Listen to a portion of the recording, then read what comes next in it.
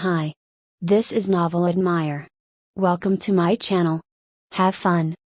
Super Soldier in Another World. Chapter 1, The Sparrow and the Dragon. Final Kind Cruiser inbound. The ensign shouted, several blaring red monitors underlighting her face as she scrambled toward the intercom. Dragon-class cruiser inbound. Prepare for combat.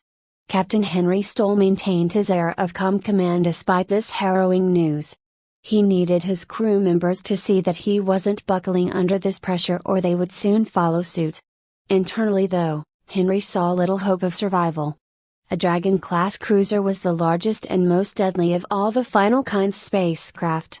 Henry had been through some close calls with the Final Kind's fleet, but he and his crew had never faced a Dragon-class all by themselves.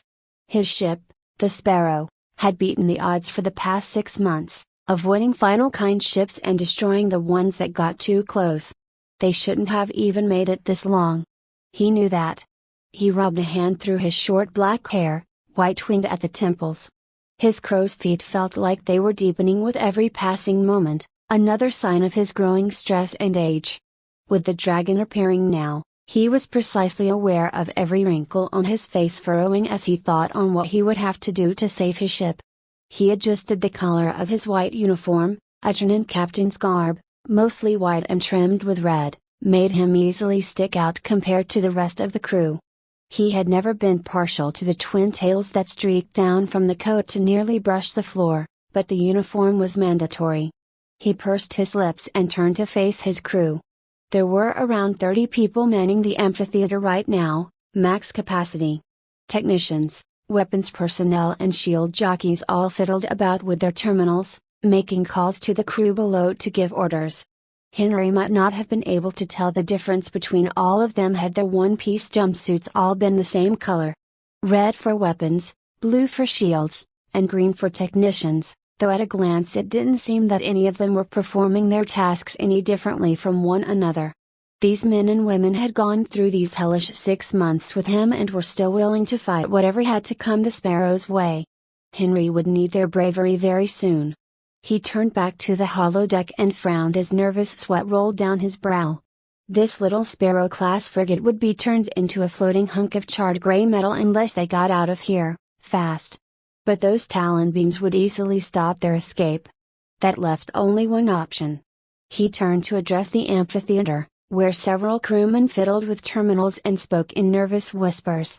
The amphitheater was large enough for his voice to echo, and the little speaker implanted in his throat ensured that his orders wouldn't go unheard. "You hear that?"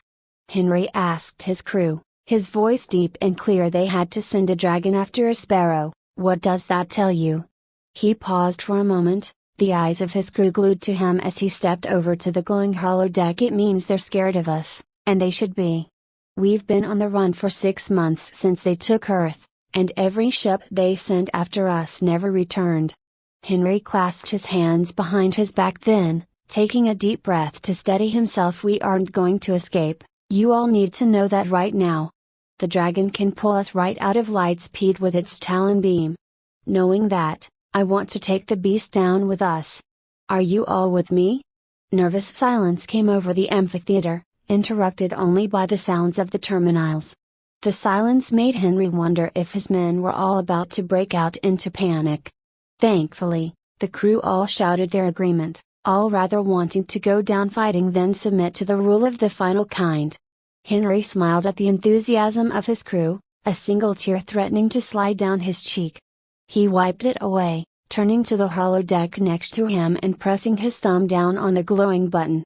It was designed to pick up on any spacecraft nearby and display them for his crew to see. That way, they could all come up with a plan of action on how to engage the enemy, for they could all see what they were dealing with. A crimson glow illuminated the amphitheater, drowning out the bright overhead lights and showing a horrifying monstrosity to his men. Henry knew now why the brass referred to this as dragon. It wasn't merely in reference to its massive size, there was something draconic about the craft. The head of the ship almost looked like a horned skull, the snout stretching far from the thick scaly body. They weren't truly scales, of course, but the hull's design gave it that impression, looking nigh invulnerable. The gaping maw of the dragon housed the ship's most dangerous weapon, a planet-scorching plasma cannon. Thankfully, the final kind wouldn't use such a weapon on this little frigate. They only ever used it on worlds that refused to comply with their laws. What Henry was worried about were the thousands of other weapons dotting the craft, all capable of ripping through the Sparrow's shields with ease. The Sparrow did have one advantage here, however, and that was the sheer size difference. Henry knew that the Dragon-class ships were meant for engaging multiple large opponents, not little birdies like this one. If they could just get close enough, they could detonate that weapon point blank, and dragon or not, the ship would be destroyed. The Sparrow would have to do a short jump and hope the Talons didn't grab them. Henry doubted that they would expect such a maneuver, and that was what he was banking on. He was about to start shouting orders when suddenly, several small red blips emerged from the Dragon's aft. Boarding, craft. One of the crew shouted, hundreds of them. Henry went wide-eyed and said aloud, so they don't want to outright destroy the ship. Did that mean they knew about that weapon? Were they going to try and take it so they could reverse engineer it? He couldn't allow that to happen. Get ready for a short jump, I want to be right next to the dragon. Henry ordered, clasping his hands behind his back and straightening his posture. Aye, sir, but the boarding craft will reach us before we jump. The ensign yelled, still standing next to the intercom. The poor girl had been promoted to ensign quite early in her life. She would have made a fantastic captain one day. Too bad she'd never lived to wear the coat Henry now sported. Ensign Grey would just have to do, but she wore it proudly as she firmed her features, waiting for his command. Then wake him up, Henry ordered. Aye, sir. She replied, thumbing the intercom. Ground troops, boarding, craft imminent. Arm yourselves and get ready for close combat. Cryo station, unfreeze Hoplite 37. You heard her, get him going. Hoplite heard a man say outside his cryopod. I pressed the button as soon as I heard her, sir. He should be unfreezing now, probably conscious. Another voice, a woman, replied. The woman was correct, he indeed was conscious. He could feel the nanofreeze melting right now, seeping out from his pores like sweat. The experience was mildly painful, as it was every time he was awoken, but he had learned long ago to ignore the pain. Trno would not tolerate weakness from him. It would be best to remain still until his casket was opened. Moving around before the nanofreeze was completely leaked out could cause significant damage to his flesh. Tubes are draining, nanofreeze capsules are almost full. That same voice said. That was good, soon Hoplite would be out and in the fight again. He was only ever awoken when it was time to fight. As is a Hoplite's purpose. It wasn't long before he heard the familiar hiss of his cryo casket opening. His eyes were still frozen shut, but the lids would thaw soon and he would be able to see. Hoplite then felt the casket rising from the ground, and he knew that once it finished its motion that his feet would be pointing toward the ground, ready for him to step out. And he did. Hoplite felt the smooth cold metal beneath his feet, a wonderful feeling. He didn't like being in the cryopod, of course, but he did what he was ordered to do, without question.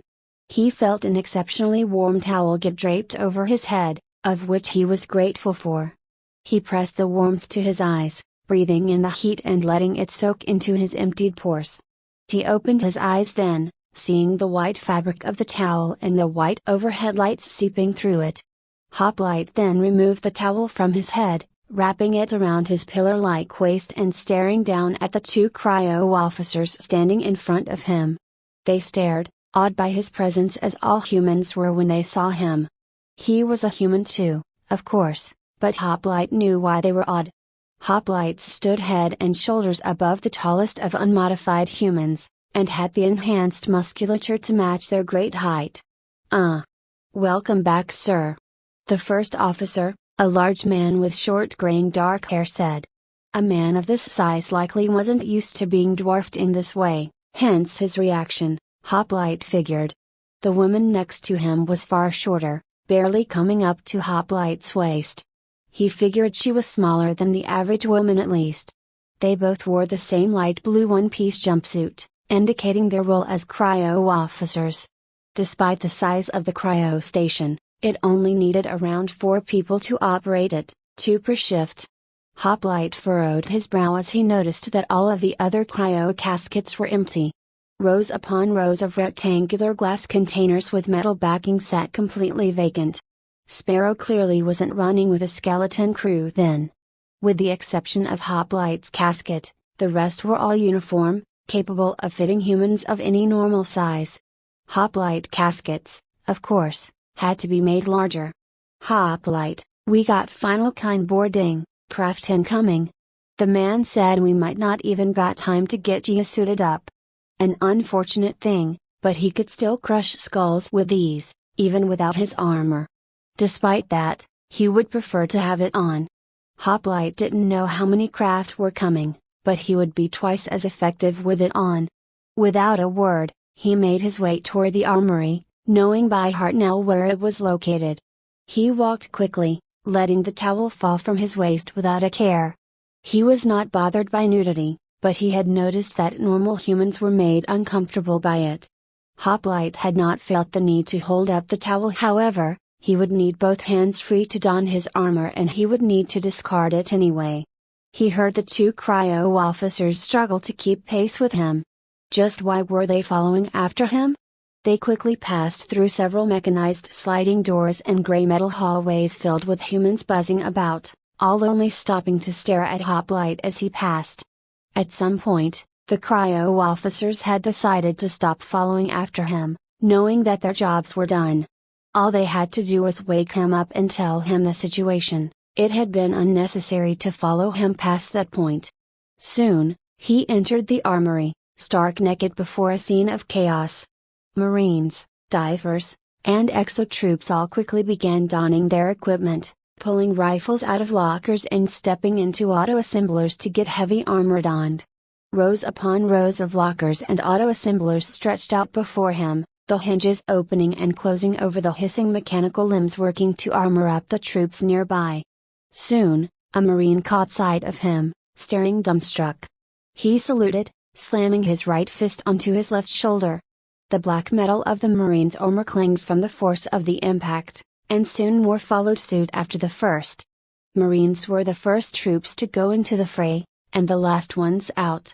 Wearing a strong yet lightweight armor made from flex steel, they were incredibly effective as the tip of Turner's unbreakable spear, destroying the final kind's frontline forces with brutal efficiency despite the standard arms they often carried. As powerful as laser weaponry was, it was also hard to produce, and simple ballistic weaponry had proven to get the job done for most aliens. Confident eyes tinged with anxiety regarded one another beneath open-faced black helmets as they gave reassuring smiles to one another. Brothers and sisters in arms, they had each other's back more so than any other soldier, their average squad cohesion ranking just below that of the hoplites themselves. Exo troops already in their suits attempted to repeat the salute as best as they could with their limited flexibility, the hissing of their thick mechanized limbs barely audible over the hustle and bustle in the armory. It required special training in order to operate the heavy power armor, and more advanced variants even needed specialized bionics to utilize. The gray armor was bulky and broad, with advanced servos and gears built into the limbs to allow the carrying of heavy munitions.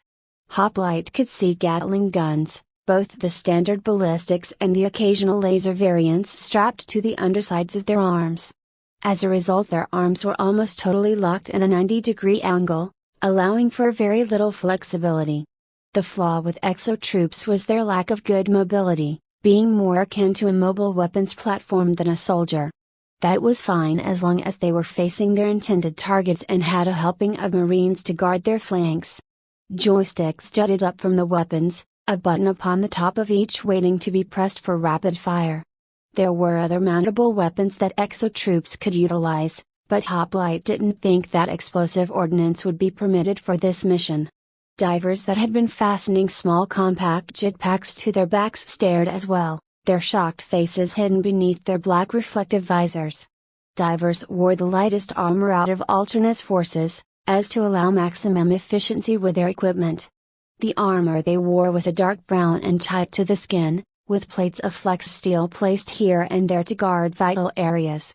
Their purpose was for hit-and-run tactics, flying in and out quickly to take advantage of exposed flanks with shotguns and automatic rifles, not to mention grenades. Other divers hovered high in the air, almost out of sight to take out priority targets with specialized lightweight sniper rifles. Not everyone could become a diver, of course. The jetpacks functioned at their best when they weren't under too much strain. As a result, there was a weight limit. You had to be below 120 pounds to be eligible to be a diver, which meant that the most common divers were women. There were men too, of course, but they had to be slighter than the average man to take the training. As he passed, more and more of these soldiers took notice of him as he headed toward the very end of this wide chamber. They all continued to stare, dumbstruck as he scanned his retinas at the keypad at the end of the room. The heavy metal doors next to the pad hissed open immediately afterward, immediately sliding shut as soon as he passed. "Welcome Hoplite 37. A robotic voice said from the intercom. Hoplite ignored the automated greeting, approaching the auto-assembler at the center of the small chamber. A single light illuminated the round assembler, reflecting off the sleek white metal. The machine looked like nothing more than a big metal ring, and essentially that was what it was. It would mostly be the dozens of articulated mechanical limbs surrounding the ring that would be attaching his armor. He slipped his feet into the boots already attached to the assembly ring, and slid his hands into the matching gloves. They immediately locked his hands and feet in place as soon as they slid in, then the assembler went to work. The ring spun around as mechanical arms attached every individual piece of armor to his body, finally sliding the helmet on at the end of the process. He stepped out of the auto-assembler, sparing a quick glance at the mirror to make sure there weren't any errors with its assembly. The black Adam armor he wore was trimmed with blood red lines, indicating his rank within the hoplites. A somewhat higher rank, perhaps the equivalent of a lieutenant, though most hoplites were gone now, his paint was rendered near meaningless now. The knee plates were solid red, his wide shoulder plates encircled by a red trim. That would be the indicator for other hoplites and command as to his rank, though to the eyes of a common soldier it was simple paint. He turned his head, making sure that the powerful mechanical limbs didn't scratch any portion of the advanced combat helmet. Unlike other hoplites, his helmet didn't have a visor.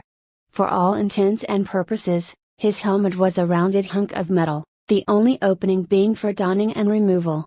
He could only see by function of several self-repairing microcameras implanted in his suit. They were everywhere, on the front and back of the helmet, to behind his knees and in front of his shoulders. Normally, he only had 2 sections of cameras active at a time, one front and back. Whenever he tried to have all the cameras active, it just gave him a headache. He could control what cameras were active with a bump of his chin, allowing him to cycle through the functions. Hoplite had set this as a default long ago, leaving one eye to see his front and the other to see his back. It had taken some getting used to, but once he had mastered it, nothing could sneak up on him. 360 degrees of vision proved immeasurably useful when it was him alone against an army. The rest of the suit seemed to be in good order, no scratches along the sleek frame of the suit. Well, to him it was sleek anyhow, compared to the older models.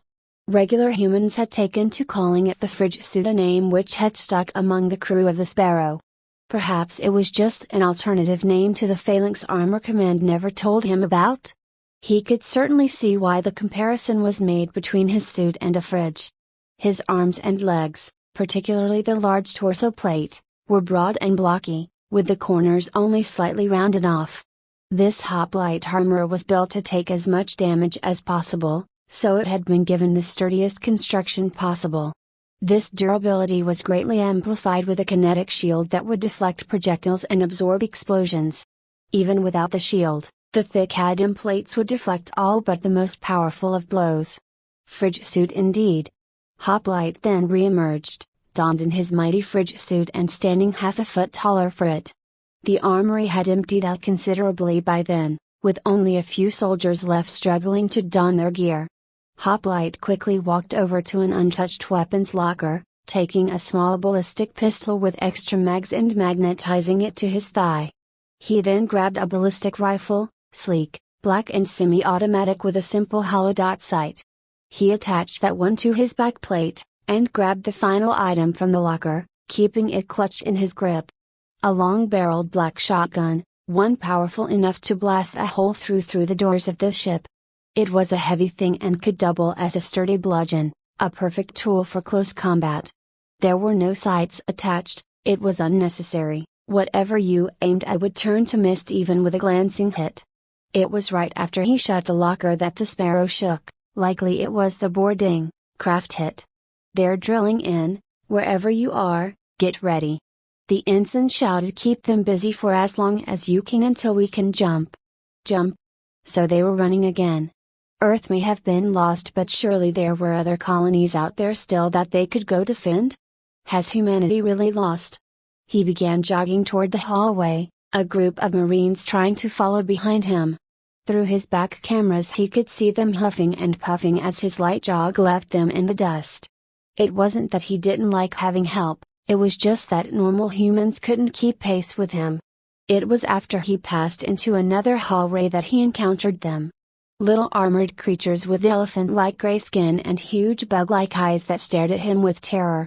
They didn't even come up to his knees, but he knew that those little golden glowing plasma rifles they held could melt through a man at minimum charge. There were around 20 of them, groups moving apart from one another to comb the halls for victims. Hoplite had become familiar with every combat race that was a part of the Final Kind's military, and he had killed more of these things than any other. They were called pugs by the troops, due to their pug-like faces, but the name of their race was Lamai. The go-to cannon fodder of the Final Kind, they bred like rabbits and were too dumb to question their law but smart enough to fire a gun. Their armor was uniform, the same shade of red splashed haphazardly against hard plastic armor. Pugs were always meant to die absorbing shots meant for the more elite members of the Final Kind's military, so they gave them completely ineffective armor. It may have almost been better to let pugs just go naked, for the hard plastic armor they wore was bulky and hard for them to move in. He theorized that pugs were only equipped with the ineffective armor so that they would feel safer than they were. After all, it's better to have your cannon fodder feel like they'll be safe when doing a suicide charge. The pugs trained their guns on him, the coiled rifles charging up to max power. The plasma rifles, like all Final Kind weapons, were sleek as they were deadly, the barrel looking like a steel honeycomb. Hoplite could see down the barrels to the tiny plasma reactor within. He had once put a bullet right down the center of the barrel, and hit that reactor with devastating results. The resulting explosion usually matched that of a standard issue frag grenade, but Hoplite wouldn't be doing any trick shots unless he had ample opportunity. Hoplite fired his shotgun then, the powerful rounds splattering gray blood and entrails all across the hall.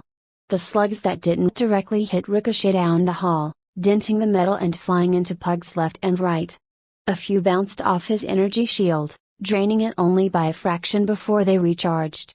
After the damage was done, only 3 pugs remained, all screaming down the hallway away from him.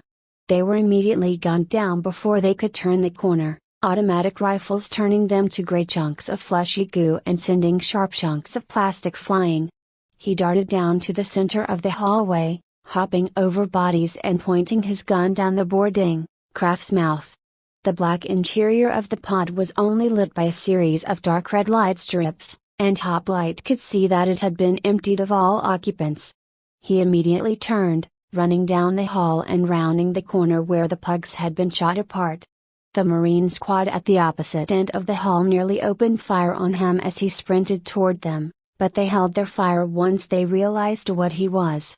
They moved to greet him, but he rushed past the squad, intent on finding more aliens to butcher before command put him back in cryo. And oh, he did find them. More pugs than he could count got blasted away by his shotgun or had their skulls caved in with a firm kick. Eventually he found the other aliens he knew would be on the ship, the larger, more deadly variants. He engaged in a gunfight with a tentacled Swagley, the eldritch creature blasting him with rays of superheated plasma from the many tendril-mounted guns it held. It had a boar torso hidden beneath the many moving tendrils, its 4 insect-like legs skittering around to avoid gunfire. The armor it wore could stop small caliber rounds easily, but larger guns could punch through the scaled alloy. He ended it quickly enough with a well-placed shot from his rifle, punching through its octopi-like skull and sending the pugs around it running in terror. He shot them all dead and continued down to the vehicle bay, where hundreds of soldiers and aliens battled. He sniped more swaggly and pugs before turning his attention to the flyers. The large vehicle bay proved to be an ample combat theater for what the Marines merely called wasps. They were man-sized insectoid creatures with strong exoskeletons and 2 pairs of arms and legs. Their racial name was Juro, but Hoplite preferred to call them wasps as well. The buzzing of their massive translucent wings terrified the troops, but to Hoplite it was merely a nuisance. At some point, he found himself next to a mounted turret, freshly set up.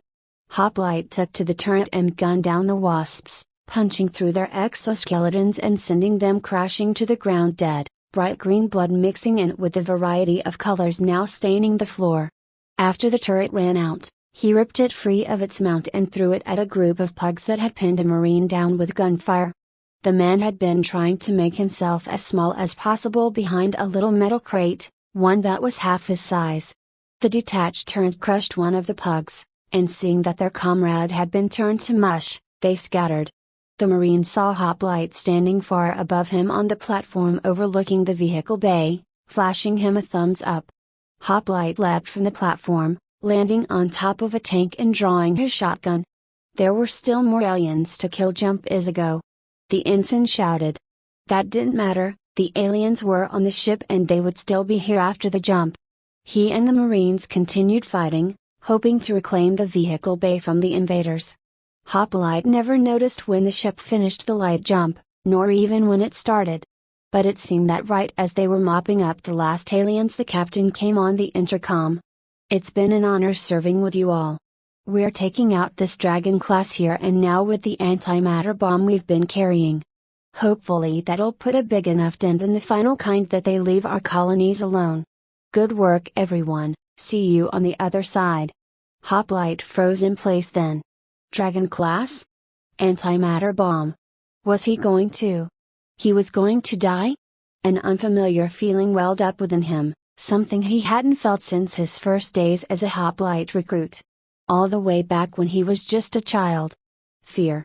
That fear left him paralyzed for long enough that he didn't react to the armored jeep being chucked at his head by an ape like Ugro. The corded strength of its forearms sending the vehicle speeding towards his head like a freight train. If Hoplite had braced for the attack, it certainly would have hurt, but he would still be in the fight. He was not braced. It collided with his helmet and snapped his head back, sending him crashing into unconsciousness. It was dark, that was the first thing that came to mind. Were his cameras disabled? He bumped with his chin, seeing the display come up. Just darkness, the cameras themselves were functional. He felt up and down his body, and came to realize that he was floating. 0 Gs, but he wasn't out in space, there would be stars if he was. This pure blackness meant 2 things, he was still in the vehicle bay, and the power had gone out. That would mean that life support and the gravity had gone out. It was likely that all the crew were dead by now, including the final kind invaders. His suit could keep him alive for up to 12 hours without oxygen. So how much time had passed? He bumped his chin again, seeing the time display on his HUD. He had gotten out of cryo. Roughly 11.5 hours ago. He had around 30 minutes to get to an oxygen-rich environment or he'd suffocate. He activated the built-in flashlight on the side of his helmet, revealing that yes, he was still on board the Sparrow in the vehicle bay. Bodies of both man and alien bumped into each other on occasion, sometimes passing through floating liquid clouds of differently colored blood. He activated the thrusters in his boots and backplate, and floated up to the exit, moving around floating corpses and vehicles. Hoplite drifted through the empty and dark halls of the Sparrow, passing over the bodies left behind. He didn't stop to try and identify any of them, there was no point, and a quick scan with his thermals confirmed what he already knew. Everything in the ship was dead. He needed to get to an escape pod. Those would have their own power and life support system. He could use that to renew his oxygen supply and get off this ship if need be. Hoplite knew where the pods were. But he grew anxious as he found several of them missing.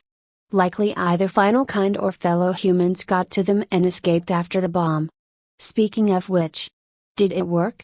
Captain Stoll had come on the intercom to say that he was going to suicide bomb a Dragon-class cruiser with an antimatter bomb. Hoplite didn't know too much about them, but he did know that they were extremely experimental, and that the Sparrow had been outfitted with one to test it out. A test that had never come to be after the final kind took Earth. Likely they were finished subjugating humanity to follow their draconian laws. It seemed as if its effect was more like that of an imp than an antimatter bomb. After all, the ship was still here and the power was out. What else could that mean? His thoughts were cut off after he finally found a pod. The very last one at the end of the hull, pill-shaped and empty of any passengers. He floated inside and activated the life support system, shutting the sliding doors behind him. He waited there for an hour, just floating as his oxygen tank refilled itself. The phalanx suit could detect when he was in a zero-oxygen environment and sealed itself off accordingly, but when his environment had air, it opened its filters and sucked it into a hyper-compressed oxygen tank. After that tank was refilled, he shut off the life support and reopened the doors, his filters immediately sealing. He floated through the corridors until he finally came upon the bridge. The amphitheater was completely empty of bodies. They might have made it to the escape shuttles along with Captain Stoll, but where would they escape to? There had to be somewhere they intended to land the pods. Either that, or they had found another human ship and chose to escape to it, though that was unlikely. Ship was blacked out, no hope of using the holodeck for anything. He could always just use the engineer ladders to take a peek outside. There should be one around the shuttle bay he just left. Engineers constantly had to use those ladders to keep from floating off the ship. It wasn't like they would float off if they let go, they always carried cables with them to stay safe when outside the ship. Hoplite wouldn't bother with safety cables, his boosters would let him get back to the ship even if he somehow lost his grip. He didn't have to search long for the access hatch that would lead him outside. It was encircled by a bright yellow line and read Engineer Access. He keyed the button next to the hatch, but got no response. Right, power was out across the Sparrow, he'd need to be more physical here. He slipped his fingers in the groove between the sliding doors, and magnetized his boots to the ground. Hoplite strained, gritting his teeth as he forced the thick doors apart with his and the suit's enhanced strength. He only got it as far open as his arm span before he stepped through, the door slamming shut behind him. They made no noise as they did so. The airlock was small, with only a single closed manhole in the center of the room. Considering the fact that the power was out, he would have to pry this one open as well. That proved to be no large feat. The previous door had been a challenge, but this was as easy as peeling an orange to him. Soon he was scrambling down the ladder, kicking open the second hatch at the bottom and climbing the ladder out into space. He quickly climbed the ladder, only briefly observing the surrounding stars before ascending. He could see half of a green moon far off to his left. That must have meant that there was a planet nearby, right? Soon, he had his answer after he reached the top of the Sparrow. He peered over the top of the ladder to see a gigantic eyeball stared back at him. The iris matched the many bloodshot veins stretching toward the center, all a deep shade of oceanic blue. Hoplite saw that parts of this entity's eyeball were a deep infected green, with patches of red and yellow on the upper half of the thing. The lower half seemed to be rotting the worst it seemed, with a blighted deep purple shade on the left and dead reddish brown on the right. The eyelids were both different shades as well, the top being a fiery red and the bottom an icy white, the lashes matching both. The sclera was the same shade of blue as the veins and iris, with the pupil being yet an even deeper shade of cobalt. Hoplite stared at the monstrosity, which stared back at him, not blinking. His hands dented the gray metal ladder as they tightened their grip. He waited for it to blink, waited for it to do something, but nothing ever came. After his fearful awe subsided, Hoplite realized that this eyeball was a planet. How could that be? How could the geology of this world have come to be shaped in such a way? What were the odds of this being pure chance? Was this some kind of final kind art world? He had never known them to be artistic in anything but genocide. Hoplite shook his head. There was no way that this was a final kind world. If it was, he would have seen countless cruisers and defense platforms in the atmosphere, but aside from that, there was nothing. Nothing except the dark husk of the Dragon-class cruiser. It drifted lifelessly, no lights shining from its sleek scaled bulk. It dwarfed the Sparrow 1,000-fold, being nearly the size of the green moon nearby. So the bomb had worked. It had to have had the effect of an imp then. But if it had just been an imp, then why was the Dragon missing its front and back ends? From the way the ship was angled, he could see that the mouth of the Dragon had been sheared clean off, same with the back. This revealed the honeycomb structure within the Dragon, matching the interior of the other final kind spacecraft. There were questions he had, very many questions that he needed answers to. Hoplite had a feeling that those answers would be down there on that cosmic eyeball. Light illuminated the left half of the planet, though with the tilt, it would be getting dark soon on that side. If he were to launch as soon as possible, then he would likely land on that left half. Did the surviving crew jettison down there after all? Before all the air evacuated from the life support system? They must have. But if they evacuated to that world, that meant that the final kind likely evacuated what personnel they could as well. Somewhere down on that world, his fellow men fought against the forces of the final kind. Without him, he would be joining them soon though, they just had to hold out a little longer. For the next 3 hours, he gathered up weapons, rations, and other equipment into the shuttle, as much as it would be able to carry. Hoplite had no idea what the situation would be like down there, but he wouldn't be caught unprepared. He packed all the scavenged gear he found into the 8 seats on either side of the pod, making sure to pack as much extra ammo as he possibly could. Hoplite then climbed into the pilot's seat and started the pod once more. The door slid shut behind him and he punched it, pushing the lever forward and feeling the shuttle push out of the dead Sparrow. Hoplite had to angle the shuttle down toward the planet just right. He didn't want to crash in the middle of the ocean after all. He aimed for the greenest part of the planet, and activated the thrusters. It would be a while before the pod actually reached the planet's atmosphere, considering that he was launching from right next to the moon. These shuttles were fast, but they couldn't go light speed. He guessed it would be an hour or two before it actually reached the eye. Light barely touched that portion in the western hemisphere, so by time he landed, Hoplite estimated that it would indeed be nighttime as he had predicted earlier. That wouldn't matter much to him. The only thing that made him uncomfortable was the time it would take to make it planet-side. Hoplite knew that worrying about the time of his landing wouldn't get him there any faster. So he waited, seeing the massive world eye drawing closer and closer until... She heard her sister, Leia say.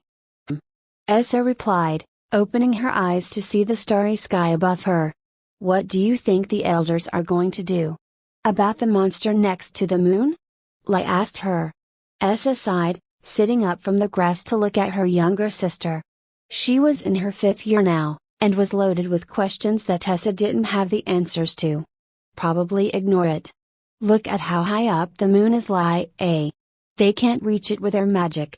She pushed her long black hair behind one of her pointed ears as she spoke. It hasn't even done anything. If it was going to, it would have eaten the moon by now.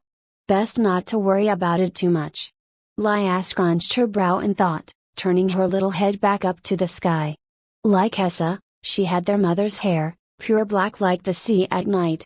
Essa almost couldn't see her sister's hair for how dark it was tonight. Essa enjoyed little moments like this, just out in the wilderness with her sister on a summer night.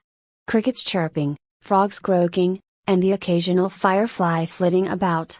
This clearing was Essa's favorite to lay down in. The grass was high enough that it felt like laying down on the softest mattress, and the trees were so perfectly spaced that the board green leaves served to frame the night sky for viewing. It was like a perfect painting, with the green moon shining down on everything while its ever-present companions, the stars, twinkled like glass in the sun. The new addition of the moon monster definitely was something that drew a lot of her attention, but its imposing presence did not detract from the natural beauty of the night sky. The elders and everyone else in the bastion were horrified, and Essa didn't blame them for that. The thing was nearly the size of Retina, the moon itself, but Essa still didn't think it was going to do anything. It had been up there all day and was just sitting there. Likely just enjoying the view as she was. Or maybe it was a new moon? With that blocky shape she doubted it, but it could also be one of the stars, come to pay Retina a visit. Being an elf, she'd be able to enjoy this view for eternity. Unless she died of unnatural means. An uncomfortable thought, best to turn her attention to something less anxiety-inducing. Like her adorable little sister. Those big glassy gray eyes were those of their father, and Essa also shared that trait. If they had been around the same age, they likely could have passed as twins, but Essa was in her 29th year. She was an adult, but 29 was still considered by nearly everyone in the bastion to be a mere child. It was really irritating, after all, but the moon monster sent some of the stars falling. Lia said, interrupting her thoughts.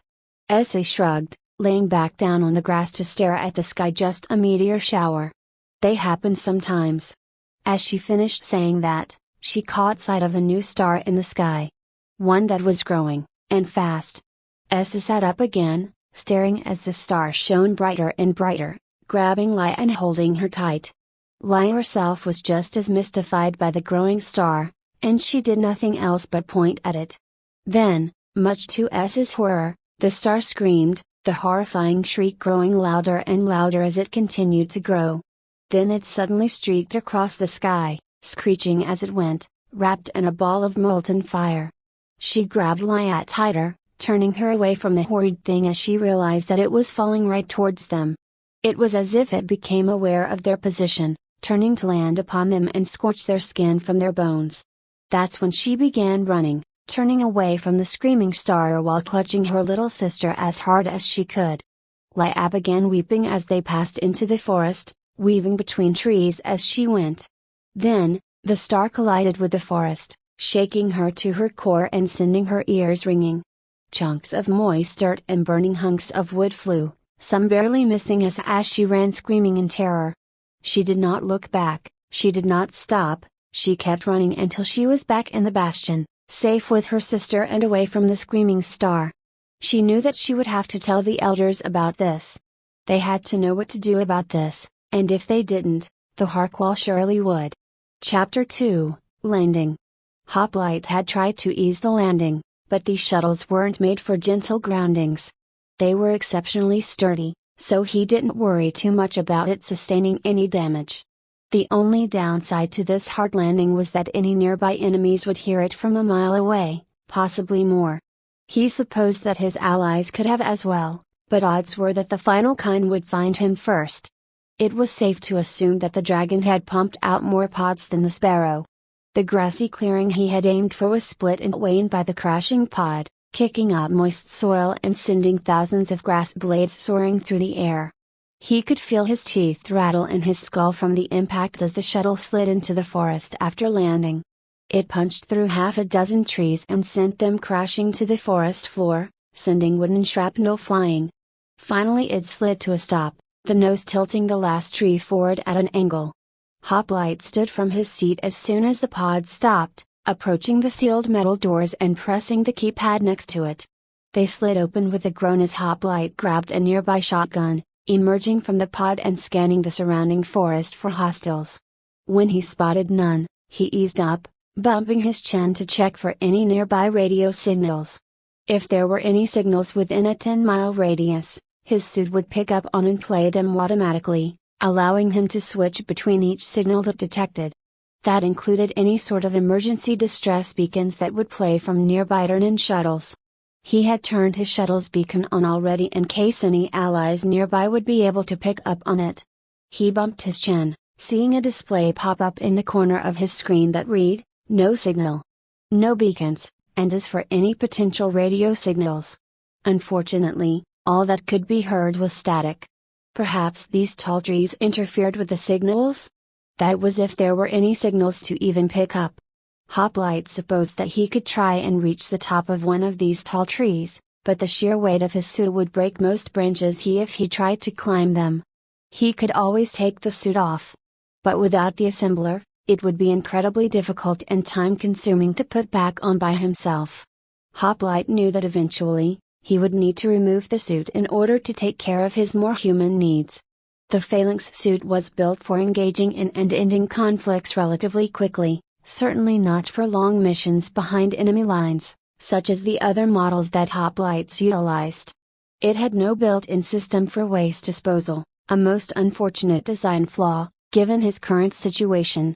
Surely a combat engineer would have made it planet-side, surely they would be able to reattach his armor quicker than he by himself could. It was just a matter of rendezvousing with Terran personnel. He scrunched up his brow as he made his way back toward the drop pod, an unsettling thought occurring to him. They had all evacuated hours before Hoplite had made it to the surface, and depending on this world's rotation, they could all be on the opposite side of the planet. Hot frustration bubbled up within him, but he quickly bottled it. Hoplite couldn't afford to feel such an immature emotion during this time. He had to begin searching for his fellow soldiers. The forest around him was buzzing with life. Fireflies floated through the air, illuminating small portions of these dark woods. Crickets and frogs both sounded off with croaks and chirps seemingly in tune with one another. The surrounding trees were deciduous and tall, each one easily reaching over 60 feet in height. From the light of the fireflies, he could see the deep green hue of their broad leaves. A light breeze blew through the forest, shifting the horribly familiar leaves. Frogs? Fireflies? Crickets? These trees and particular species of grass? They were all from Earth. Hoplite had been trained on the homeworld, so he had become familiar with the flora and fauna inhabiting it. What were these doing here on a backwater world with no orbital defense stations? This couldn't be a human colony. There wasn't even a token defense fleet around it. But how else could this be explained? Perhaps there had been the beginnings of a colony here, but they only got as far as terraforming before they had to leave. Maybe the final kind found this fledgling colony and destroyed it? No, that couldn't be it. They would be colonizing this world instead if they had. A lot of habitable worlds shared a common template when it came to life forms. Perhaps these weren't all exactly from Earth. There could be differences that he couldn't see on the surface. He would need to look into this another time. For now, he would just concentrate on exploring the surrounding forest. He returned to the pod, grabbing a pistol, combat knife, and an automatic rifle and clipping them to his thighs and back. After that, Hoplite re-emerged, sealing the pod doors shut behind him. Time to get started. He began heading south, in the direction the pod was facing. As he passed through the trees he kept his eyes peeled, one eye looking through each camera as he went. As he passed each tree, he marred its surface with his combat knife. He was intentionally moving in a straight line so he could easily head back to the pod if need be, but it always paid to play it safe. If somehow he ended up losing his way, he could simply follow the marked trees all the way back no problem. He went on like that for an hour, keeping a brisk pace and only spotting nocturnal forest critters. Nocturnal forest critters that were from Earth. Hoplite shook his head, that would be an issue for later. No hostiles for at least an hour south, time to run back and repeat this in each direction there, displayed on his back camera. A humanoid shadow peered down on him from a branch high above him, almost out of his camera's view. Whatever it was, it had no idea that Hoplite could see it up there. He was unsettled to realize that, if the shadow hadn't moved, Hoplite likely wouldn't have been able to distinguish it from the blackness above. The leaves of the trees had blocked out most of the green moonlight from the forest below. He had only been able to see the thing after the branch it was moving across ever so slightly shifted beneath its weight. Hoplite turned, aiming his shotgun up at the exact position of the thing, finger on the trigger. "Identify," Hoplite ordered. The thing didn't reply, instead stiffening to blend in with the surrounding shadow. Which it did to great effect. He bumped his chin, activating his thermals and seeing a humanoid shape, crouching high on a thin branch above. Didn't seem to be a creature from the final kind, the shape was simply far too human. Not that there weren't traitors to Terna within the final kind's ranks of course, rare as they might be. "Identify or I will open fire in 3, 2 wait." a voice shouted from above. Hoplite removed his finger from the trigger, but kept his gun trained on the stranger. Was it someone from the Sparrow, or the hypothetical lost colony? He needed answers and he was going to get them. Down here now. Hoplite ordered, tone commanding. The man then dropped to the forest floor, landing cleanly on both legs without shattering them. Did this person have reinforced bones? A normal human couldn't drop from such a height without at least breaking something. Hoplite bumped his chin, turning off the thermals and activating his flashlight to illuminate the stranger, who gasped in terror as he was engulfed by the brightness. "You said you wouldn't open your fire upon me," the man shouted, scrambling back while raising his hands over his eyes. "I didn't," Hoplite said simply. He was a tall man, clad in black cloth that covered him head to toe, leaving only his bright green eyes visible. Hoplite felt relieved to see another human, but why had this person tried to sneak up on him? Did he think that Hoplite was final kind? It was really dark beneath these trees, perhaps he mistook his large size for that of an alien. "Identify," Hoplite ordered. "Lance Gilderbreeze." The man squeaked, lowering his hands but maintaining a tense posture. "Lance Gilderbreeze? What a strange name." "Rank?" Hoplite asked, lowering his shotgun and standing at rest. "Rank?" Lance asked, his brows creasing slightly. I just watch, no ranks." Hoplite stared. "So you're a civilian?" Hoplite asked, approaching Lance slowly. He didn't want to scare him away if he was a civilian, they tended to run away from him if he got too close too quickly. Lance stood his ground thankfully, staring up at Hoplite's helmet with shaking legs.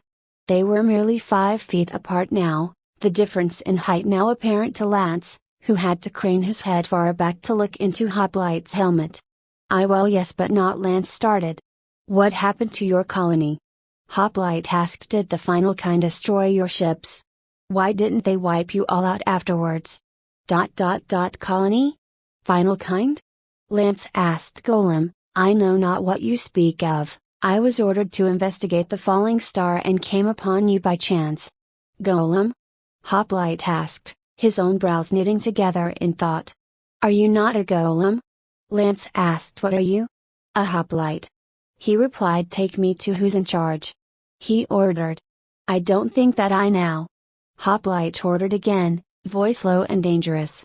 Chapter 3. Fiends. Chapter 3. Fiends. Lance led Hoplite through the forest, the chorus of insects and animals helping to dim the deafening silence between the two men. The green moon overhead was full from down here planetside, its light shining down between the leaves above them. Despite the added light from the full moon, however, the forest appeared mostly dark, the thick foliage above blocking most light from reaching the forest floor. The civilian had thankfully not attempted to make any small talk as they walked, seemingly content to remain as silent as Hoplite. Whoever Lance was, it was clear to Hoplite that he knew these woods like the back of his hand. Even with the darkness of the forest, Lance seemed to recognize landmarks that seemed insignificant to Hoplite's greater perception. Lance would nod to a rock here, stare at a tree there and simply continue on as if prowling the halls of his own home. This watcher classification and Lance's state of dress implied that he patrolled these woods at night for his superiors, whoever they may be. Surely these humans had to have access to bionics, for how else would Lance have been able to leap off that branch without breaking anything? At the minimum Lance would have reinforced joints. But then why was his movement so smooth? Civilian augmentations usually had downsides. Reinforced joints cause stiff movement, synaptic stimulators caused random bouts of twitching, and adrenaline pumps came with a higher risk of heart failure if overused, and that was just to name a few. Of course, those were just civilian augmentations. Military-grade augs performed better and lasted a lifetime. And even compared to those, Hoplite's own bionics were superior in every way. So why was it that Lance's walk was smooth and not as jagged as a cheap labor droid? Was there a military installation on this world? Perhaps Hoplite should begin asking questions instead of letting this silence drag on, despite his preference for it. "What kind of augmentations do you have installed?" Hoplite asked, causing Lance to nearly jump free of his boots. He took a breath and turned back to Hoplite, his eyes conveying confusion as they both halted their march. "What do you mean?" Lance asked, his tone confused. It was possible that if he was somehow unaugmented that Lance had never heard of bionics. They weren't commonplace among civilians and only a few soldiers were chosen to receive military-grade ones. It was also possible that this world had been cut off from greater humanity since before bionics became more popular. Hoplite also supposed that this world could have a lighter gravity than normal, but it certainly felt Earth-like right now. When he was out of his suit, Hoplite would be able to get a better grasp on this world's G's. "You don't have reinforced joints?" Hoplite asked, continuing to walk. Lance then turned, continuing his lead as they conversed. "No?" Lance said, still seemingly confused. "I know not what you mean." For a man, Lance's voice was unnaturally high-pitched, Hoplite realized. Well, he was definitely on the smaller side, so the higher pitch wasn't too strange. "When you fell from that tree," Hoplite said, "you didn't break anything." "Well, of course not, I am what I am," Lance said simply. "The human body cannot sustain a fall like that without injury unless augmented," Hoplite said matter-of-factly. Lance slowed his walk and turned to look at Hoplite, brows creased. "Do you think that I may?" Whatever Lance had been about to say was cut off when Hoplite quickly turned his back on him, aiming his shotgun at a tree. Out of his back camera, Hoplite had spotted a shadow dart between a pair of trees, silent as a whisper. "I know you're there," Hoplite said, mustering up all the menace in his voice as he could. "Come out now or I will open fire." "Did you hear something?" Lance asked, stepping closer to Hoplite and drawing a broad dagger from his belt. As if on cue, a small chittering creature stepped out from behind the tree. Hoplite shone his light upon it, revealing a disgusting monstrosity with crawling, warty pink flesh and dead milky white eyes. The dripping thing was the size of a large dog, its muzzle open to reveal two sets of jagged rotting teeth. It lacked any kind of hair, so the many bubbling blisters and pustules were on full display, much to Hoplite's displeasure. This dog-like mutant disgusted him. The creature lunged for Hoplite then, salivating maw open to bite down on his leg. Instead, Hoplite reared back, and kicked the mutant in the skull. Its head exploded into a pinkish miasma, sending the corpse flying back and splattering its rotting gray matter all across the forest floor. He saw Lance from his back camera step away from the carnage, retching as he fell to his knees and undid his black mask, to reveal a distinctly feminine face. Hoplite almost did a double take. He could have sworn that Lance had been a man. He took a second to re-examine Lance, seeing that yes, there were indeed curves there, hidden as they may be beneath the thick dark clothing.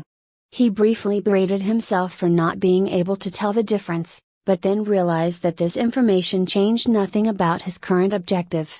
Lance's face was pale, with high cheekbones and a small nose set over a pair of full lips and tapering chin. She vomited on the dirt, spitting and cursing in a way that reminded him of how the Marines on board the Sparrow spoke to one another. She looked up to him, wiping her mouth clean with her wrist and struggling to her feet. Lance lifted up her mask once again, leaving only her bright green eyes visible. "This is bad," she said, staring at the rotting corpse of the mutant. "They've never gotten this far into the Food. "What are they?" Hoplite asked, scanning the surrounding forest via his cameras. "You must be from farther up north, whatever you are, to not have heard of the fiends." "What are fiends?" Hoplite asked. The colony of this world clearly had a mutant problem. He couldn't tell if this creature was the result of radiation or genetic manipulation, but they shouldn't be a problem to him in his armor. Lance, however, was a different story. Had that thing gotten its rotten teeth into her, that would have been the end of her. "The risen dead," she said, breaking into a run and urging him to follow. "At least these ones are. We have to hurry, there'll be more of them around here soon and I have to warn my people." Hoplite easily kept pace with Lance, scanning the forest for any movement from these risen dead.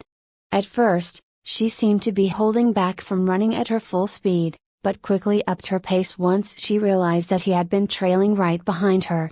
He wasn't sure why she had referred to these fiends as the risen dead, Mutation didn't reanimate living things. Certainly it had appeared to be a dead thing walking, but corpses don't have the capability to move. That pink miasma was something he had never seen, however. Was it some kind of cloud of nanomachines? Those were incredibly rare, and unless one had authorization from Terran authorities, absolutely illegal, but if anything could puppet a corpse and make it mobile, it would be nanotech. Yet Hoplite sincerely doubted that these people had access to nanotech if they didn't even have bionics. After a couple of minutes of uninterrupted sprinting, Hoplite saw a group of 3 fast-moving creatures gaining on them from his rear camera. They snarled and kicked up small clouds of debris as they approached them on 4 legs. Soon, he was able to make out more details on the fiends as they further closed the distance. The same as the first fiend he had killed, 4-legged rotting canine mutants. Small pieces of fetid flesh fell from their bodies as they ran, revealing sections of yellowed bone here and there. Hoplite could easily outrun these things if he had really wanted to, but he didn't want to leave Lance behind to fend for herself. It shouldn't be a problem dispatching them anyway. He slid to a halt and quickly pivoted, aiming his shotgun at the approaching fiends and pulling the trigger. The creatures had been very close together when Hoplite pulled the trigger, the blast rendering the 3 fiends into nothing but a pile of rotting goop. Lance dropped her dagger, clutching her ears as the sound of the blast echoed through the forest like thunder. The shot punched through the trees, sending shards of wood flying through the air before the rounds finally buried themselves either within the flesh of the trees or a few feet deep in the dirt. The strange pink miasma flowed from the holes created in the fiends, and for a brief instant Hoplite could swear that a demonic face had formed in the colorful mist to glare at him. It was gone almost as soon as it appeared, leaving him questioning if it had actually been there. She turned to him, still clutching her ears as she saw what his shot had wrought. Hoplite turned around, running to her as fast as he was able. Lance's eyes widened in terror as he bore down on her, fist raised to deliver a killing blow. She fell on her rear, hands raised in anticipation of the blow to come. He swung then, his massive fist crashing into the skull of a 4th fiend that had been mid-lunge. His punch went straight through the dog-like creature's skull, his fist having connected with the roof of the fiend's open mouth. It hung from his forearm, latched like a worm on a hook. Lance had screamed when he swung, shutting her eyes and looking away when his fist grated the fiend's head. Probably a good thing, considering the brown fluid and bits of brain dripping down on top of her. When she looked up and saw what hung just over her head, she scrambled away, retching again as the pink miasma flowed over her. Whatever this pink mist was, it had to smell horrible to prompt that kind of reaction. Thankfully his suit could filter out the stench, but he had been trained to ignore such smells should his suit fail him. He checked his cameras for any more incoming hostiles, but saw none. The sound of his shotgun would have alerted any more fiends in the area to their location. If he was going to get Lance safely back to her home, then he couldn't afford to stay at her pace. He scooped her up from the ground with his free hand as she finished stretching. She struggled for a moment before he started running, picking up more and more speed as he went. Just go straight ahead until you see the bastion," she shouted, as if she couldn't even hear her own voice. Well, she had just heard the equivalent of a grenade exploding right next to her ear, he supposed. Hoplite didn't know what this bastion looked like, but he had a feeling he would know it when he saw it. He ran faster, kicking up chunks of moist dirt behind him as he went. Lance squealed as he reached 50 miles per hour, the servos in his armor and legs working in tandem to speed his flight. He had to carefully weave between trees and hop over rocks to avoid splattering Lance by accident.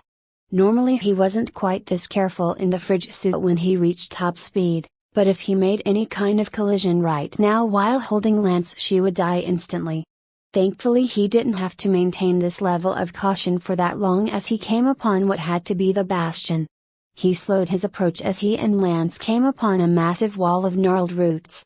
Several thousand arm-thick ones overlapped one another with a pattern only broken by a man-made dark iron palisade gate in its center. The root wall had to be well over 50 meters in height at its lowest point, and it stretched in either direction farther than he could see. This alone would have been a baffling sight. But there was more to this strange construct. These roots writhed and stretched over one another, barely covering a deep emerald glow from within the root wall. This hue illuminated the whole of the wall from bottom to top, glowing like a dim beacon in the dark. What sort of tech did these lost colonists have if they could manipulate plant life in this way? Hoplite had been to dozens of worlds over the last 200 years, and he had never seen anything like this. He knew that there were some incredibly talented people in the Milky Way that were capable of growing plant life the way they wanted it to be. But he wasn't sure if any of them could even mimic a portion of this achievement. He put down Lance, her legs shaking as she braced against him, wiping sweat from her brow. She huffed, never seen a construct move as fast as you. What mage bound you? She asked, looking up at him. Mage? Construct? I'm a hoplite, not a machine. He told her we need to get moving and warn the other colonists. She took a deep breath, standing up straight and looking at him with a scrunched brow. What? She half yelled, brow scrunched and eyes narrowed. Her ears couldn't still be ringing that bad, would they? Hoplite shook his head, pointing to the gate and making a beeline for it, Lance trailing just behind him. They need to see me first. They won't let you in unless I say you mean no harm, Lance said, pulling up in front of him as they neared the palisade. Why would they not let him in without Lance's say-so? He was military personnel and this was an emergency. If they denied him access, then he would have to use force to get in. Hoplite needed to warn the colonists of the fiends and then use any comms equipment they might have to reach the survivors of the Sparrow. Two men, and they were men this time, stood on the opposite side of the gate, clad in some kind of ornate combat armor. It was a suit of sleek cobalt metal, the plates interlocking and with ornate carvings of leaves and feathers on their surface. The green glow of the root wall overhead lit the guards' faces, and Hoplite could only describe them as, what had that one older Marine called the younger one with the long wavy hair? Ah yes, pretty boy. They didn't look like soldiers at all. These two had that same kind of long flowing hair, the kind that covered their ears on the way down to their shoulders. This was technically allowed into military branches but opened the common soldiery up for mockery. Their faces were completely smooth, with nary a wrinkle or scar on them. Where were their combat helmets? He looked, seeing that both men cradled open-faced metal helmets in one arm while clutching what appeared to be. Why were gate guards only using spears? As Lance approached the gate, Hoplite's mind ran at a top speed. If these colonists only had spears, that could only mean that they had lost any means to manufacture ammo and had to resort to more primitive means for survival. After all, when he first encountered Lance in the forest, she didn't even have a pistol, just a dagger. That hadn't been a combat knife either, it looked handmade just like the ornate plume spears the two guards held point up to the ceiling. The ground here before the gate was just well-trampled dirt, nothing grew in this little tunnel besides a stray weed here and there. From what he could see from behind this palisade, the forest simply continued on, unbroken by any sort of road or buildings. Wait a second. He noticed as one of the trees moved. It simply uprooted itself, and on writhing green glowing roots, scampered along the forest floor like some kind of deep-sea octopus. Hoplite saw what appeared to be a balcony, built high up into the side of this creature. A warm orange glow could be seen from the hallway leading from the balcony, like one of those seasonal glow globes that had been on the Sparrow. He saw a man leaning over the balcony, looking bored as the tree scampered deeper within the forest to parts unknown. Never in all his time alive had he seen any creature like that. It was simple, that thing could not actually be a tree. He didn't know how evolution would cause a creature to take such a form, but that was the only thing he could think of. That or genetic manipulation, which these people most likely wouldn't know how to do. These colonists had seemingly tamed these creatures, based on how the man rode atop it without issue. Hoplite had been so distracted with the moving tree that he hadn't noticed that the root wall had begun sucking up the entire palisade with its entangling roots. He almost drew his shotgun to start blasting when one of the roots drooped down a little too close to his helmet before redirecting toward the palisade to assist its ascent. Would there be any more baffling sights today? You better get running, Lance. One of the guards said the Hark will want to hear about this. Fiends in the forest. He shook his head, brushing his hair over one of his pointed ears. Pointed ears? Lance removed her mask then, revealing her face once more and pulling down her hood to reveal a long head of pitch black hair. She quickly tied it back in a tail, and Hoplite could see that she too bore these ears. These colonists. They were mutants. Chapter 4. The Harkwall. No, not a full-on mutant, but at least a deviation of the standard genetic template that was common for humans. Considering that all three of these people had the same kind of mutation, it was safe to assume a majority of the local populace would also possess this minor change in biology. But perhaps the change was deeper beneath the surface? If Lance truly possessed no bionics, then perhaps her skeletal structure was different from standard humans? Thicker bones perhaps? If so, then wouldn't her limbs be broader than that? Lance and these men didn't seem any wider than a normal person. In fact, they seemed marginally thinner, more lean. This construct here saved my life. Lance explained to the guards. I deem it safe for its sentry if it wishes it. The guards looked to one another, sharing a concerned look before turning their attention back to Lance as the watcher says, their life on the line. One of them said, then they both stepped to the side, holding their spears tall.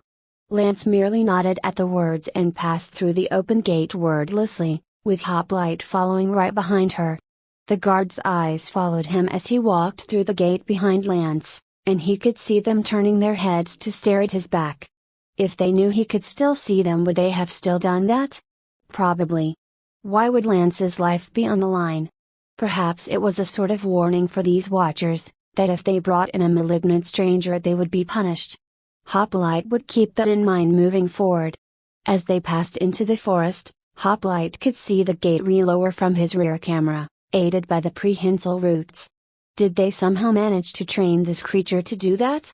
How does one domesticate something like this? Would that really keep out the fiends? If they were determined enough, they could likely scale the wall, aided by the many grooves afforded them by the dozens of roots making up its surface. That is, unless this wall was capable of repelling climbers.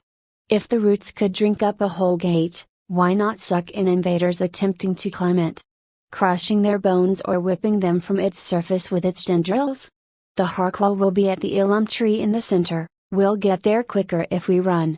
Just ignore anyone who stares. We don't get a lot of visitors with a watcher's blessing. Even less so when that visitor is a construct. Lance said, breaking into a run. Not that we'll see a lot of folk out tonight, we elves prefer a daytime schedule. Though the falling star is sure to have stirred a few. Hoplite followed suit, easily keeping her pace as they moved through the woods. Is that what these colonists called themselves? Elves? That was a fictional species, wasn't it? Hoplite distinctly remembered reading a book when he was but a child years before his conscription that had a plethora of fantasy creatures in it, including elves. He hadn't thought about that book in years. He couldn't quite place a name to it anymore. It had to have been over 200 years since he had read it. As he remembered it, elves had pointed ears and lean frames, much like Lance and those guards had. Perhaps they had access to that novel and decided to name their branch of humanity after the elves? It wasn't the most ridiculous name he'd seen branches come up with. This colony had to have been lost before first contact with the final kind, based on Lance's initial reaction to him talking about them. She had seemed completely ignorant of what the final kind were. Perhaps she had misheard him earlier? Have your people made any contact with the final kind yet? Hoplite asked her. I know not what you speak of. She replied. That pretty much confirmed it. There was a chance that just Lance herself was ignorant of their existence, but that was slim. A lost colony from before the first contact era. These people had to have been alone for over 500 years at least. Yet they still kept with the Chinese standard, the language hadn't deviated since losing contact with Terna. During their entire sprint to reach the Harkwall, they had passed several dozen moving trees, some of which seemed to actually move out of their path as Lance and Hoplite approached. There were some elves that had been awakened by news of this falling star, all gawking at him wide-eyed as he followed Lance. They were dressed in fine clothing, looking the furthest thing from destitute but not appearing pompous. His earlier hypothesis was confirmed as he saw that all these people bore pointed ears. Unlike Lance, these other elves seemed to have bright blonde hair, so much so they almost seemed to be white. Thankfully none of them tried to stop them as they made way for this Ilum tree. At some point he would need to clarify to Lance that this falling star was nothing more than his escape shuttle. For them to call it such was odd. Why not immediately assume it was a meteorite? It was primitive to think that a star could fall. Perhaps these people had regressed further than he initially thought. Further and further they went, passing the occasional elf or moving tree, the landscape otherwise unchanging save for the thick roots jutting up from the earth. As they drew closer to the Ilum tree, Hoplite noticed these massive roots rising up from the earth in patches, all seemingly leading toward the center. The most notable thing about them being that they bore that very same green glow as the root wall. The moving trees didn't bear this glowing green glow in their roots. Were these glowing roots running all the way back to the root wall? What had Lance called it? The bastion? They then entered a clearing at long last, bare of any trees but gently writhing with glowing green roots. If these were coming from the center, then that must mean that the largest tree Hoplite had ever seen came into view, easily towering over the highest skyscraper. Had there been any clouds in the sky, he doubted he'd be able to see the huge branches high above, their leaves casting a massive shadow on the tiny forest below. For a moment, he slowed his stride, taking in the immensity of this impossible creature. This tree had to be as large, no, larger than the sparrow. How was it even possible that he didn't see this on entry? How didn't he see it from the sparrow itself high in orbit? Perhaps it simply hadn't been quite that large, but still. Impressive, isn't it? Lance asked. I'm sure even a construct could appreciate the majesty of the Ilum tree. You said it was a big tree. Hoplite told her, still marveling at the thing. Did I lie? Lance asked, a tinge of sarcasm in her tone. No, Hoplite replied. How did this creature not destroy all other plant life around it? For a creature of such size to exist here, the surrounding wilderness should be a barren wasteland. How nutrient dense was this soil? Was it an adult version of those moving trees he saw earlier?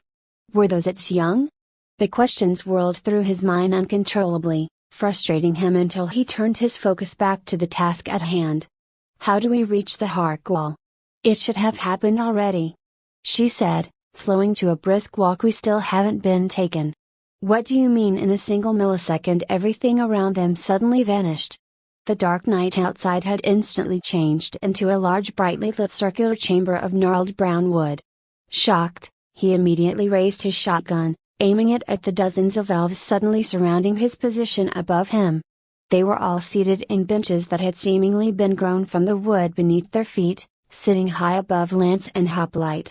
A glowing yellow crystalline structure pulsed above in the center of the ceiling, suspended by glowing green roots that seemed too thin to hold up the tank-sized crystal's weight.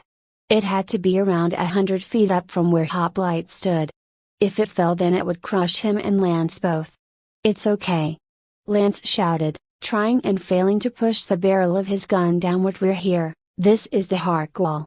Hoplite wouldn't remove his finger from the trigger or lower his gun until he was certain that nothing in this chamber was of any immediate danger to him. The 10 elves in the high seats seemed to not care about the weapon Hoplite aimed at them. They were as stony-faced as he himself was, though none would be able to see it. The golden glow of the crystal illuminated their well-dressed forms, each wearing well-made wool or clinging silks. Hoplite hoped that his shock didn't show through his body language. Certainly he had just been teleported. And teleportation was supposed to be impossible, even for the final kind. What could these people be capable of if they could do something so utterly unfeasible?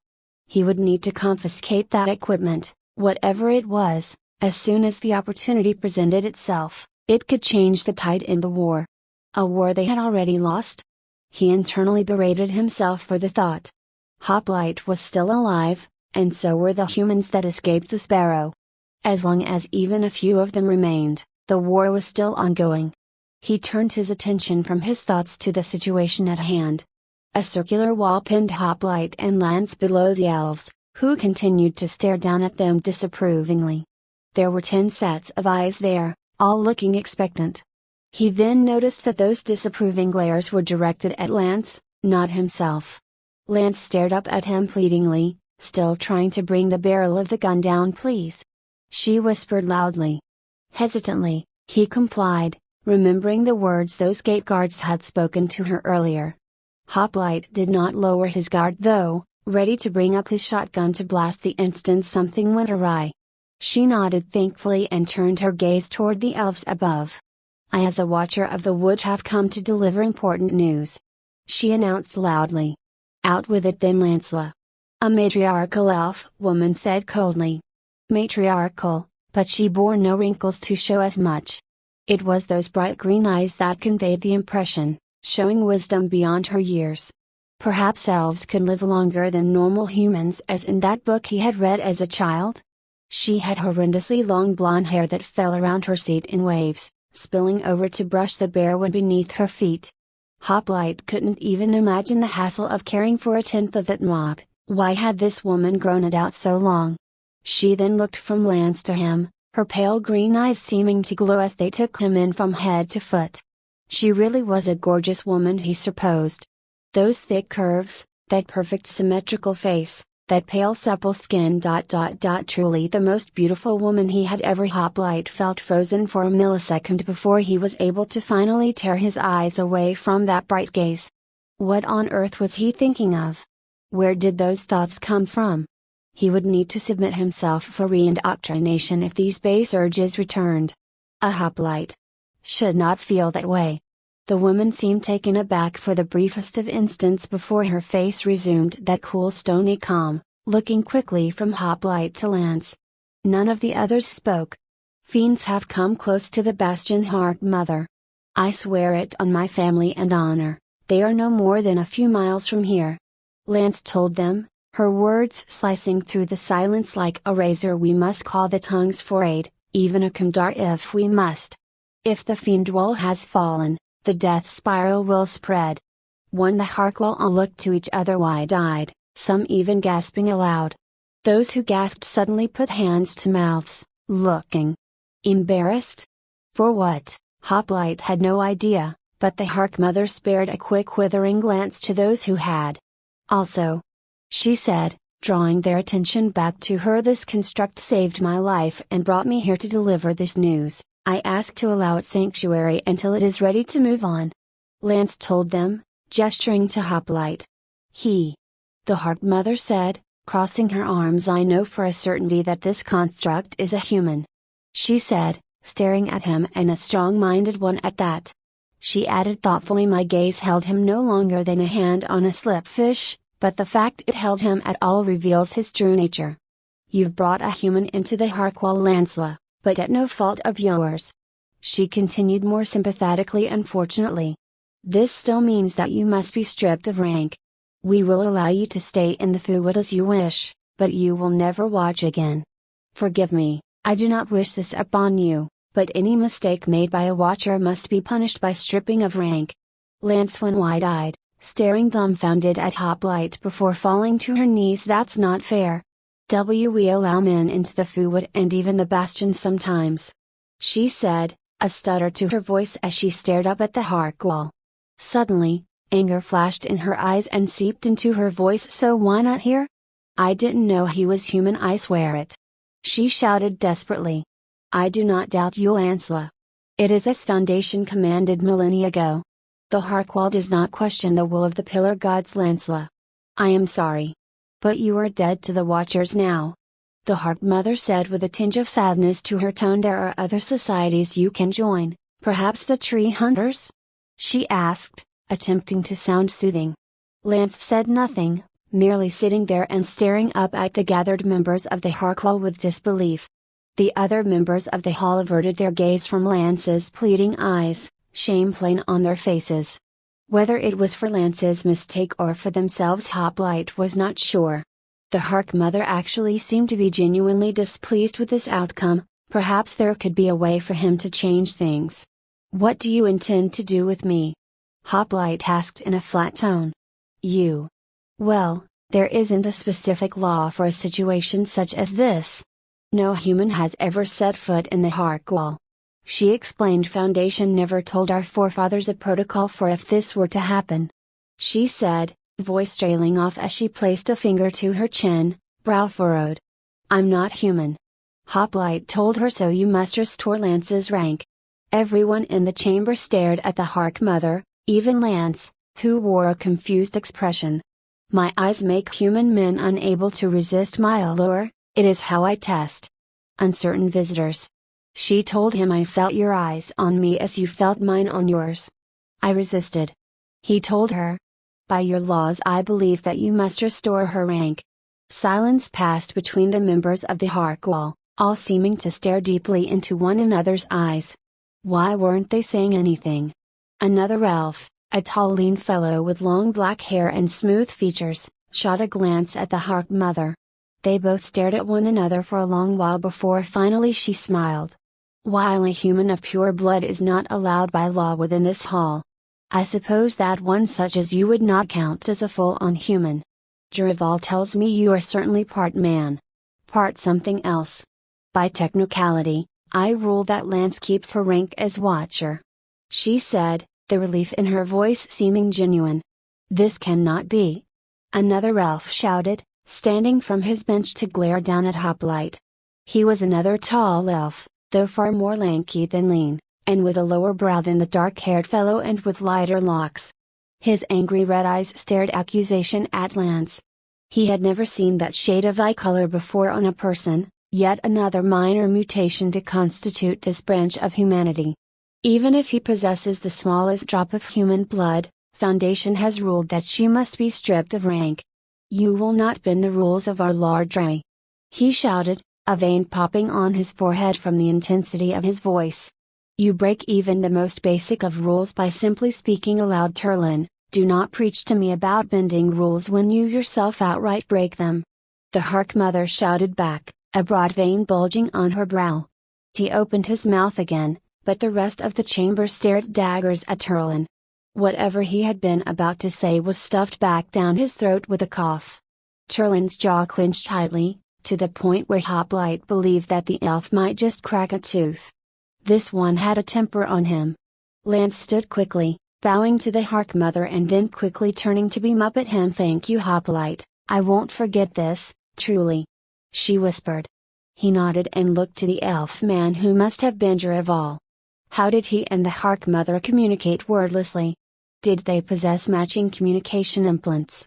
And more importantly, how was it that Jerival knew about Project Chimera? Chapter 5. The Hark's Request. Hoplite stared up at the black-haired elf, Jerival, without tilting his helmet in that direction. If Jerival somehow knew about Project Chimera and wasn't authorized, well, Hoplite would have no choice if Jerival mentioned it. What would happen after that point was completely out of Hoplite's hands. For now, he'd just have to see what he could suss out of these elves. How long have you been out of contact with Drna? Hoplite asked, tilting his head toward the Hark Mother. And do you have radio equipment I can utilize? The Hark Mother quirked a brow, then turned away from Hoplite, looking a question into the eyes of each of the sitting elves. Each stare held a certain focus, their eyes shifting while maintaining contact. Oddly, the Harkwall seemed to shift between facial expressions as if they were holding a conversation with the Hark Mother with just their eyes. Some appeared to be listening intently or shaking their heads as if the Hark Mother had asked them a question. It was like she was speaking with each member, yet she said nothing, and neither did anyone else in the hall. So they had those bionic implants installed in their brain that allowed for mental communication. But then, where were the metal discs that should have been filling their temples? Every officer he had seen with that particular bionic all possessed those shining metal discs on their temples. Perhaps it was a newer model? On a backwater lost colony from before that bionic was even invented? No, something else was going on here. Clearly they had developed an advanced form of communication. It seemed to be their own kind of sign language, with them somehow being able to decipher meaning through eye movements and facial expressions alone. Lance shifted slowly from foot to foot, slowly creeping closer to Hoplite until she was practically standing on his toes, leaning up toward his helmet and cupping a hand around her mouth. They can communicate without speaking. She whispered, it is their way, though I know not how it works. Well, not exactly anyway. That confirmed it. It was an incredibly intricate system of communication, but no bionic was involved. How did one learn to read eye movements as words? Hoplite shifted his eyes to hers, not moving his head as he did so. Won't you be punished if you speak? She shook her head with a small smile. Only if I talk while the Hark Mother speaks. Discussion between us is fine as long as we aren't disruptive. Affirmative. Hoplite said. Lance smiled and Hoplite thought that she was going to step away, but instead she continued to speak. Thank you again for helping me out. Lance whispered, you didn't have to go out of your way for me, but you did. Hoplite cocked his helmet toward her. I was ignorant of local law and compromised your occupation. He explained simply, it is not necessary for you to be discharged. Well, I still feel grateful. She whispered. So. If you don't mind me asking you, she said slowly, if you aren't fully human, what are you? Classified. I will not continue speaking of this. He said curtly. Chimera was never to be spoken of. It would be fatal if mentioned by name, for all present save for himself. Lance inched away from him. Sorry. I won't bother you with it, friend. If you want to keep it a secret, I will not press you. She finished, moving to stand next to him. Hoplite's brow furrowed at the parting words. Friend? It was wrong to treat a Hoplite as such. He was a thing, just as Commander had taught him. Nothing more. One did not take a spoon and claim it as a friend, so too was it with Hoplites. We have not heard of this Trina you speak of. The Hark Mother said, drawing his attention back up to her. Nor do we have this radio equipment you ask after. I do apologize. Disappointment filled him, but Hoplite stuffed it down. He wouldn't let them hear it in his tone. Then you have been out of contact for a long time. You are originally from the Trinan Empire. We have colonized many worlds. Hoplite explained. You are a colony that lost contact with us hundreds of years ago. Hoplite expected questions, or odd gasps as they heard his words. All he got was a few amused looks and shaking heads. They denied it? The plain truth that he had laid right before them? They really had regressed far, but a few hundred years shouldn't have been enough for them to forget Trina. Right? You are from this Trina, the Hark Mother began, and you say that these people have colonized different worlds. Tell me, are you from this world? Also, how are you called? No, I am from Earth. I am designated as Hoplite 37. He told them curtly. Very well. The Hark Mother said, narrowing her eyes at Hoplite as she did so. Hoplite, this world is known as Hulis. Can tell me how it is that you have arrived here? I came from my ship, from next to your moon. Hoplite told them the one you can see in orbit was the ship of our enemies, your enemies, the final kind. Our enemies?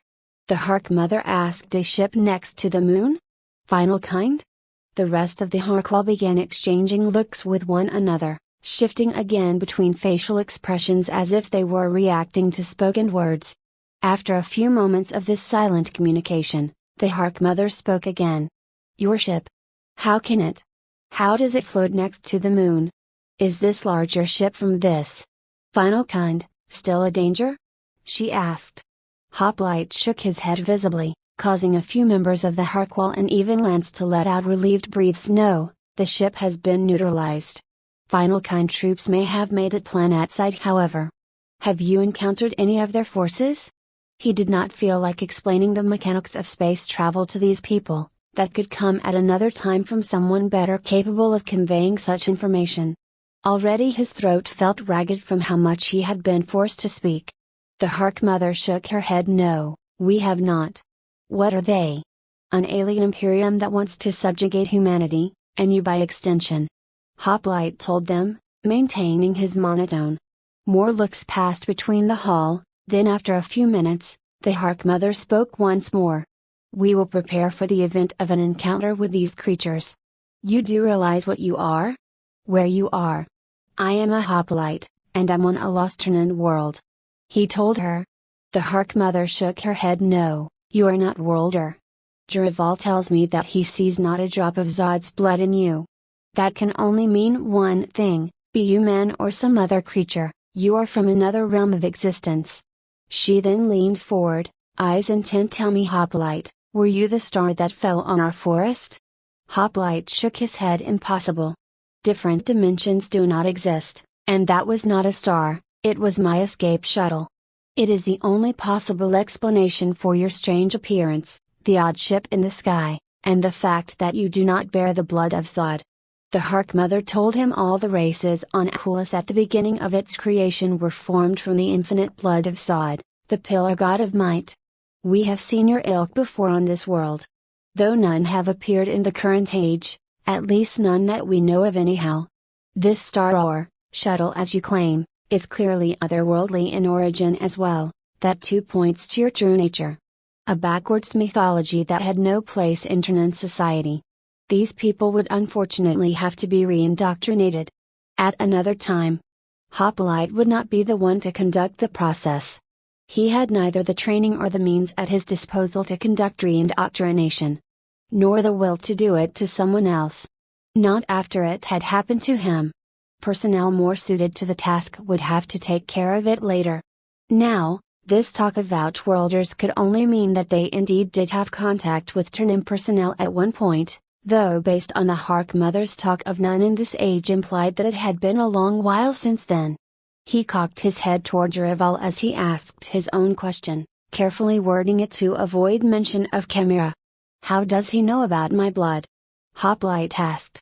His eyes allow him to see the twisting ladders of the blood. The Hark mother replied immediately and without a drop of sarcasm. Hoplite stared. The twisting ladders of the blood? Surely she must mean DNA, but why would she say it like that? More importantly, how could Jiraval see Hoplite's DNA? There was no bionic capable of that. Was he lying about having this alleged ability to avoid mention of Chimera? No. The Hark mother hadn't hesitated before telling Hoplite about it, and he was still certain that this colony had been lost far before Chimera had began. Then how was it possible that Jiraval could see his DNA? The way the Hark mother had spoken of it implied that only Jiraval alone was capable of doing this. But why? How? How can he see my blood? Hoplite asked, cocking his helmet back toward the Hark mother. His Daka, or to put it in human terms, his eye magic allows him to do so. The Hark mother replied, again with no sarcasm. Hoplite shook his head, he would not be drawn into such fancies as eye magic. Unfortunately, at this point in time Hoplite had no idea how such a capability would work. Unless these colonists had developed new tech while outside of Ternan's influence? Perhaps. But maybe figuring out that tech should be left to one of the scientists that had been aboard the Sparrow. Now then, if this mutated branch had specific rules against humans entering this place, then that must mean that the standard branch of humans still existed somewhere on this planet. Primitive or no, Hoplite desired to make contact with them at some point, hopefully soon depending on what happened here today. Where is the nearest human settlement? Hoplite asked the Hark mother. That would be a Kandar, far to the east. The Hark mother replied there are other, smaller settlements along the way, but a Kandar would be where the most important humans on the continent reside. I do assume that you would like to speak with humans with authority. She said in a confident tone. Yes. Hoplite replied. Do they have transportation? Ballistics? How far had they regressed? Did they still have vehicles and guns or had they gone back to spears and horses? Yes, they do have ballistas and horses, some of the finest on Akulis in fact, though few would be able to carry you I think. The Hark mother replied. That practically confirmed the latter. Still though, perhaps they weren't as backward as these mutants. Maybe they even still knew of Terna, or maybe forces from the Sparrow could be heading there. He almost hung his head but kept it upright. The crew would be more likely to have landed in the west based on the planet's rotation during the evacuation, not the east. Currently the main objective should be to reunite with the Sparrow's crew, not re-establish contact with lost colonists. That would be taken care of by those better able to talk sense into the locals. How was it that I was teleported here? Hoplite asked. Teleportation had been declared to be physically impossible by top Terran scientists. They still had tried, of course, but no matter what they did, those scientists had never been able to make it work. Even the final kind with their superior tech were still completely incapable of teleportation. Yet the impossible had happened to Hoplite today, and he would know how. The heart crystal above, the Heart Mother said, sparing a glance for the glowing amber crystal suspended overhead. The pillar god, Dry, formed it for ourselves out of the golden flame of foundation. The power of our God draws those with the intent to seek the heart wall here. Hoplite remained silent. Clearly this crystal was really an unidentified element. Somehow, it was capable of teleporting matter and would have to be confiscated. But how would he go about doing that? There were no visible exits to this room, and he could think of no safe way to procure the crystal without accidentally damaging it. But teleportation. Could it shift the tide of the war? A war that Drna had already lost? He stuffed that invasive thought far into the recesses of his mind. As long as Hoplite was alive, the war was not over. As long as any Drnan fought, the war was not over. Humanity would not lose. He glanced up at the crystal again, not tilting his helmet. There really was no way for him to take it now, though, no exits, no safe means of retrieving it. No, it would simply have to remain here for now. There would be personnel better suited to retrieving it at another time. Hoplite realized he had been having repeating thought processes during this whole meeting. It will be taken care of later, it will remain here for now, it would be handled by personnel with more experience in this. An unsettling thought occurred to him then.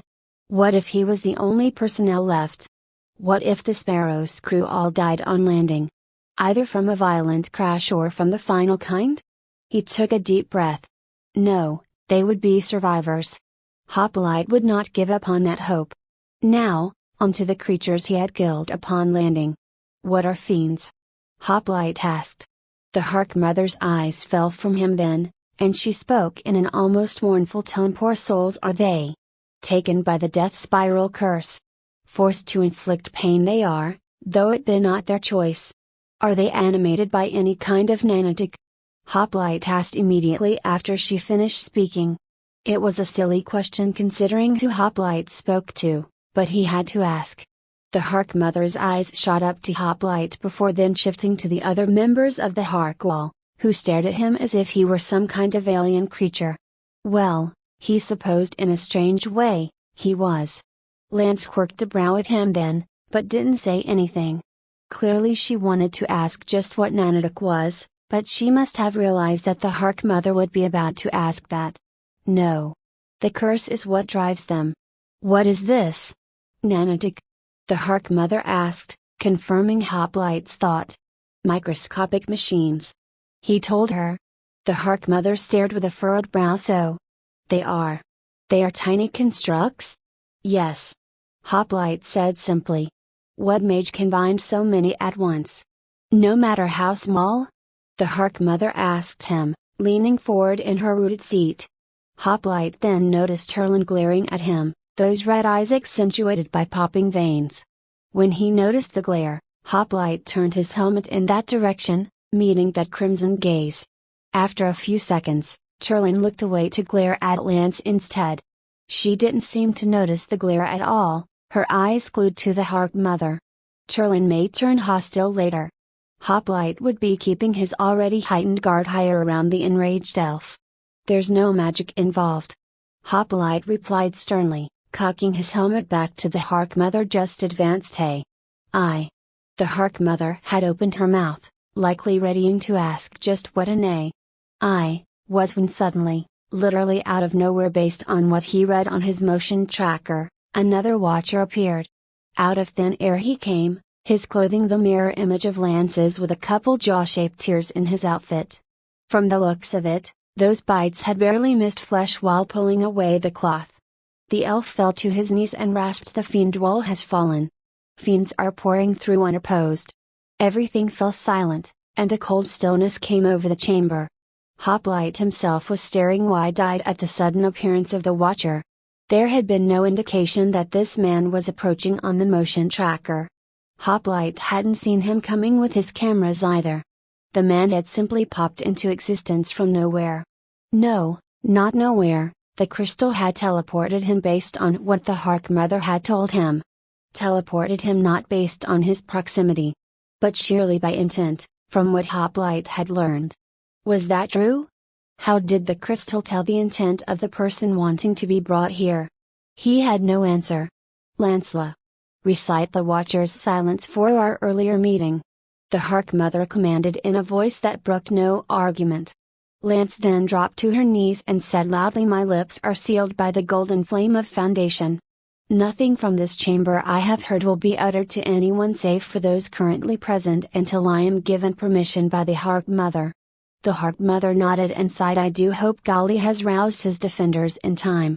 Do you know if those who live in the wall have perished?" The new elf shook his head as Lance stood. "No, I only have heard that fiends are pouring in mass through the Foodwood. I have heard a portion of the wall just collapsed. They are heading for the bastion as we speak. I ran as fast as I could when I got word, and was beset upon by lesser fiends. Then we must mobilize." The Hark Mother declared every off-duty watcher must take up arms and purge the Foodwood of this menace by any means necessary. Spread the word. She then looked to Hoplite, her lips pensive. "Hoplite. You are a warrior, yes?" "Affirmative." He told her honestly. "Then I must ask you to aid in destroying the fiends. They pose a danger to my people." And the Hark Mother began. "Affirmative." Hoplite repeated. The Hark Mother stared wide-eyed, whether in shock at being interrupted or Hoplite's willingness to fight with no hesitation he couldn't tell. It was his role as a Hoplite. He must defend humanity in all its forms from those that would cause harm to it. There was no question to what his answer would have been, at least it was so to Hoplite. These elves had no idea just what a Hoplite was, otherwise they wouldn't have asked. They would have just known that he would have. "I thank you," the Hark Mother said slowly. "Lancela, watch Hoplite." Lance nodded without hesitation but said nothing, turning to smile at Hoplite. Watch him? Likely they didn't want Hoplite moving about their territory unsupervised. He would not argue the point. Hoplite just hoped that Lance could keep up with him. "I will put you under the command of Knight Captain Morrow." The Hark Mother said. "He is a brilliant tactician and negative." Hoplite cut her off. "He will not understand how to utilize my capabilities. I will operate to my full capacity without orders from someone who doesn't understand just what I am." The Hark Mother seemed to glare at Hoplite the moment before speaking. "You will not cut me off again, Hoplite. You will show proper respect to the Harkwall, Outworlder or no," she told him in a cold voice like steel. "Besides, you do not know our woods. Morrow can guide you to where you'll need to be." Lance flinched at hearing that tone and she peered up at Hoplite as if to see if he were injured. It would be against protocol to allow an officer outside of Trina's command to order Hoplite. It went against what he had been taught. If he defied protocol again, he would have to be reincarnated. Hoplite could not allow that to happen again. The Hark Mother did make a good point though. Hoplite didn't know these woods as well as the locals would have. But then again, if Lance was going to watch him, "Lance can guide me through the forest. He said I can't get lost with her being with me." It was true based on how he had seen her move through the woods as if through her own house. These words produced a strange reaction from the Harkwall, and especially Lance, who stared at him with her jaw agape. She snapped it shut and then looked to the floor, tangling a hand in her long black hair as her face reddened. The Hark Mother seemed to be amused by this based on how she quirked a brow at Lance. Hoplite didn't understand why those words would provoke such a reaction from them, but at the moment it didn't really matter. The Hark Mother opened her mouth to speak again but Hoplite overrode her. "Every second we spend talking," Hoplite began, the ache in his throat giving his voice a more gravelly tone, "more fiends come through the fiend wall. Teleport me out and I will take care of them the best way I can." The Hark Mother lifted her chin to stare down her nose at Hoplite. "Very well. I will not argue when you speak sense. Go, but when we speak again you will give the proper courtesy and respect due to this hall. I thank you for your aid." And just as they had entered the Harkwall, they had left. He and Lance both were teleported back outside, to the massive field of outspread roots. The elm tree loomed tall in the night sky, covering half of the full green moon overhead. "Well," Lance said with a sigh, "since that's taken care of, I suppose we're going to be working together to drive off the fiends. After all, I have to watch you, and you've accepted the quest given by the Hark Mother."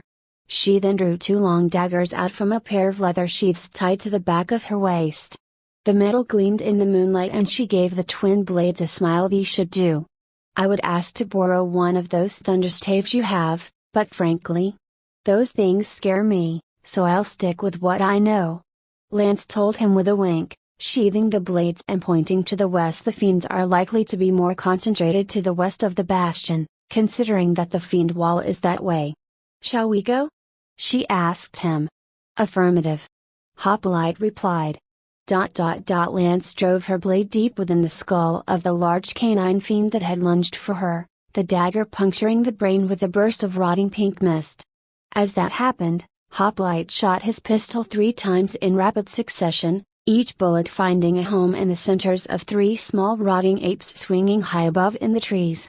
They were a long-armed species with shaggy matted fur, their sharp jaws and hooting calls echoing through the forest. They had proved to be more dangerous to the Watchers than any of the ground-based mutants. Hoplite had seen a man have his face torn off by a pair of them before he could defend himself, falling from the tree he had been perched in as the mutants tore his flesh asunder. Hoplite had put the apes down, but it was too late. All that was left of the unlucky Watcher had been a mangled bunch of black cloth and sundered flesh. After that, Lance had dragged the body to the base of one of the trees, to return him to the roots, she had said. Lance twisted with the momentum of the falling canine to allow her blade to slide free of the skull, vile brain matter spilling out onto the grass as the head collided with the ground. Sunlight streamed over the forest floor as the two continued fighting, seeping between the leaves overhead and casting dancing shadows on the bloodied grass. They had come across a large pack of these lesser fiends, animals that had been infected with this death spiral disease. Apparently, the more dangerous variety of fiend were humanoid, but they hadn't encountered any in the 3 days they had been fighting through the Fuwood. Lesser fiends had a harder time spreading the disease than the humanoid ones, based on what Lance had told him, but Hoplite didn't understand how a diseased human could be considered more dangerous than a diseased grizzly bear. One of which was currently charging for Lance, maggots dripping from a half-torn-off maw of rotting teeth. Lance rolled as the beast came upon her, quickly sheathing her blades and scaling a tree up and away from the creature with a curse.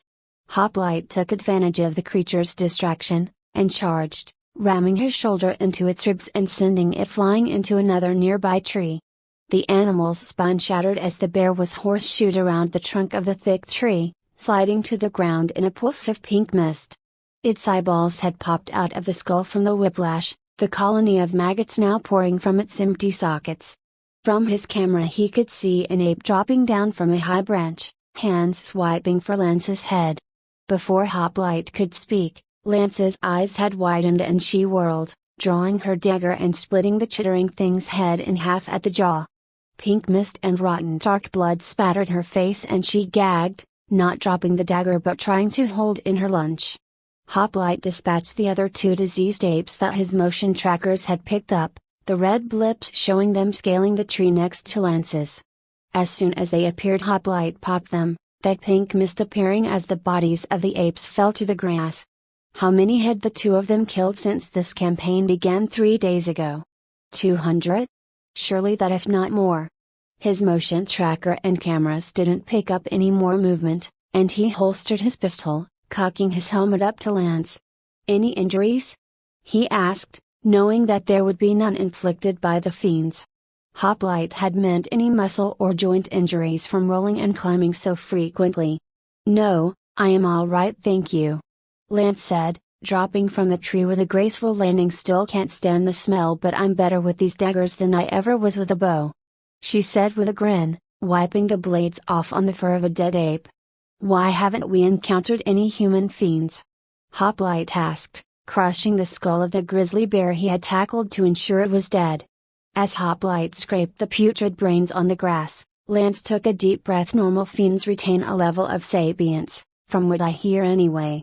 she explained, adjusting the hem of her black cloak. See, those ones cannot die, and it is theorized that they fear to attempt crossing the shot separating the fiendwood and the foodwood as a result. She then pursed her lips and shook her head. Could you imagine drowning forever at the bottom of a shot? I would not make the attempt if I was taken by the curse. A shot was one of the massive rivers separating the continents that Hoplite had seen from space when he first awoke. He had learned that through questions he'd been able to ask Lance, but what was this about humanoid fiends not being able to die?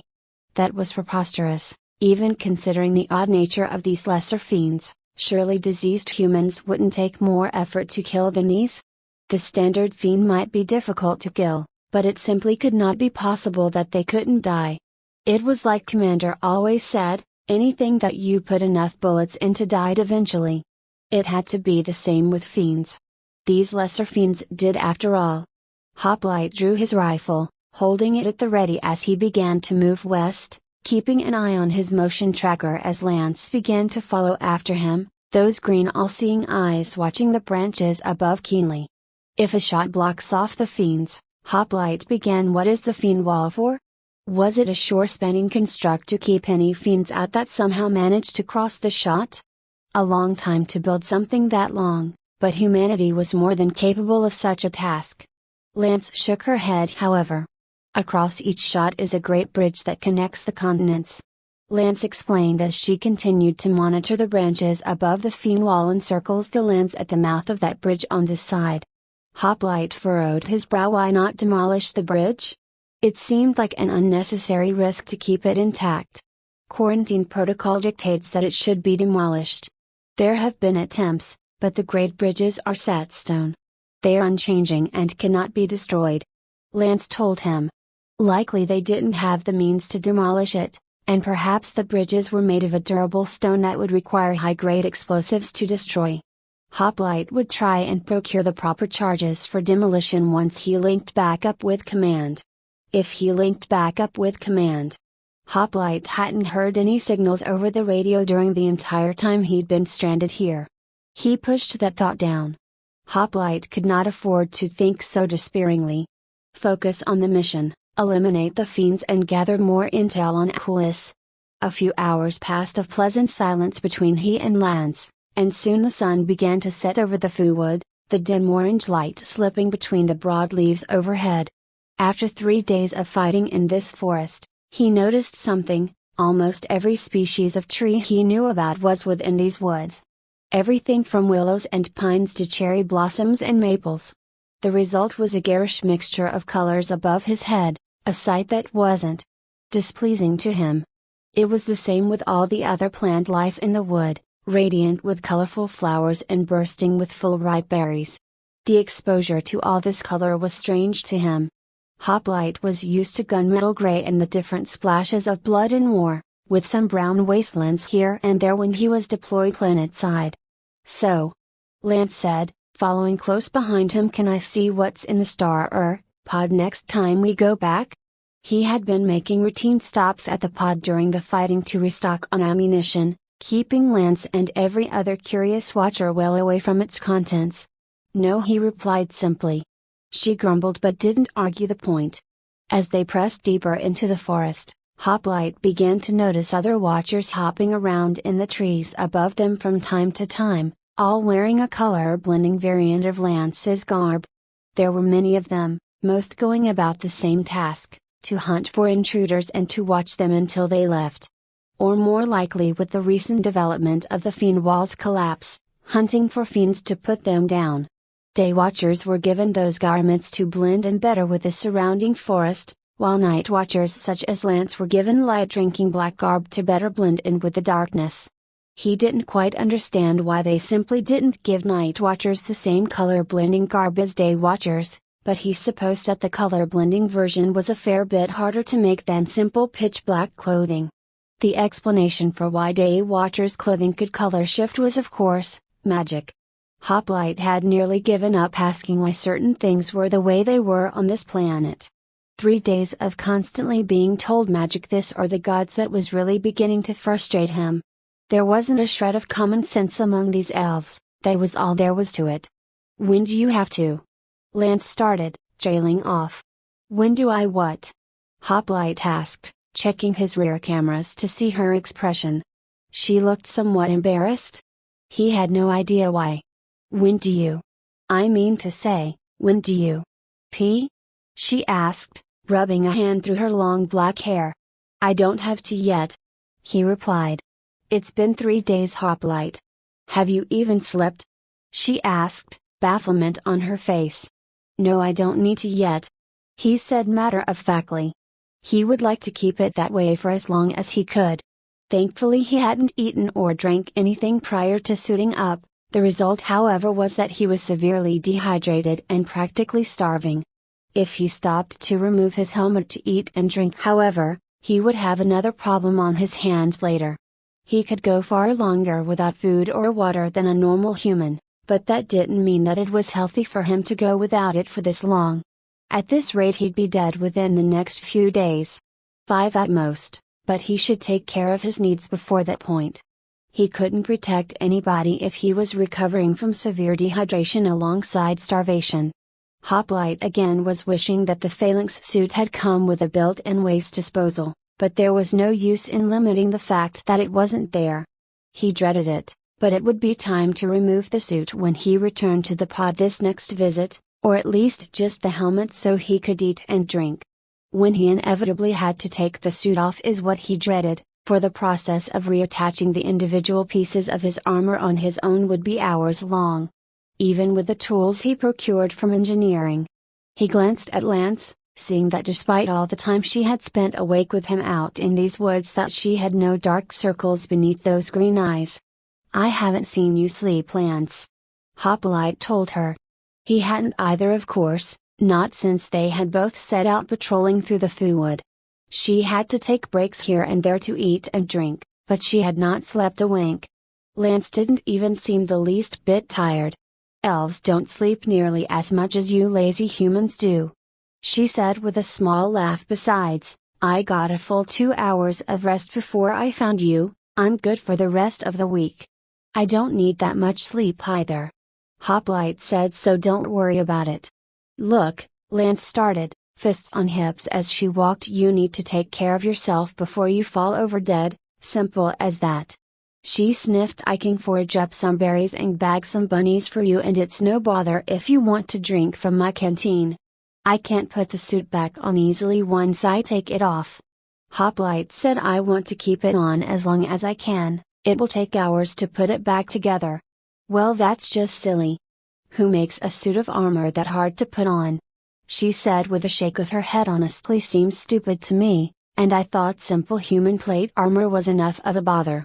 Hoplite couldn't exactly say she was wrong, but with how complex the phalanx suit was, it was simply impossible to put it back on quickly without an engineer or an assembler. On the flip side though, it was surprisingly easy to take off. All it took was a bump of his chin and several sections of the armor would open. After a few minutes he could be out of the suit in its entirety. The helmet he could take off and put back on, but he'd rather keep wearing it till he was back to the pod. Just let me know when you're ready to come out of that armor, I'll get a meal ready for you. She told him. He didn't say anything. Hoplite then paused, noticing that his shotgun felt light. It was already time to go back to the pod again to restock. He still had plenty of rounds for his other guns, but he wanted all the shells he could carry. His stomach growled hungrily at him and he did his best to ignore it. He hadn't even eaten before entering cryo. Again he tried to ignore the thought. And failed. It was time to eat and drink. There were canteens and calorie-dense ration bars stored beneath the seats of the pod, as it was for all escape shuttles. His throat felt like burned paper and his limbs felt leaden. His eyes were growing heavier and heavier by the day. He needed to take care of himself before his body suffered permanent damage. He turned and scooped up Lance without a word. She only gave a small gasp as he sprinted headlong toward the pod. She was well used to this by now, but he saw that the other watchers in the trees overhead flinched at his sudden speed. Their surprise at his speed could only be matched by their terror of his weapons. The other watchers genuinely seemed to be scared witless of them, but Lance had grown used to his thunder staves by now. It only took an hour to reach the crash site at his top speed, and when he put down Lance he saw that her hair had been blasted back by the wind. He had set her down behind a huge tree next to the site, peeking around the trunk to see if anyone was around his pod. To his surprise, there indeed were people around the shuttle, but they weren't watchers. 5 people and some horrific kind of mutant were all staring at his shuttle. The mutant had drawn his attention first due to just how severe the changes were. The top half was a handsome long-haired muscular human, crossing his arms and looking down upon Hoplight's pod with a curious glint in his black eyes. The lower half was a horrific monstrosity, the upper half's body ended halfway down, ending in another, larger body. A massive face with a gaping maw and 3 tongues sticking out of its mouth made up the center of this second torso, one of the tongues reaching up occasionally to lick one of the creature's 2 big black eyes. Its bold nose hung slightly over the gaping 3-tongued maw, which masticated the back of the lolling tongues. Another set of inhumanly large shoulders stuck out from above this second horrific face, each with a long ape-like arm ending in 2 broad furled fingers that each ended in a point. The thing held itself aloft with 2 thick squat legs, using its 2 lower arms for better balance. Hoplite had never seen such a massive mutation in his life. A tall blonde handsome man stood next to the mutant, seemingly not bothered by the massive open mouth just a few paces away from him. Hoplite could see that this man's ears were round. Another human at last, but a local to this planet based on his dress. He wore a blood-red headband on his forehead, the color complementing the black and red scrollwork on his shirt. At least, what Hoplite could see of his shirt beneath a set of gleaming splint mail. His trousers were of a pure white with more intricate scrollwork, with the rest of it stuffed inside a pair of well-made leather boots. Broad-shouldered and holding his back straight enough to impress any officer, he gave off an air of sure confidence in himself. The second man, another mutant, stood close to the pod, inspecting the door. Compared with the first, this mutant's change was a small thing.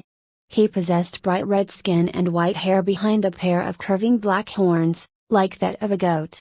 He too was handsome of face, and there was a mischievous glint in his fiery eyes. He wore no shirt, but a pair of huge baggy white trousers ending in slippered feet. His right hand and forearm were marred by some kind of scar or birthmark. It was a great patch of skin, spread out like a bulging vein from the tips of his otherwise red fingers to his elbow. He was of a slight build, showing off all the lean muscle that Hoplite knew female Marines would love, based on those strange magazines he'd seen them reading. The third, a woman this time, stood a bit further behind the rest of the group. Her face was eerily symmetrical, so perfect that she seemed almost uncanny. Another kind of minor mutation perhaps? But she looked like a human. Long brown hair was held back in a loose ponytail, and with his enhanced vision he could see even from here that she had heterochromia, one eye blue, and one eye brown. Her clothes were simple compared to the others, with a simple brown woolen shirt and cotton pants of the same shade. A very short and slight woman, she wouldn't even come up to Lance's shoulders if they were placed side to side. The fourth was a man of average height and looks, but held himself like a compressed spring, seemingly ready to leap in any direction with the long sword at his belt. Another human, but his skin was of an extremely pale complexion, like he hadn't seen the sun in years. A lot like Hoplite's own skin really. His long black hair was swept back from his hard square face, revealing a pair of normal brown eyes. He wore a simple shirt and trousers with 2 pairs of belts hung loosely around his waist with a distinctly bright red sash worn across his middle. A long dark green cape hung around his shoulders, falling over a large backpack that just barely touched the forest floor. The fifth and final person was another elf like Lance. Or perhaps a human. Those ears certainly looked like they may have a point from here, but it was far less prominent when compared to the other elf ears he had seen. She was well muscled but held herself slightly hunched, looking mostly at the ground beneath her feet. The most heavily armored of this group, she wore primitive, to his standards, shining plate armor. Curly blonde hair was held back from her face in a tight ponytail, revealing a pretty face marred by a small scar at her lip. He could see only now that a 6th humanoid shape was making way toward the group out of the forest. but he ducked his head back before he could discern any details. The square-faced man had turned toward Hoplite's position. He could have just been discovered. "Stay here," Hoplite told Lance as he clipped his shotgun to his back. Lance seemed confused before she heard the drifting conversation between the strangers, and she drew her dagger. Hoplite then dug his fingers into the bark of the tree, and began climbing straight up the trunk, the bark crunching lightly beneath his fingers. It wasn't likely that any of the strangers heard it, but it was still too loud for his liking. He pulled himself up on top of a high branch thick enough to support his weight, looking down to see the strangers all looking up at him wide-eyed. Time to see if these locals were the aggressive type. Chapter 6. Mutated Misfits. Hoplite stared down at the strangers, his shotgun not yet aimed but ready to be if the need arose. Suddenly, the square-faced man walked forward to the base of Hoplite's streaks and moved to begin climbing up it. Hoplite aimed his shotgun down at the pale man and he froze. Even if he didn't understand what a gun was, he clearly understood that whatever Hoplite was holding was a weapon. "Identify," Hoplite ordered. The strangers all looked at each other, the two-faced mutant staring up at him with those black eyes. That one he could put down with a blast of his shotgun, but Hoplite supposed the same could be said of all of these people. None of them wore armor that could stop these shells. The elf woman in full plate stepped forward, placing a hand to her chest as the pale man stepped away from the tree. "I am Twindle, a paladin of Athena, the pillar god of tranquility." He searched those green eyes of hers but there wasn't anything but confidence in those eyes. A paladin? She certainly didn't look like one. The generation of super soldiers before Hoplite had been called paladins, but they weren't all that common nowadays. Hoplite had met and even fought side by side with a few, and they shared a Hoplite's disposition. After all, they went through the same training as Hoplites, just without the mutations that accompanied Project Chimera. This woman did not have those same cold empty eyes, indeed they seemed brimming with life. She actually smiled at him when she saw his head cocked toward her, the small scar on her lip only pulling it down slightly. No, this girl was not an impersonal, not with those ears and that gear. The pale man then coughed and rubbed the back of his head, not glancing up at Hoplite as he spoke. "I'm Kidka. I am a tongue of Sod," he said, seemingly straining to speak the words. Whoever this man was, Hoplite could tell that he didn't speak very often based on the croak in his voice, either that or he smoked an unhealthy amount of tobacco like the sergeants on board the Sparrow. Kidka then lifted up the back of his hand, displaying it to show that it had been branded with the image of a tongue. He had heard mention of tongues of Zod before in the Harkwall. Were these all tongues? Likely not. Twindle likely would have introduced herself as such if that were so. The red-skinned mutant then began pushing the buttons on the keypad to Hoplite's pod, and Hoplite leapt from his branch. He collided with the ground with a resounding crash, landing next to Kidka and kicking up dirt and grass all over his clothing. Kidka grimaced and wiped away the grass and dirt, mumbling under his breath in a dissatisfied tone. Hoplite raised his shotgun and aimed it at the red mutant. "Step away from the pod now," he ordered, approaching while keeping an eye on everyone surrounding him. "Whoa. Okay. Was just curious was all," the mutant said. His voice was light with a tone of mischievousness to it, like those privates aboard the Sparrow that preferred to goof off rather than be productive. "Name's Ilum, and anyway it's not like it's yours, we were here first, so I call dibs." He scratched at one of his black horns as he backed away from the pod, compressing his lips to a fine line while somehow also managing to stare longingly at the crashed shuttle.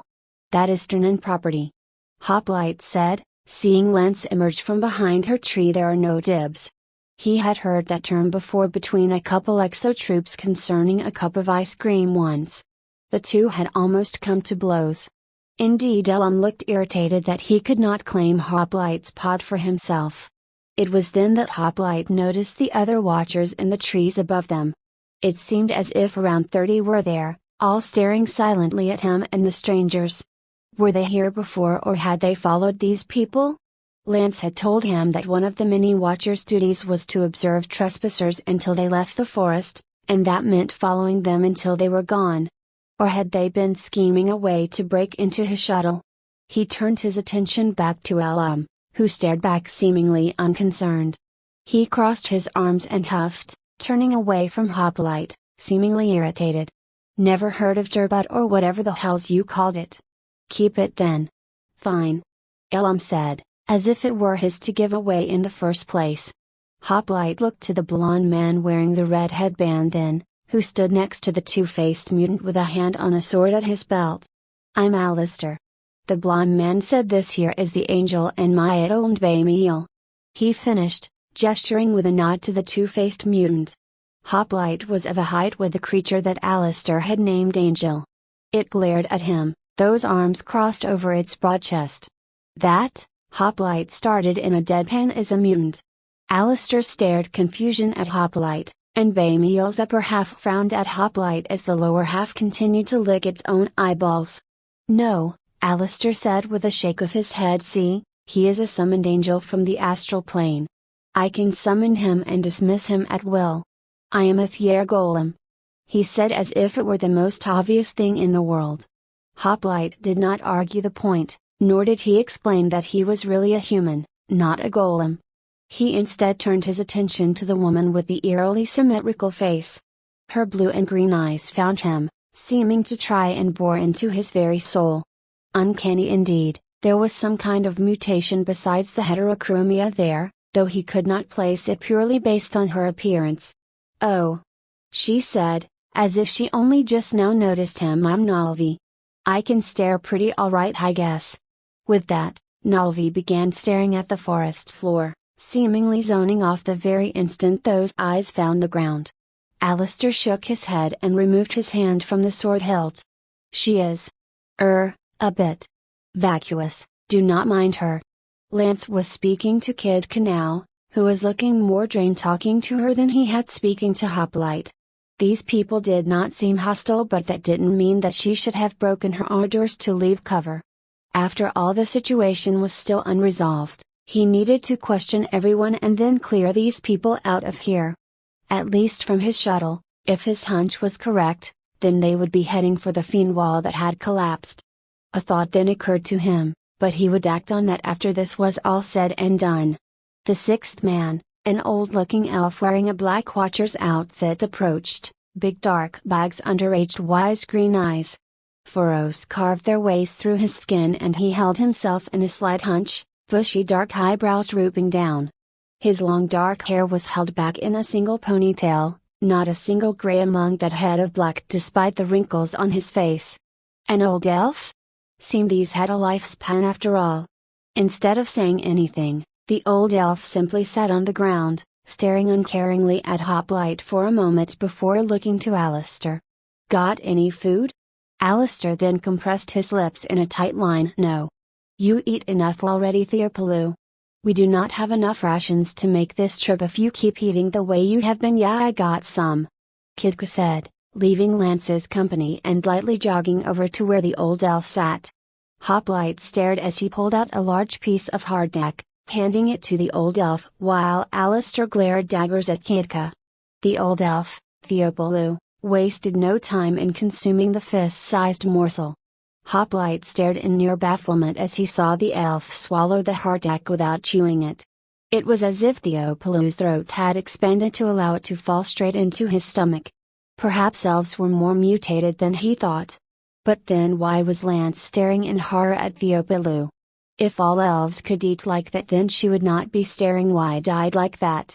The blonde elf girl, Twindle, then gently grabbed her by the arm, giving a small smile. He just does that. I've never really had a chance to. Talk to one of you before. Twindle said with brief hesitation. Well, besides Theopaloo anyway, she said quickly, but he doesn't like to talk. See, I'm actually half-elf and I was wanting to ask if that's enough. Hoplite cut in. What are you all doing here? He noticed that around 20 of the watchers had left the trees above. Why would they do that? The threat wasn't gone yet. Twindle actually jumped, her plate armor clinking together as she stared at him with surprise. We heard that the fiend wall fell. We hired Theopaloo to guide us through the food wood to reach it. She smiled again. After all, Athena wouldn't approve of such chaos spreading through the land. I will purge it. Kidka nodded in agreement but didn't say anything more. We came upon this. Did you call it a pod? Alistair asked before continuing on the way there. And, I'm going to be completely honest with you here, we were going to loot it. Alistair said with a shrug. We didn't know it was yours. Okay? No harm, no foul.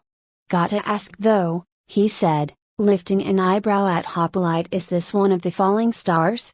Pretty much everyone saw at least a few of them. Can't help but notice that this place looks like it got split down the middle, like it crashed here. They weren't stars. They were escape pods. Hoplite told him. Have you found any others? Were there humans in them? The party then all stared at one another before turning back to Hoplite. Kidka cleared his throat. Not humans exactly, he said, pulling something out from beneath his cape. It was these armored monkey things. Sitting there, attached to Kidka's hip, was a completely cleaned Ugro skull, the ape-like alien enforcers of the final kind. Hoplite stared in bafflement at the thing. That was definitely a Ugro, but how had these people managed to kill one of them with such primitive technology? He could not believe that they had tried to fight it with swords and such. Perhaps the angel Bamiil could, but even then that seemed unlikely. There were two of them. I only wanted one skull though. Kidka said. We killed them and took their stuff. Two of them.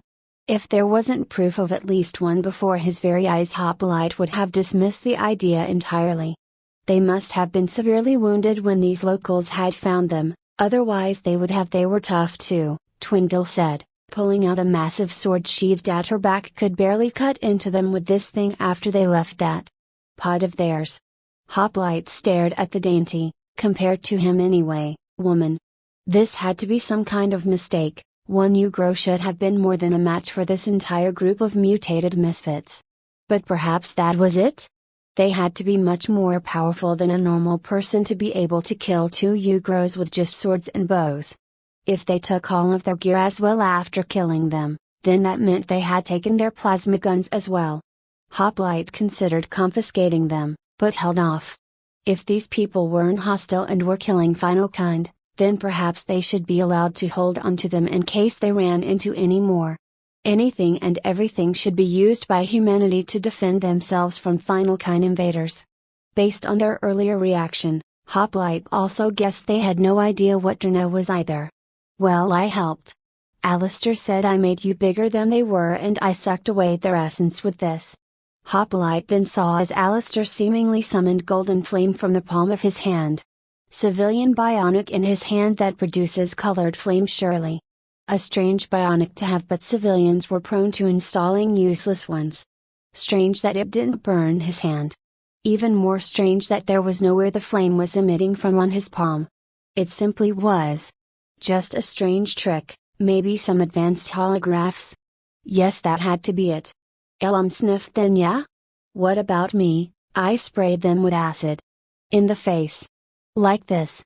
He said, aiming a single red finger at the ground in front of him.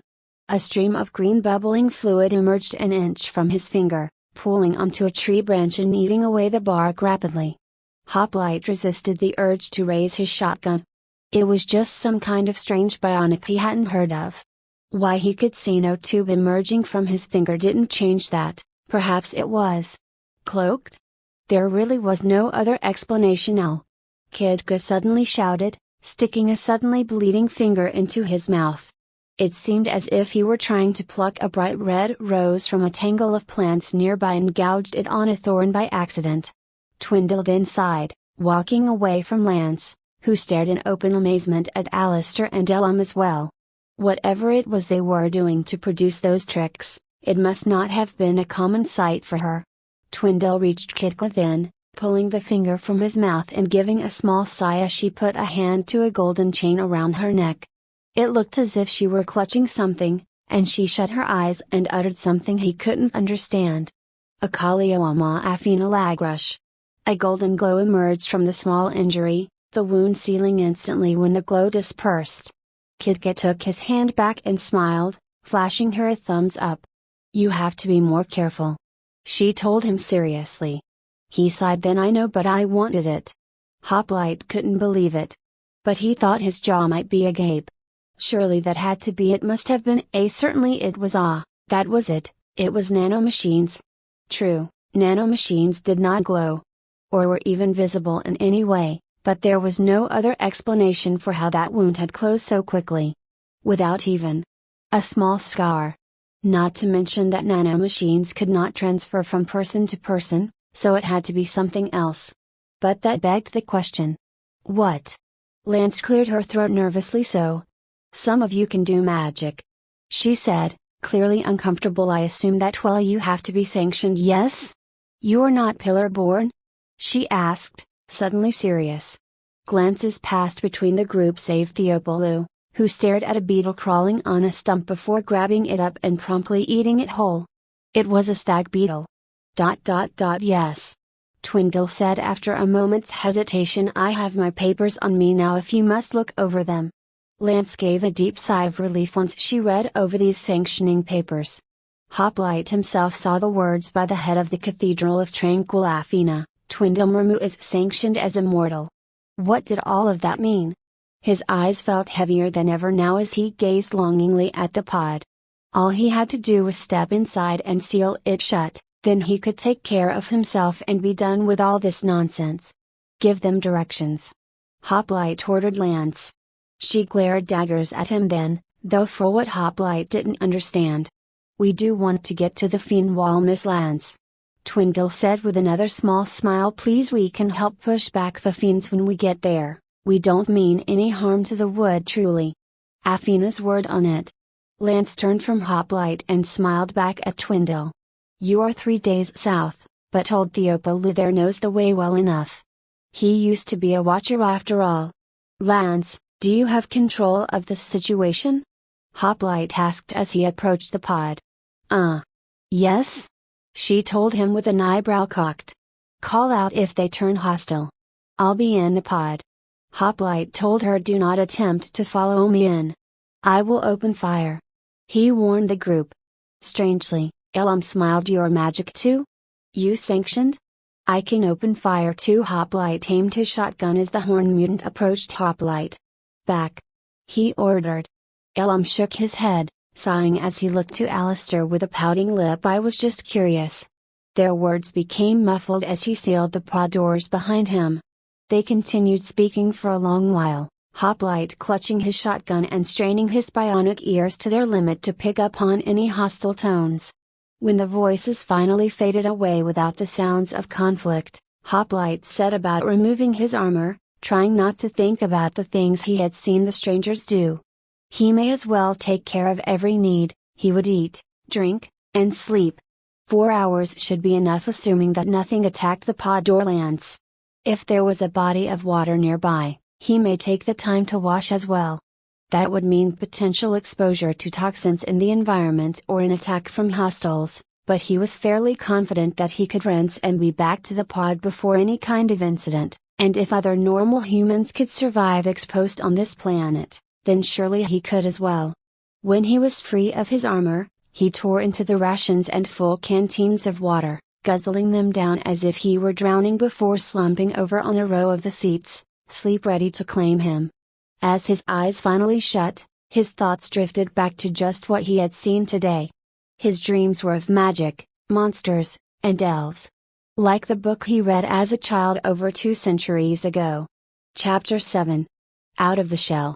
Lance put her chin in her palm, her legs dangling over the high branch she sat upon as she stared down at the entrance of the pod that Hoplite secluded himself within. It had been nearly 5 hours since he sealed the doors shut behind him. It was by far the longest amount of time he had taken to restock on his Emma was what he usually called it for those thunderstaves. She shook her head lightly, her long dark hair shifting with emotion and reflecting the green moonlight overhead. He must have fallen asleep. Lance hadn't known him long, but Hoplite wouldn't take this long to simply restock. Perhaps he had simply succumbed to slumber while he did whatever else it was he did in there. Should she be concerned? Should she knock? She pondered this for a full minute before she gave a small frown. Nah. He'd come out when he was well and ready, and all of the better if he was getting a nap in. Maybe she could bully him into eating and drinking finally. Or maybe he already did that in the pod before sleeping? Lance wished that she could actually see what was in there. There was a window to the interior at the front of the pod, but she could only see her own reflection staring back at her when she attempted to see into the strange metal void from that window. She had studied the pod quite a few times during the routine stops Hoplite had made. At first glance it seemed a solid hunk of metal save for the window and sliding door, but upon closer inspection she could see ultra-thin seams in the construction. Tight rivets kept the whole construct together, and the metal must have been akin to dwarf-wrought steel to withstand falling out of the damn sky. There was a matching symbol on the broad sides of it as well, the red paint somewhat marred by the fall. It was an unsettling image of an octopus, the tendrils each ending in a broad human hand, each gripping some kind of sphere. A single massive eye dominated the head of the creature, the pupil unlike any she had seen before on any creature. Was that pupil supposed to be a representation of Hoplite's world? Was this octopus the symbol of this Trina he kept blathering on about? Yeah, probably. Nodding sagely to herself, her thoughts turned back to Hoplite himself. An honest-to-dre outworlder in the flesh. There hadn't been one of those on Akulis for a long time, if myth were to be believed. Outworlders were usually arbiters of change in those old tales that survived the Godling Wars. They brought almost as much change to the world as those very Godling Wars, though with less pain and loss of knowledge. Indeed, Outworlders were generally seen in a more positive light than the Pillar-born. They brought new innovations and ideas to Akulis, whilst Pillar-born destroyed nearly everything in their quests to ascend. Oddly, Outworlder ideas had a habit of surviving such turbulent times. She supposed that the Harquell would question him more on the subject once they returned to them and her watch was lifted. Lance was not looking forward to another meeting between Hoplite and the Harquell, however. By the pillars, that had to be the most awkward situation she had been in. No one spoke to the Hark mother how Hoplite had, not ever. It simply wasn't done. But maybe the Hark mother's curiosity about Outworlder behavior had held her tongue back from lashing. She had always been a curious woman before her rise to motherhood. Surely she must know about Outworlder tales better than Lance herself did. Lance thought about those old stories a moment. What kind of changes had those Outworlders wrought? Lance didn't usually pay attention to the old stories, and she seldom remembered them well. As she recalled it, all Outworlders were from the same plane and were all humans, though not wrought by the blood of Zod as all races were on Akulis. Her frown deepened. If that were the case, then were they truly human, or did they just happen to be creatures that looked exactly like them? Outworlders weren't made of Zod's blood after all. Lance then decided that Outworlders were indeed not technically human, at least not in the way that she knew them as. After all, Derival had confirmed it by viewing Hoplite's blood, and he apparently wasn't pure human. Maybe he was a half-orc? That would explain his ridiculous size after all. She was actually quite tall for an elf, able to look most human men in the eyes, but Hoplite had been one of a few people to actually make her feel short. It was an infuriating feeling. The world simply felt right when she had to look down at someone to make eye contact. She frowned again and TSK'd to herself. Hoplite couldn't be half-orc, there weren't any orcs on. What was the Outworlder plane called? She couldn't remember. Anyway, there weren't orcs there, so it was just a simple fact that Hoplite was huge. Her eyes narrowed at the sliding door of his pod. Maybe all Outworlders were that big. A terrifying thought. Maybe they really were more like orcs than she thought? She rubbed at the point of one of her ears as she considered. Yes, that had to be it. Outworlders were actually orcs that looked like humans. And were smarter, more in control of their tempers, and once she pursed her lips before dismissing that train of thought. No matter what she thought, she simply could not bring herself to consider Hoplite as an orc. She'd have to see his face for any sort of confirmation. Suddenly, the door to the pod slid open and her eyes widened in surprise as she saw a mass of pale flesh, muscle, and scar tissue emerge from the pod. She stood on her branch, staring down at Well, that had to be Hoplite out of his armor. Wait. By the pillars, why was he naked? A pair of golden eyes found hers and they locked. His face was square and made up of seemingly nothing but hard planes and sharp angles. His round golden eyes were housed beneath a low brow that was as bald as his head. Indeed, there seemed to not be a single lick of hair anywhere on him, and the sheer amount of scars he possessed didn't help matters. They were mostly burns, all the way from his collarbone to his knees, looking almost like patches of ingrown scales at first glance. There were other scars too, such as the numerous slashes across his face and body going in every direction. Those ones looked as if he had received them in battle, but there were other longer gouges that looked too precise, as if a surgeon had sought to make a grid out of Hoplite's body. She could not believe that Hoplite would allow such scarring of his body unless it was for a good reason. Or if he was restrained. She shuddered at the thought of whatever could possibly restrain this beast. He made many orcs she had seen look scrawny by comparison. Lance felt a tinge of sadness as she looked into those eyes. Elves could all somewhat peer behind the veil of the eyes to glance at the soul within a person.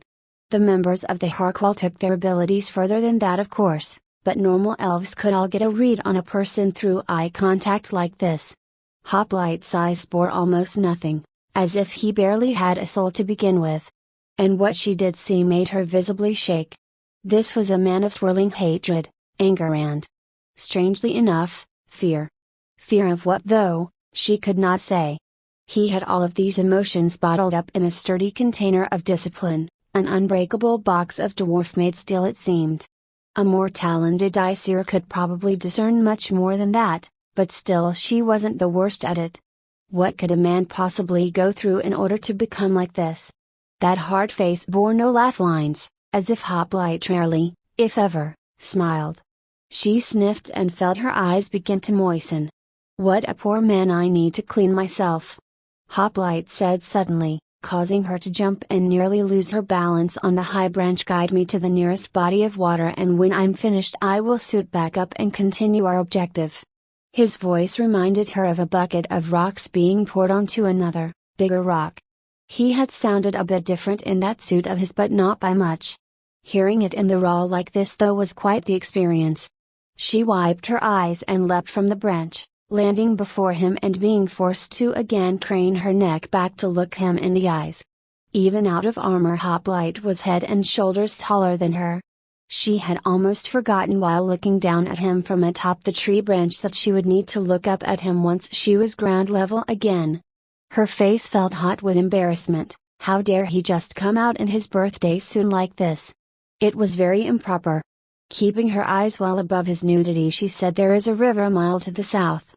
Do you not have normal clothes you can wear?" "No," he replied simply, moving straight past her. It was then that she noticed that he had one of those smaller guns clutched in his right hand, along with another patchwork of scars on his back. And there were metal circles, grafted to his spinal column that ran all the way up from his tailbone to the base of his neck. What was the purpose of that? Maybe they were magic in some way? Dwarves could meld with metal in a similar manner, maybe Outworlders could too? She quickly pulled up next to him, not wanting to be staring at his rear end for this small trip. His head scanned the forest ahead and he constantly looked above and behind him as they walked. Strange. He never did that while in his armor. Perhaps he was just overly confident when within his plate? What was the objective of those strangers? He asked in a flat tone.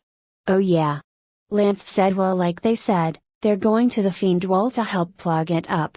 She explained, "What we've been fighting is the stragglers that got through the hole before the defenders could block it up.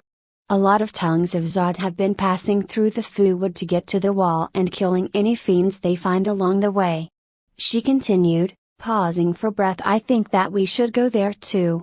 We haven't been running into nearly as many, and I haven't seen even one while you were in your pod." She'd honestly been relishing finding fiends with Hoplite.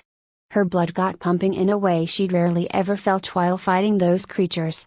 It was almost addicting. Maybe she should become a tongue of Zod if she ever ended up not wanting to live the Watcher's life? Nah, not yet. She still enjoyed exploring the forest more than combat, but maybe. Well, maybe she could request temporary leave to try it out? She'd worked at this trade for a long time. This was her 200th year within the Watchers. The Harquell would probably approve of a little vacation such as that. But how long would she ask for? Maybe 10, even 20 years, a short time really. Hopalite nodded then, taking her from her thoughts. We'll go there after I get suited back up. She blinked once as she refocused her attentions on him. We'll go there after you eat a proper meal and drink some water, that is what we'll do. She said sternly, placing her fists on her hips. It looked odd while walking, but hopefully that would have the added effect she'd need. Lance had seen her mother do that to her father and brothers when they needed to see sense. He did not jerk his head quickly to stare at her, but that slow head turn was unnerving. He stared at her flatly, irritation rising behind those eyes. A human likely wouldn't be able to see any difference in Hoplite's eyes, a thought that unsettled her. His face didn't change whatsoever, his brow still glaring and mouth still turned down in a frown. I've already taken care of that, he said, turning that golden gaze away from her. And you do not give orders to me.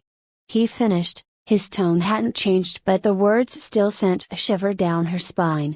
Lance gulped and hoped that he didn't hear it. Fists on hips definitely wouldn't work on him. Maybe that had been foolish to attempt. Bullying wouldn't work on him, and she did not want to be under that golden glare again anytime soon. She blinked. Humans didn't have golden eyes, she was at least 60% sure of that. Maybe the Outworlder variety did.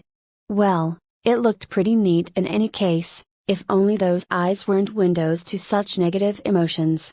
They continued on in silence until they reached the river, and she stared as Hoplite's index finger split open at the tip.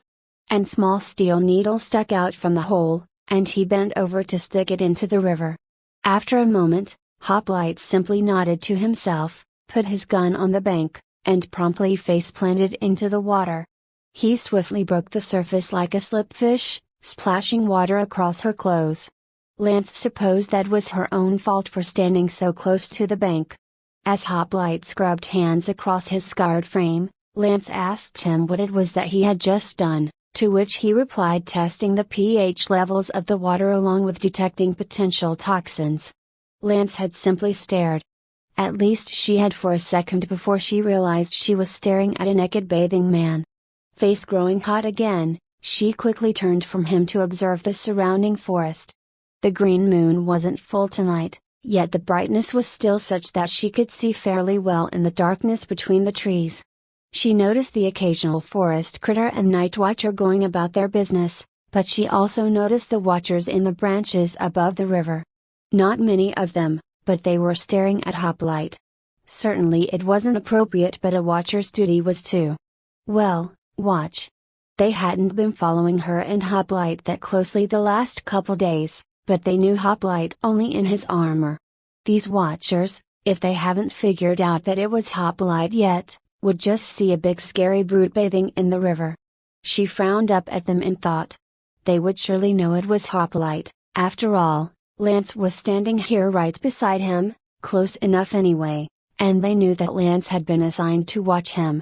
They would put two and two together. Surely an arrow whizzed past her ear and she heard it thud into something behind her. She gasped and turned to see Hoplite gripping the shaft of the arrow in one of his massive fists, snapping it in his tight grip as he glared at its origin. She followed his gaze, seeing an elf scrambling away through the moonlit branches above. That elf wasn't a watcher. Not a night watcher anyway. The colors shifted beneath the green moonlight to mask his surroundings. Lance might not have seen him if he had held still, but now that he was moving it was as if the air where he was blurred. Night watchers pursued him, clambering over branches after him and shouting orders for the attacker to stop. Lance turned to explain that it wasn't a night watcher to Hoplite, but he was already up and out of the river, gum clutched in his hand and his wide eyes conveying determination, discipline, and wrath. He sped past her without a word, quickly scaling the closest tree and giving pursuit to the quickly vanishing blur of motion, face unchanging. She quickly ran after him, screaming alive. We'll need him alive. Chapter 8. The Raven. Hoplite scrambled up the tree easily as Lance screamed after him to take the would-be assassin alive. He knew that very well, He would take him alive to interrogate him first, then he would let the Watchers take custody. Surely they would like to question this elf as well. For certain the mysterious attacker had to be one of them, otherwise where would he have gotten the color-shifting cloak? He scaled the tree quickly, driving his fingers deep into the bark with his gray rock-hard fingernails as the assailant fled. Pistol clenched between his teeth as he ascended, he felt the bark press into the pads of his feet as he used them to quicken his ascent, his hands providing the grip with his abnormally strong nails. An accidental mutation during his infusion, one he never thought he'd ever find a use for on the battlefield aside for ripping through flesh. Till now. When he finally crested the high branch he had been shot at from, he saw that other Watchers were speeding towards the attacker, hopping through branches with a practiced grace. The assassin, though, was far faster. The speed by which he leapt across the branches made Hoplite think of a paladin, the previous generation of super soldier. He knew though that this could not be one of them, the frame and height was too small. Paladins, while not being quite as tall as Hoplites, were still head and shoulders taller than ordinary humans. This was a man of middling height and width, no augments from tallness certainly. He strained his legs, and jumped forward, moving across the branches with long leaping strides, passing wide-eyed Watchers and quickly gaining on his quarry. He would never be able to jump across these treetops in the phalanx suit, the weight would snap them off and send him plummeting to the earth for certain.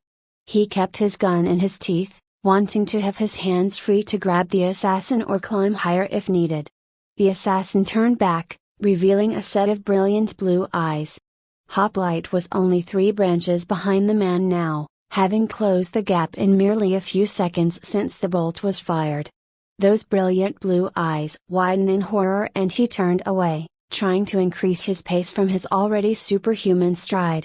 Hoplite increased his own pace, and it was a simple thing to reach out and grab the man by the nape of his neck.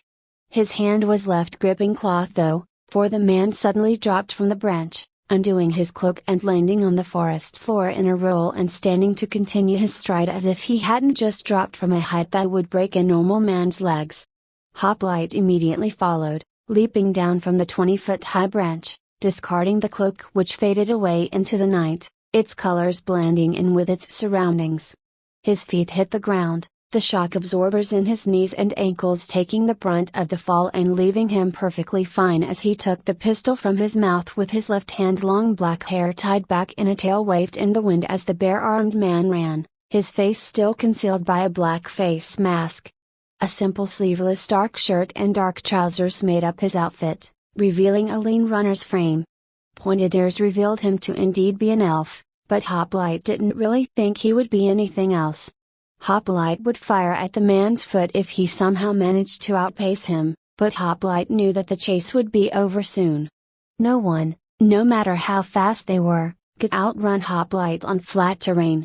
As the distance closed, Hoplite swiped for that trailing ponytail with his right hand only to meet air as the man suddenly rolled to the side, coming up to a kneeling crouch. A hand crossbow fired from the man's steady grip, and the bolt flew right into Hoplite's eye. Or it would have if he hadn't knocked it clean out of the air with an almost lazy hand, 2 fingers striking the shaft. It whizzed away and thunked into a nearby tree. Hoplite fired his pistol, the blast tearing through the wooden weapon with an explosion of wooden shrapnel and grazing the assassin's arm before the round hit the dirt. The elf snarled and darted forward, slashing for Hoplite's face with an almost preternatural speed. The elf had drawn a sharp black blade, the metal forged to look like a raven's beak. Hoplite batted away the blow, smacking the flat of the blade with his pistol. The elf's arm was sent flying upward and he stumbled for the briefest of instants before he rolled with the momentum. The assassin never got a chance to stand from the roll. Hoplite darted toward that wide-eyed face with reaching hands, finding those lean shoulders and squeezing hard. Hoplite's stone-like fingernails bit into the flesh of the elf's shoulders, drawing blood and eliciting a cry of agony from the elf. He picked the elf up bodily and stared murder into those blue eyes, the black beak blade falling to the dirt. Identify. Hoplite ordered the gun between his teeth once more. Fromera. The elf screamed in agony, straining his neck back and forth as Hoplite applied pressure. If he wanted to, Hoplite could squeeze the elf's shoulders hard enough to shatter the bone. His current grip strength would leave deep bruises, but he didn't want to risk sending the assassin into unconsciousness. "Why did you try to kill me?" Hoplite asked, his tone unchanging. The elf winced as blood dribbled down his bare arms and over Hoplite's squeezing fingers. "Tch. Ah." Fur groaned through clenched teeth. A day watcher. "Name." Hoplite commanded. "You caught him already?" he heard Lance say from behind him. He turned his head to see her and other watchers were gathering around him and Fro, some looking with awe. Yes, looking at the assassin with awe and sparing some strange looks for Hoplite. Was that fear or was it confusion? Both? Fur gasped out before Hoplite could reply. "Didn't give names. Tofkin, long blonde hair. I couldn't see his face but he wore that cloak." He continued through clenched jaws. "I ain't a watcher, fella just hired me 'cause he heard I was around, I swear. Didn't tell me why he wanted you dead but I didn't ask." "How long have you been after me?" Hoplite asked, applying a bit more pressure and feeling the bones creaking through Fro's flesh. 2 days. He said through heaving pain breaths. "Been waiting for you to get out of that armor." Hoplite's eyes narrowed. Not one watcher had seen him? Perhaps they did, but none thought anything of it. After all, he did have the cloak. For that matter, Hoplite himself could have seen Fro several times in the last couple of days and not thought anything was amiss. He would be keeping an even keener eye on the watchers from now on. Hoplite set him down on the ground without loosening his grip, and stomped on Fro's right foot with a quick motion. The arc of Farrell's foot was then flattened beneath the force and the elf cried out in agony, falling to the ground when Hoplite released him. Hoplite kicked away the black dagger and knelt on Farrell's back, looking to the watchers who all stared with concerned eyes, even Lance. "Rope!" Hoplite ordered as he forced Fro's hands across his back. A nearby elf nodded after a moment of silence, wrapping the cursing Fro's wrists together with an almost reverent touch. He wouldn't be making any escape bound like that, and even if he found a way to escape those bindings, his crushed foot would ensure that he couldn't outrun a turtle. Hoplite stood, looking down at the glaring Fro, that mask doing little to conceal the hate plastered across his face. Not from around here and hired by a day watcher. It could only be assumed that this day watcher had taken a slight at his presence in the Food and hired this elf to kill him. The question was, what prompted him to hire an outsider to kill another outsider? Fro had claimed to not be a watcher, and based on that accent he indeed wasn't a native to the Food. He knelt down to that glaring face, yellow eyes meeting blue. "Has anyone else been hired to kill me?" Hoplite asked in a cold tone. Fear momentarily overtook the look in Fro's eyes before going back to that hot anger. "No one that'd be as good as me." So no. A couple of watchers dragged Fro to his feet, the elf putting all his weight on his unbroken foot as Hoplite stood. He turned away from Fro and approached Lance, who seemed to be focusing on just his face with a concerted effort. Seemed that elves were as uncomfortable with nudity as normal humans, but Hoplite himself didn't care about his nudity outside of his vulnerability.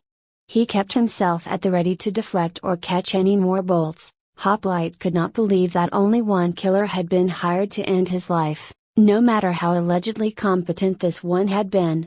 Lance looked away from his face a moment to stare after Fro as he was guided away by the watchers. Likely they had their own questions to ask, but Hoplite doubted that those questions would stray far from his own.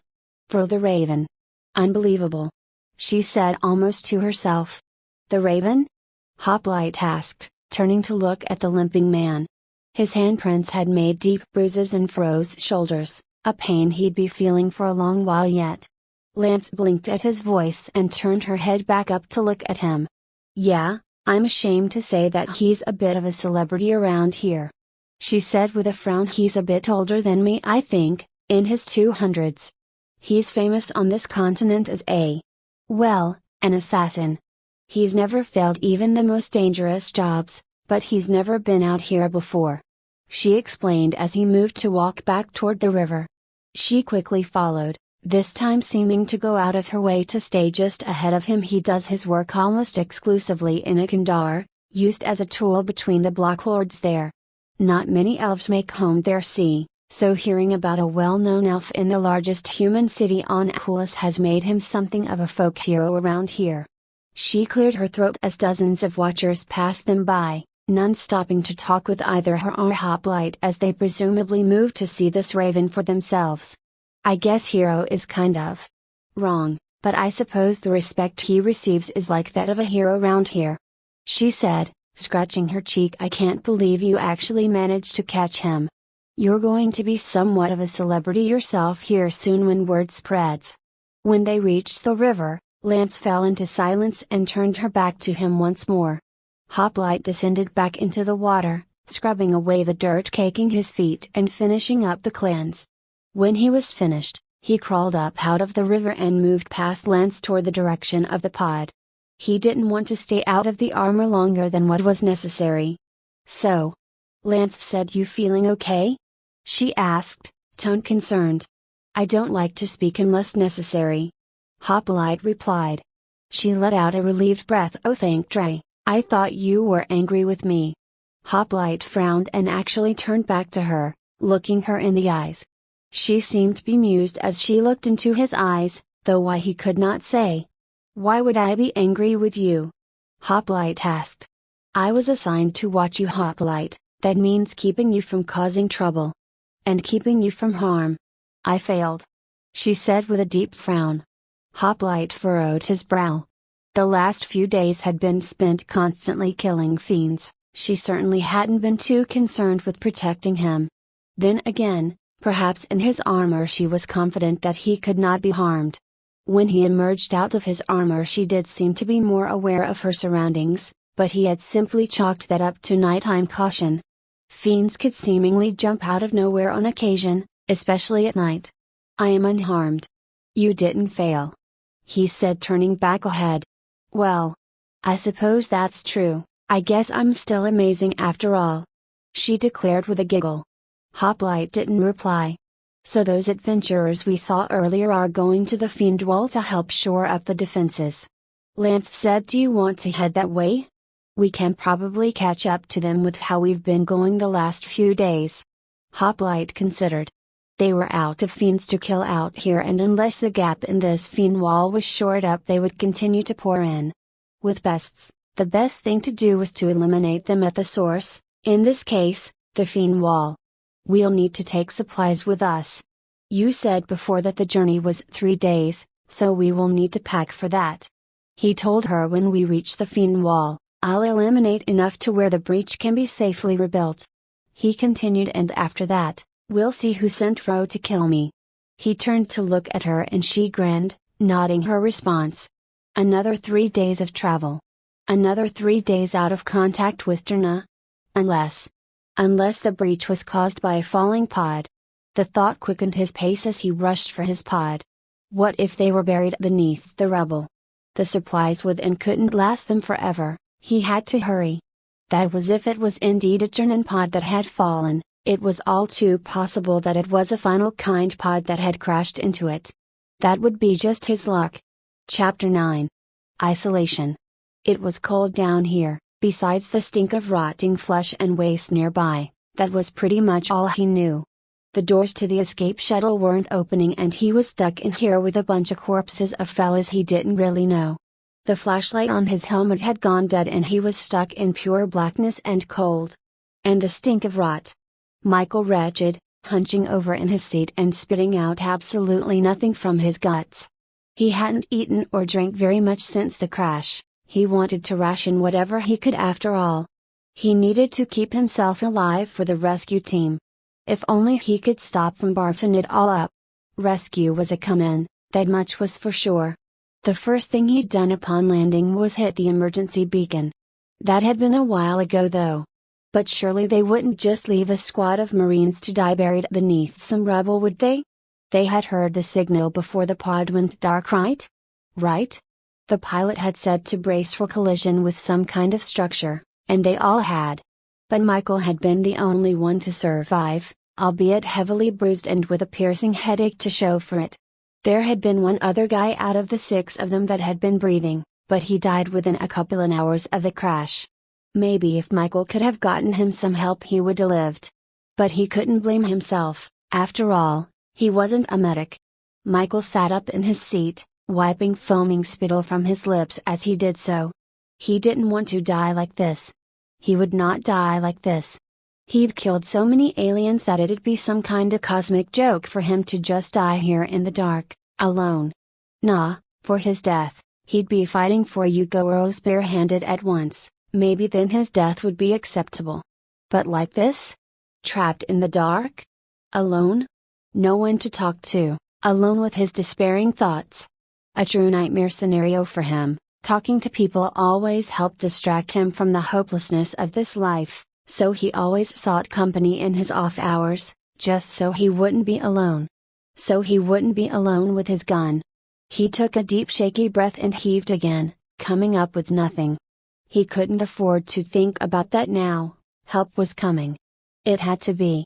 He just needed to deal with being alone just for now, he could bear with it, he'd gone through worse hadn't he? How long had he been alone in here now? In the dark? Alone? That was the worst part of it to Michael, it was the sheer loneliness and isolation of the shuttle. Of course the stink was another factor. Piling the bodies into the cockpit had only slowed the stink from spreading, and that was only made worse when he had to inevitably use the non-functioning lavatory. The shuttle had crashed at an angle with the nose of the pod tilted downward, so his waste had all ended up piling down there with the rotting corpses as soon as the toilet filled up. He had been using his helmet at first, pouring the contents into the tilted toilet until eventually it had begun leaking out, seeping down the pod in a line of sewage. The damn thing wouldn't flush without power. And even if it could, the backsplash of the toilet flushing would spit most of it back out anyway. Back out onto his dead comrades below. The guilt of imposing such a dishonor on fellow Marines sickened him, though not nearly as much as the smell.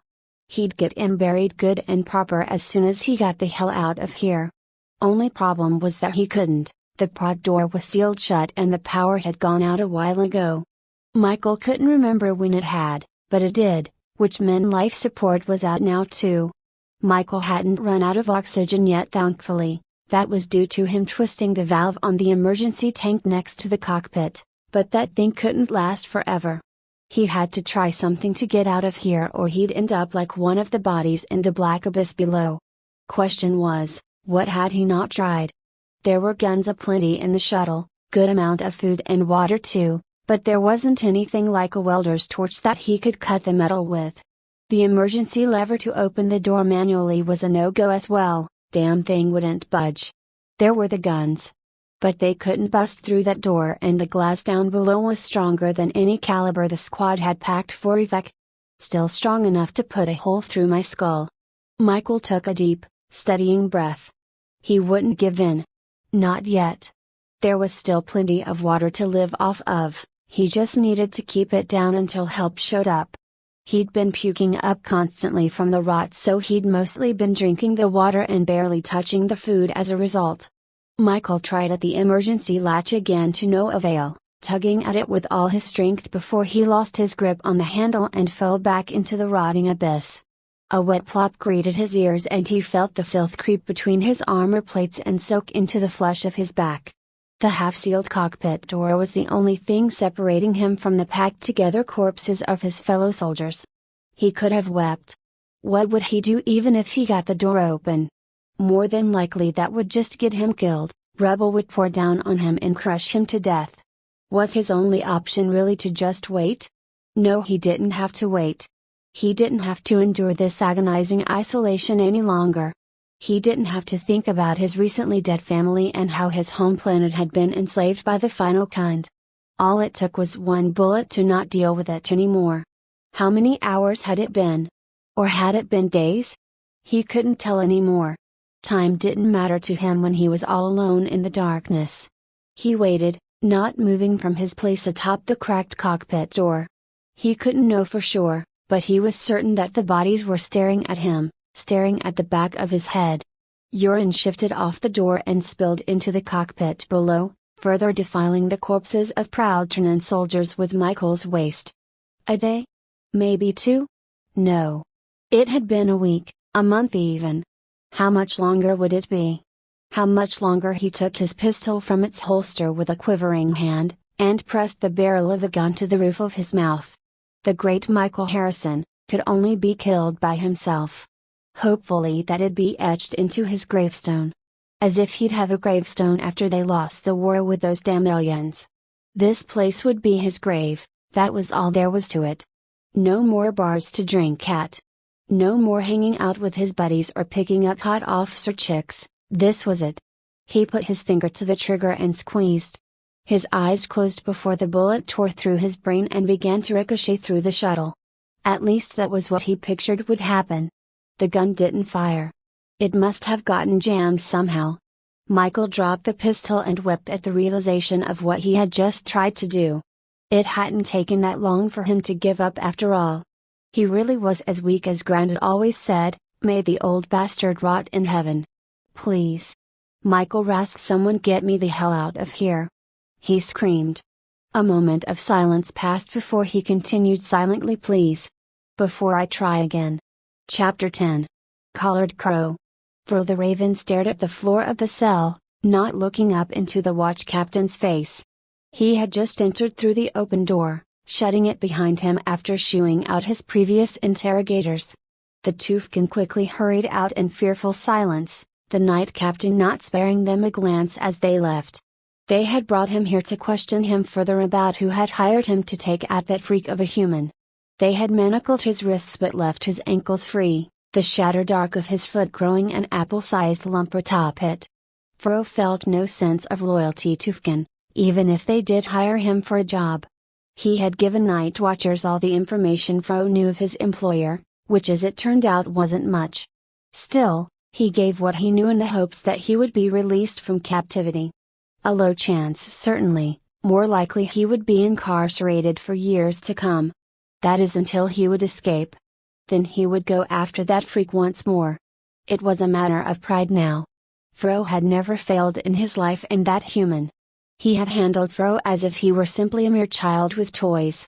The shame set his face burning with rage, his black eyes boring holes through the stone beneath his legs until snapping fingers caught his attention. Before he realized what he was doing, Fro looked up, catching the green eyes of the night watch captain. He was an older Fkin, with actual crow's feet deeply set next to those pale green eyes. Despite being an elf, the man possessed the face of a human, square and hard with the wide shoulders to match. Indeed, Fro would have taken him for a human gorilla were it not for those ears and those soul-searching eyes. Fro possessed the soul-reading capabilities all Fkin possessed, just at a lesser degree. That had never been a focus of his training, but he could still pick up on others' emotions. Other Fkin that had come in to speak with him were all lured by his presence and respectful. In truth, however, he hadn't needed his elf eyes for that. He would have been able to tell blindfolded that they were all but besotted with him. This elf though? Those eyes were cold and near lifeless. It sent a shudder down his spine to receive that stare, but he kept his composure. The night watch captain leaned closer, almost coming to kneel before saying, "You're popular for scum. Be thankful that you aren't a citizen of the Bastion, for a far worse fate would have been set out for you for shattering the oath of shelter. As it is, you will still be executed for what you have done. I don't care who you are. It's over. Enjoy your last night on Kulis," he said, standing back up with his back straight. "I am Moro, mine will be the last face you see tomorrow, as I will bring down the blade that ends your life." Fear spread through Fro like no other time in his life. This crazy old geezer really meant it, Fro could see it in his eyes. What was it illegal to conduct business? This hoplite was no elf. It shouldn't matter to these Fkin if one of their own kind took out a human. That was what he had been told his whole life anyway, and it was one of the only reasons he took this job. He was out of his element and he had no idea how things in this bastion operated. Unless of course, you let me drag you to every single day watcher in the bastion until you recognize who hired you to do this. That elf will I flay and leave his skin out to dry as example to the other curs that attempt to betray our given oaths. he said with a sneer. He almost breathed a sigh of relief but held that in as well. Surely there was a catch? Moro would likely expect him to just pick the first day watcher they came across. Moro then pulled out a glowing purple collar and Fro screamed as Moro forced it around his throat, clamping it shut and shoving the key into his pocket. You will now and forevermore speak the truth, and only the truth, Raven. Moro said with a smirk. I will be back for you tomorrow. We have many watchers to speak with, and all will take a turn wearing another like yours. Chapter 11. Fiend Wall. Hoplite took in the gargantuan structure ahead of him. At least 50 meters tall and as thick as a train, this simple stone wall was a deep weathered gray, as if it had seen several ages come and go. He rolled his shoulders as he emerged out of the footwood, Lance following close at his side, stumbling slightly and a bit green in the face to boot. Most of this trip had been made carrying her with him, something she had grumbled about at first, claiming that it'd be too long of a trip and that I would puke all over that shiny armor of yours if you try to run that far in a day. She had come around once he had explained his reasoning, but before that Hoplite had been willing to leave her behind if she wouldn't comply. Time was of the essence for whatever was in that shuttle. If there indeed was a shuttle to even find. The breach could have possibly been caused by something else, but Hoplite doubted it. He had wanted to get to the breach as quickly as he could. After all, if his suspicions were correct, then it was an escape shuttle that had crashed into the wall. Indeed, even though the parts of the wall that were whole seemed so grand and imposing, the massive V-shaped breach in the center ruined that sense of invincibility the wall gave off. He and Lance had crested a high hill overlooking a treeless valley of green far below. Several people moved about quickly here and there as a circle of ragtag soldiers surrounded the mound of rubble at the foot of the breach. Enhancing his camera, he could pick out a few more details on what was happening below in the waning light of day. It was mostly humans that ran about, many going between tents carrying all manner of things, from trays of food to what appeared to be primitive cloth bandages. The tents stretched far across the valley and all bore the image of the top side of a bloody red tongue. Those must be the tongues of Zod he had heard about from Lance on the way here. A warrior society hell-bent on impressing their god through impressive feats of bravery and combative prowess. The head of the Might Pillar, Zod the King of Blood. An orc god, but the head of one of the three pillars that made up the pantheon of this world's main religion. All drivel of course, but it was drivel that would matter during his time stranded here. He possibly could have gleaned more information on the tongues if he hadn't run straight past the party of mutants to get here. The pale man, Kitka, had said he was a member of this society after all. He surely would have known more than Lance about the subject.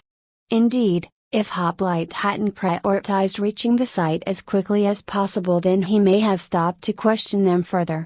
He did have questions about some of the other things they had done when he had met them, but that would be for a later time. They had been shocked at seeing his speed, all save for Theopoulou, who had merely given an uncaring glance at Hoplite's passing. Turning his attention to the breach, he found himself staring at the innards of the wall itself. Several open square chambers revealed themselves along the rims of the breach, several men armed with bows firing periodic volleys at these strange purple humanoid creatures that climbed over the hill of rubble below. Intricate spirals were etched into the dark purple skin of the scrambling creatures. These must be the normal fiends that Lance had told him about, the unkillable ones. He watched as a fiend, a skinny wisp of a man with patchy white hair, was shot in the throat and then in the chest by arrows. That last shot would have gone straight through its heart, and indeed the creature fell tumbling down the rubble hill, no doubt shattering several bones on the way down. Hoplite actually felt his jaw open slightly as the man began to crawl on one unbroken arm as it reached the bottom, teeth gnashing before a fat man crushed its skull with a mace. Even then the arm still thrashed about wildly, seeking flesh to rend. That simply couldn't be. But there it was, right before him, still flailing about even as others came in to join in the bashing. Soon the wretched body was nothing but a convulsing bloody mess of shattered bones. There had to be a couple hundred men stationed at the bottom of that 20-foot-high rocky mound, and each were busying themselves with mashing up fiends that made it up over the breach. The defense was really quite clever, he realized, forcing the fiends to climb high over that rubble mound to reach the other side of the wall, only to be peppered with arrows before being finished off by whoever guarded the bottom of the mound. He zoomed in on the archers then, surprised to see that those square patterns in the wall were actually sections of various rooms. There were some that looked to be living chambers, blacksmiths, markets, and what looked to be bars, among other things. There weren't any buildings on this side of the valley. Did these people live within the wall itself? How could they build such a gargantuan structure this way? He shook his head and looked back to the huge mound of rubble. Based on how the breach looked, the majority of debris fell on the opposite side of the valley leading into the Fiendwood itself. Surely then the shuttle must have crashed into it from this side of the Fiend wall. Hoplite looked away from it and firmed his jaw, turning his head to Lance, who still looked somewhat ill. She was hunched over on her knees, eyes red and tips of her ears a bright crimson. "Just 1 second," she said, heaving. "I didn't. Oh, by the pillars. I didn't think that we could really get here in just 1 day. We don't have time." She glared up into his helmet. "You try being manhandled by a big metal gorilla for an entire day and see how fine you feel after the fact." She spat, ending in a long trailing cough. "I am not a gorilla," Hoplite replied. He wasn't. Lance shook her head and hunched back over. "Look, just go down there and see if you can find what you're looking for. I need to sit down for a few minutes. The world is all wishy-washy." She then curled in on herself and fell to the grass, breathing heavily. Hoplite unslung his canteen, handing her the metal container. "Drink this while I'm gone. I'll be back." He then laid it down next to her clammy hands, and began marching down the hill towards the campsite. She would either come find him when she was done with her sickness, or he'd come back for her later. First things first, he needed to find whoever was in charge and see if they had already recovered the shuttle. If they hadn't, he'd begin searching on the opposite end of the wall. He had no fear of being infected with this curse due to his suit, so searching through the rubble shouldn't pose too much danger. After all, even if fiends couldn't be killed, they still couldn't breach his armor. The Adam plates could withstand an incredible amount of punishment, far more than beating fist and gnashing teeth could overcome. As he approached the camp, several tongues of Zod moved to meet him. The motley crew of warriors had all been seated around the perimeter of the camp, holding a loose imitation of a watch. Hoplite thought of it as a watch, as much as it could be called one.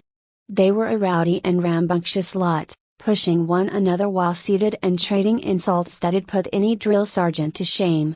They all stood from around chairs or from the grass itself, a sheen of sweat beaded at their brows, and a few stared worriedly at Hoplite. Others, though? They stared at Hoplite with a sort of hunger in their eyes, though for what he could not say for certain. Those ones did not look away when he cocked his helmet toward them. Instead, they jutted out their jaws and tilted their heads back as they glared, seemingly in challenge. There were other gaggles of different mutated branches, but the majority of these tongues did seem to be human. Some mutations were more severe than others, such as the man that looked like a humanoid crow complete with a beak and black feathers, or the massive one that looked akin to a minotaur with a cow's head and hooves. Then there were less aggressive mutations, like the big greenskin men with jutting tusks from their jaws.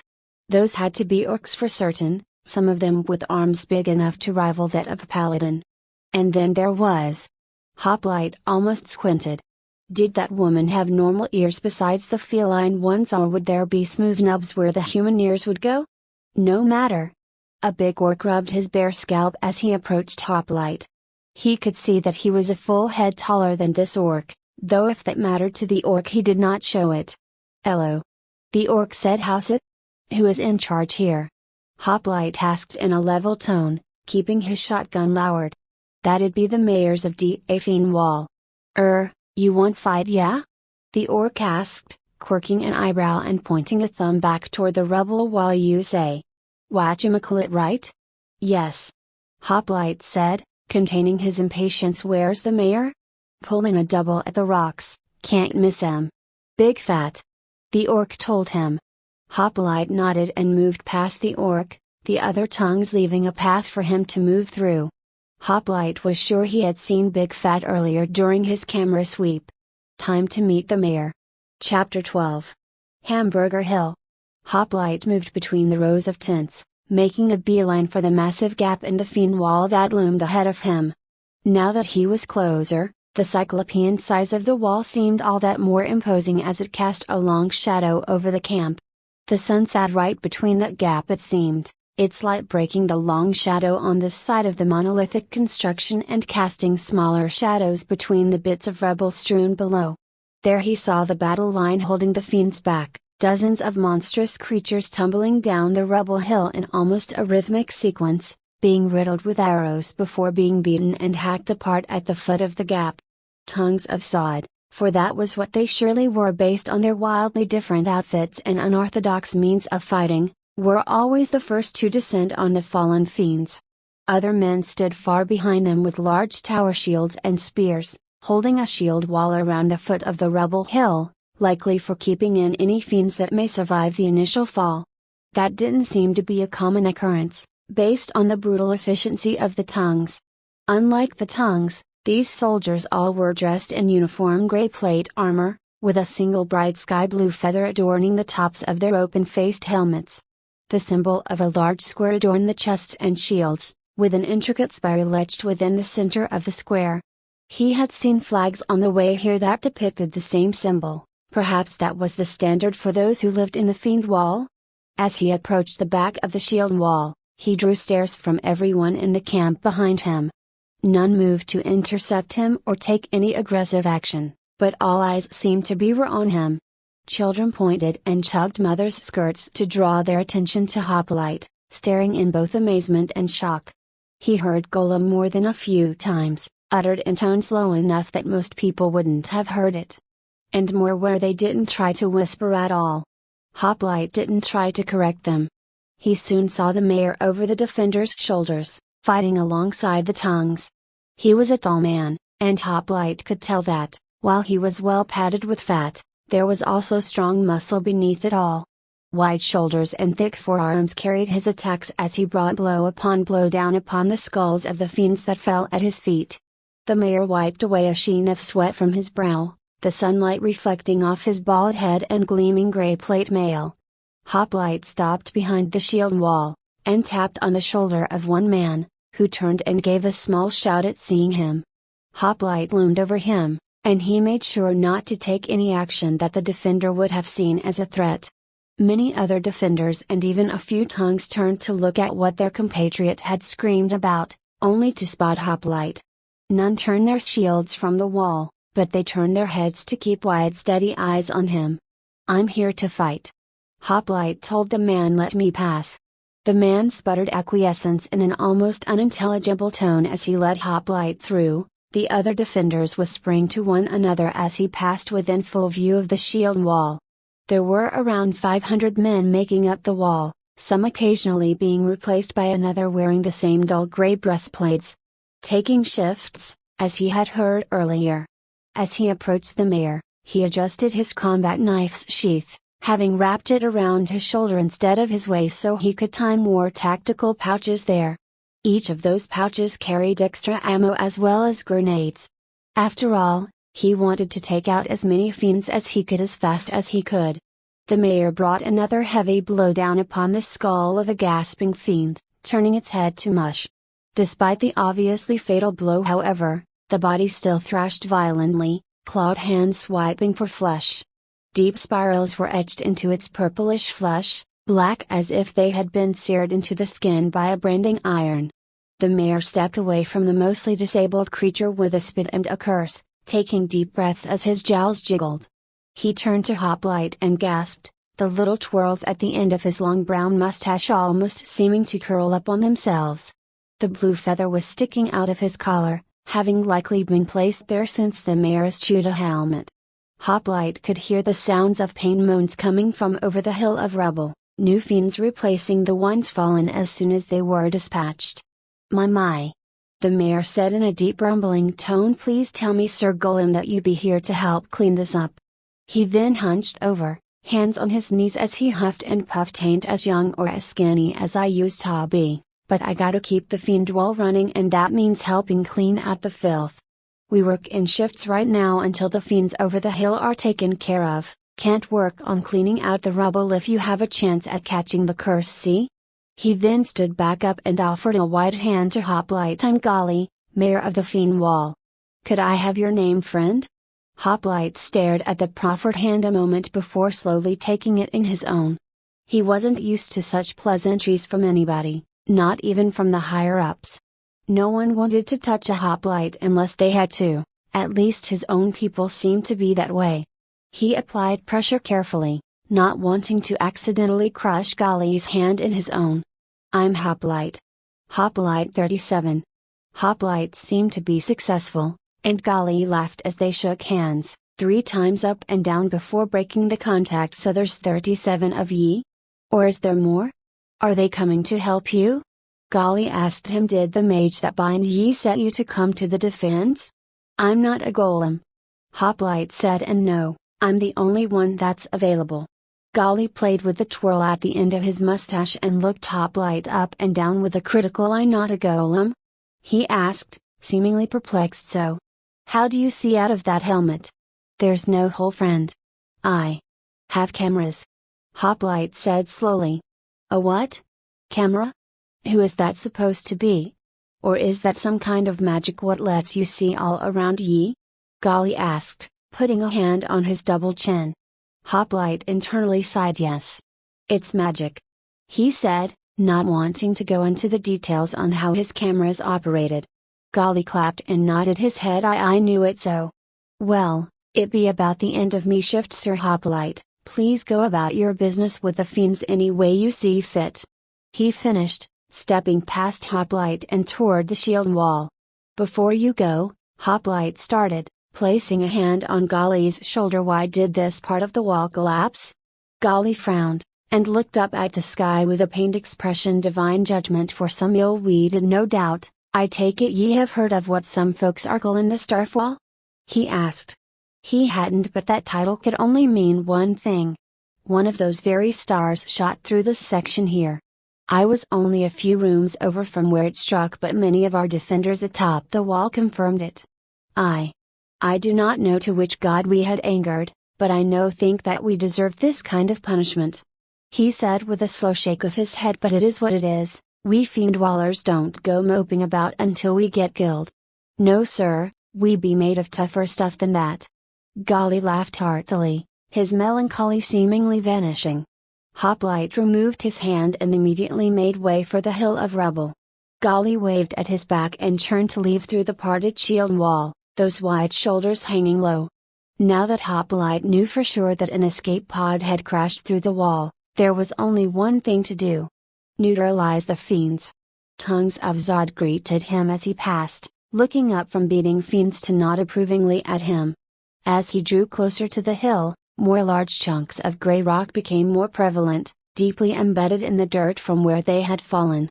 There were smaller chunks as well, laid about here and there in the long grass. Occasionally he spotted jutting limbs and chunks of viscera between and under the chunks of rubble. They didn't belong to fiends. Likely these would be cleaned up and given proper burials once the looming threat was taken care of.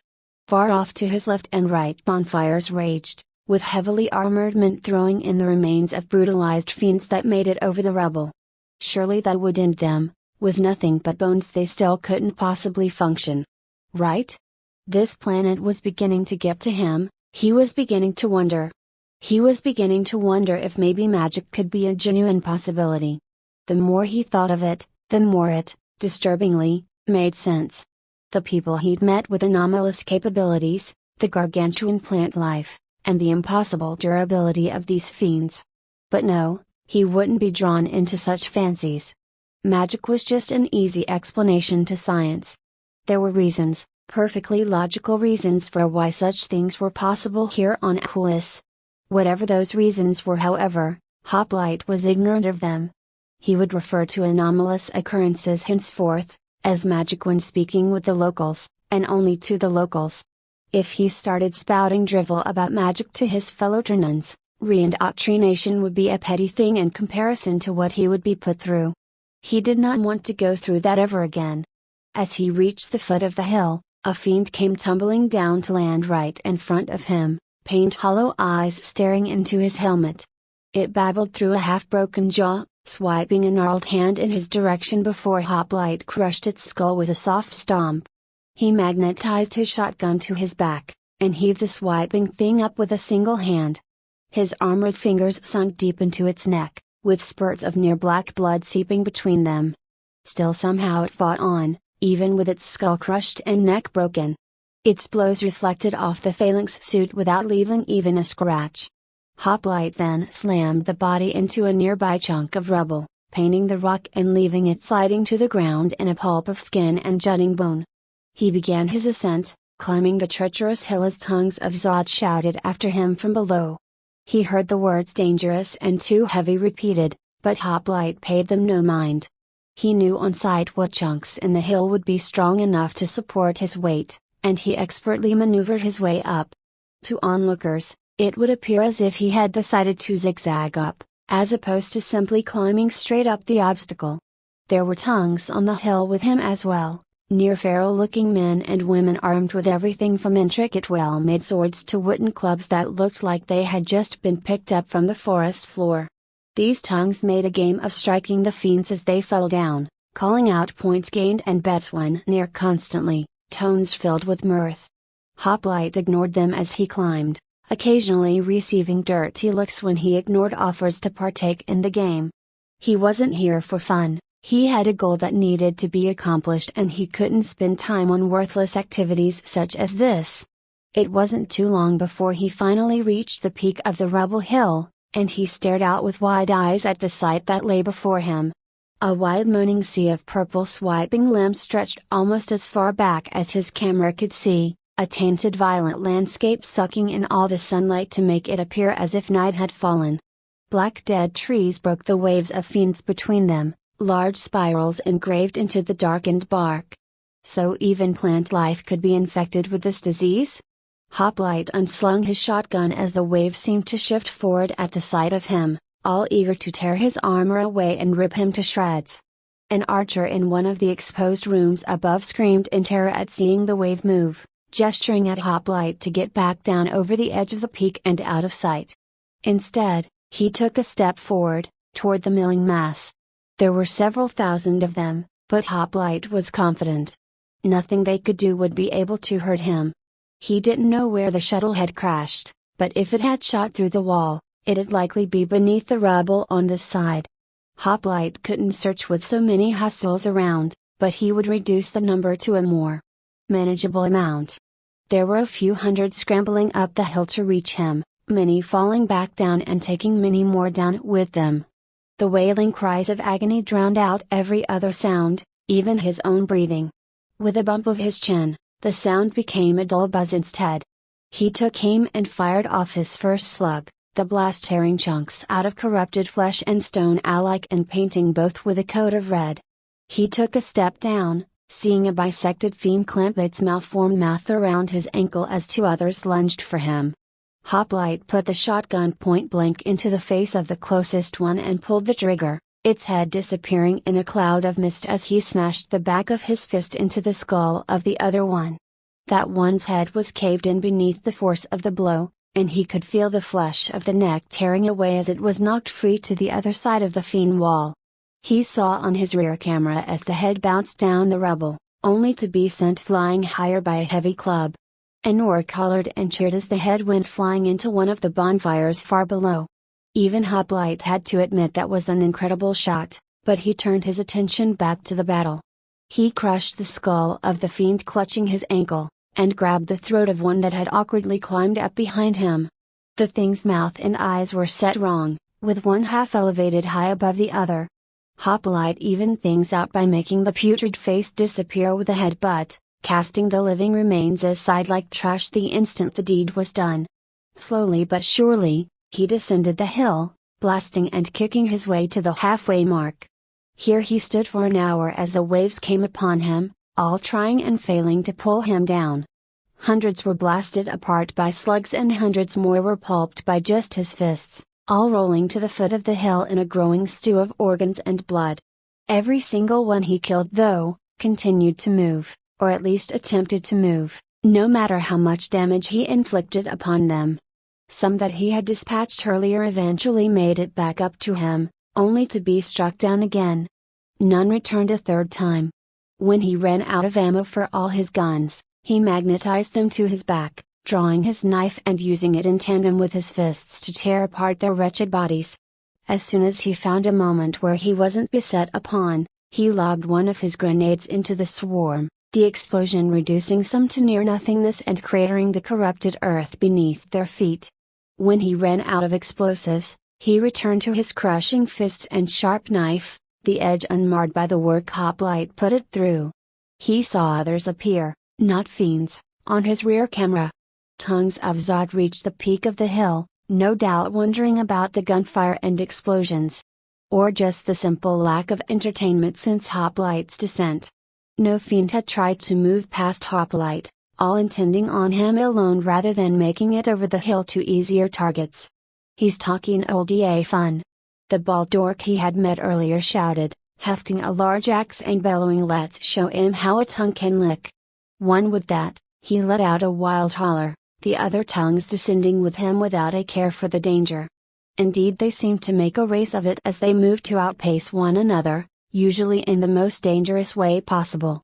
Hundreds of tongues came down, men and women, elves and orcs, all berserking warriors trying their best to impress Zod the god of might.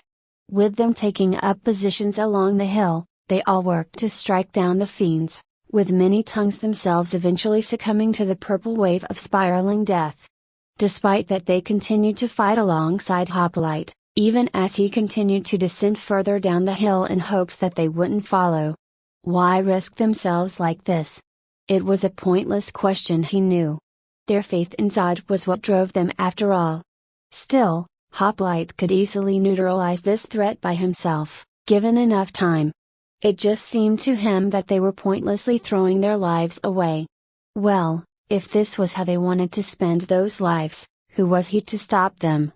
Despite the thought, he found himself often going out of his way to save any nearby tongues that were in danger. On they fought like this until finally there was a lull in the combat. Hundreds of tongues lay dead, either by suicide to avoid the curse or by falling down the hill. There were still fiends about, hundreds of them milling toward the tongues' survivors, who rushed to meet them without even a blink of fright. Now, Hoplite could begin searching for the pod in relative peace. But the bald dork from earlier was being swarmed by fiends and was about to be overtaken. He stood with his back to a chunk of rubble, flat corrupted earth beneath his feet, as he lashed out with his mace with a speed as if it were made of plastic rather than metal. Hoplite ran and began striking deep into the small horde that surrounded the orc, both men bringing the swarm to a disabled mass of twitching limbs. The orc breathed heavily, wiping sweat from his brow as he swung his mace up over his shoulder. "Thank you," the orc said with a grin before running off to engage another swarm that was running in a completely different direction over air. "You ugly wrinkly grapes." Hoplite stared after the orc for a brief instant as he charged, and followed right after him. It was just that it would be easier for him to find the shuttle with people around to help. Neutralizing the remaining fiends would be a simple trifle. Though he found it hard to deny the odd feeling rising up within him whenever he saved another tongue from death. It was an oddly warm feeling that spread through him whenever he saw a pair of those grateful eyes he had saved from certain death. He had felt this before, usually after a prolonged combat mission out of cryo. He could not describe it, but he appreciated it. Chapter 13. Sifting. Hoplite heaved a large tank-sized chunk of rubble over his head, throwing it toward a clear patch of purplish corrupted earth.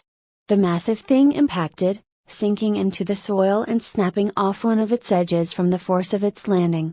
The dirt that was kicked up plumed out in spiraling patterns, descending in the same fashion and somehow arranging itself upon landing into even further spirals. This was a sight he had grown used to after the first dozen times he had seen it, though he still had no explanation for how it worked.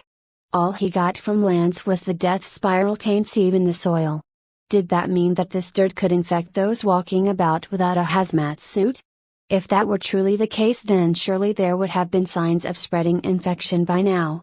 These people seemed to understand how the curse could spread, Angali had told him that the dirt could not cause significant enough pain to spread the curse. He said it as if dirt could rise up and stab you. While Lance seemed mostly ignorant of what made a fiend what it was, these fiend dwellers knew a great deal. Firstly, only humanoids could catch the most dangerous strain of the virus. Curse, while animals for some reason could only catch a lesser kind. Those could die normally, but fiends, however, could not. None knew as to why, but humanoid fiends couldn't die, not unless every scrap of flesh was burned away. They were also sapient in incredibly rare cases. The death spiral curse didn't take away the infected person's sanity on its own, rather it was its effects over time that took their toll on their minds. Every single pain or ache that a fiend felt after being cursed was permanent, it never healed and the pain of the wound never faded. This would eventually drive fiends insane. After the pain threshold was met, they would go looking for uninfected hosts to spread the curse to. The reason being this: if a fiend causes pain to any living thing not afflicted by the curse, their pains ease, and their wounds heal. Eventually they are driven by the agony they feel to cause pain and spread the curse by any means necessary, despite any previous moral standings. This information actually made Hoplite feel bad? Yes, bad for the wretched infected. The feeling of sympathy was a rare one in him. Hoplite rarely felt it for anyone, even fellow Turnans falling on the battlefield. It was a privilege to die for Turna after all. The thought of eternal agony that never faded, forever undying and just feeling that pain until you reached the point of desperate insanity. A cruel, cruel fate indeed. No wonder anyone infected committed suicide before the spirals could turn them. He shook his head to get his mind back on track. A small motion that would have been imperceptible to anyone but another hoplite. He looked down into the rubble cavern that large piece of debris had been blocking, only to see nothing in the darkness below. It had been 2 days now since he began his search for the shuttle, but he had only found empty pockets in the rubble so far. A team of men with pickaxes approached the chunk of debris Hoplite had just tossed aside with pickaxes and hand carts, all with sheens of sweat at their brow that shone in the fading light of the day.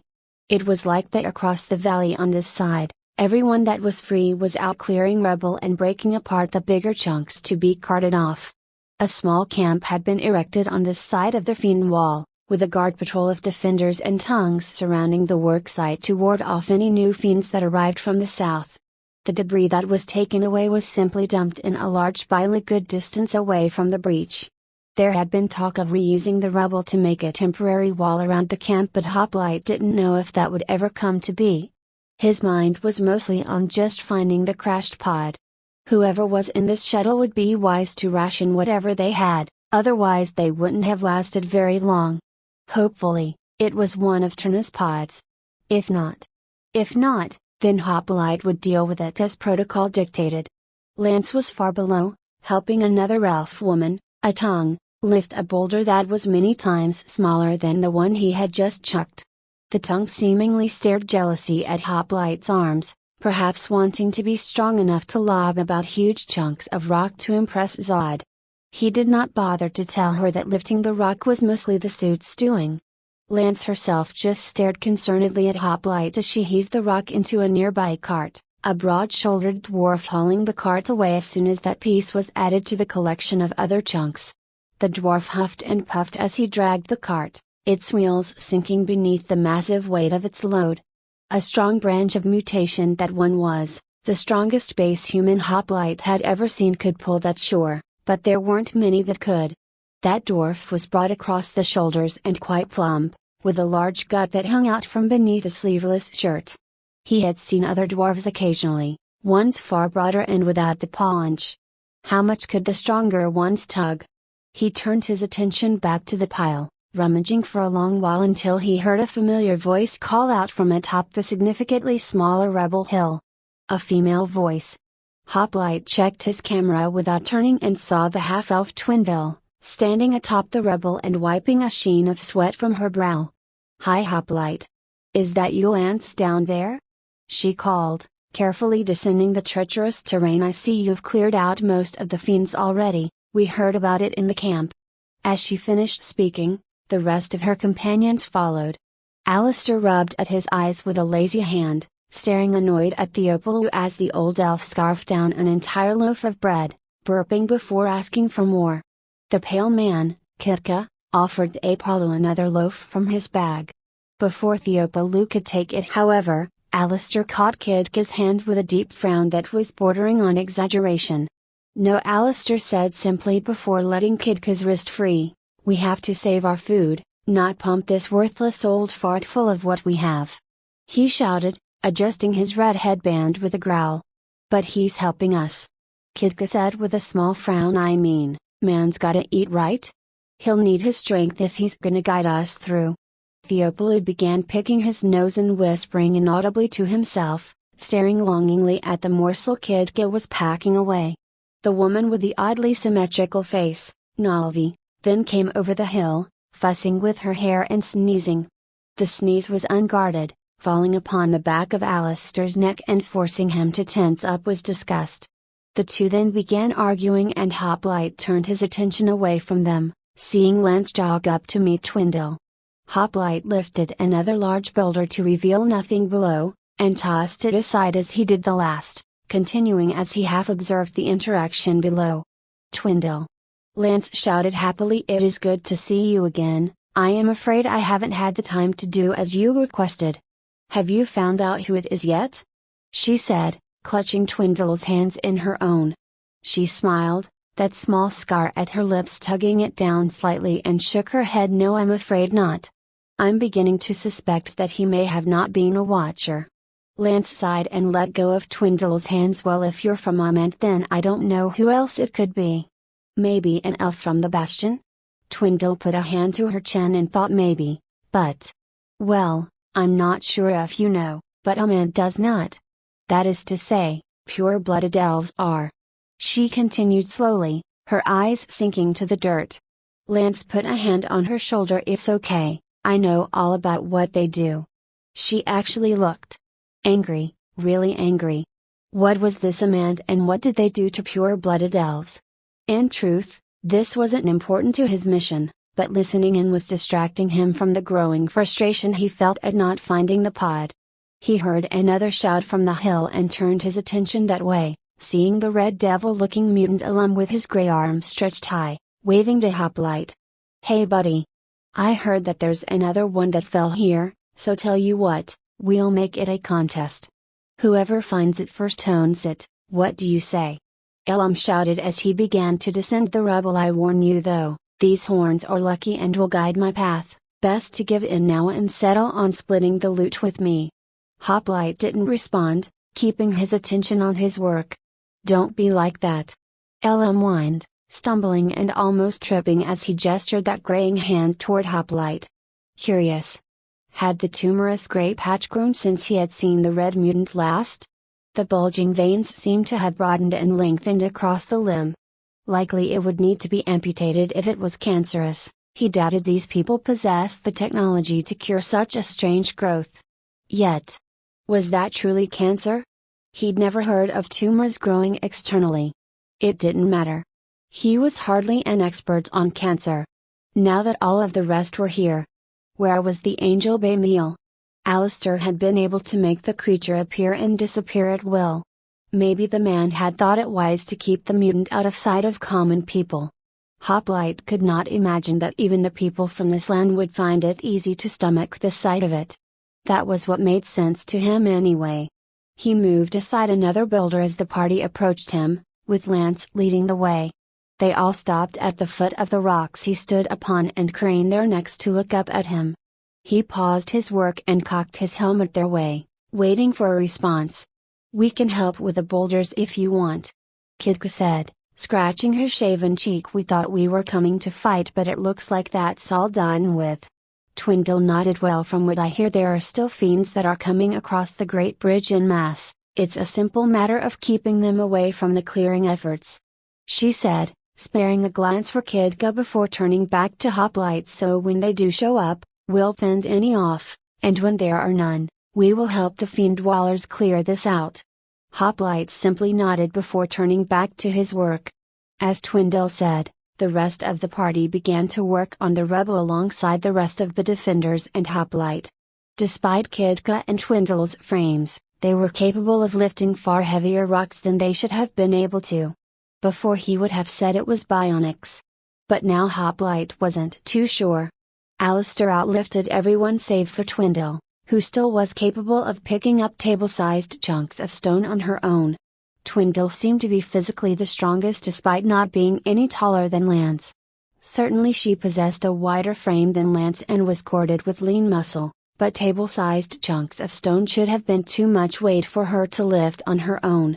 Nalvi, Elam and Theopolu didn't seem to outperform anyone in feats of strength, but they didn't seem to be tiring out despite the intensity of the work. Everyone besides Hoplite, Lance, and the Misfits seemed to get tired far more quickly. How could that be? Navi didn't look like she was built for long-winded work such as this, with that slight frame and those thin hands. Something to think on while he worked. An hour passed of digging through rubble, putting the debris on carts to be tugged away, and being frustrated until Alistair suddenly called out. "I am sanctioned. I am Anathier and I must summon my Adaln. Do not panic." Alistair shouted from atop a rubble mound 100 paces from Hoplite. Many fearful eyes turned upon Alistair as he began to summon forth what Hoplite presumed to be Bamiel. With that creature surely he would be able to move larger loads, but why wait until now to summon him? Why not just announce himself as sanctioned beforehand so the work could get done faster? As for being sanctioned, that was something he would ask about soon. His curiosity was piqued as for why individuals had to be sanctioned to perform anomalous abilities. Many shouted their fear and a few ran when Bamiel appeared, its slathering tongue licking up small pieces of debris as the upper half folded its arms, its all too human eyes staring down upon the mewling mortals beneath it. At least, that was the impression it gave off. Alistair pointed to a jutting section of rubble, and Bamiel complied, its two lower arms gripping the stone and dragging it away to reveal a glint of gleaming metal. Hoplite leapt from his position and quickly scrambled up the rubble toward Alistair and his angel, more people screaming as Twindle brought out what she was insisting were sanctioning papers. Some stopped to look at them, others still ran, screaming pillar-born or godling in sheer fright. Ignoring their screams, he topped the hill, seeing what Bamiel had revealed beneath its feet. He saw the octopus insignia on the door, the symbol of Trina. He quickly began digging away more rubble, clearing away whatever remained, burying the shuttle and gripping the lip of the door before dragging it out with a groan of metal scraping against stone. Many of those who didn't flee at Alistair's proclamation clutched their ears and did not let go until the pod was level atop the hill. He entered in the pod code used for the Sparrow, but not even the beep of him pressing the keys could be heard. The pod had lost all power. Hoplite gestured for Alistair and Bamiel to step back as he gripped the edges of the door. He had to do this before when one of these lost power on him 30 years ago. It was rare, but it did happen occasionally. Hoplite strained, his fingers denting the metal of the door until he could get a good enough grip to peel it away. Which he did. The bent metal fell away clanging down the hill as Hoplite stared into the darkness within the pod. If there had been more sunlight to see into the pod, he was sure Alistair would likely be retching more than he already was. An emaciated corpse lay flat in the middle of the stinking shuttle, cheeks sunken in beneath a full black beard.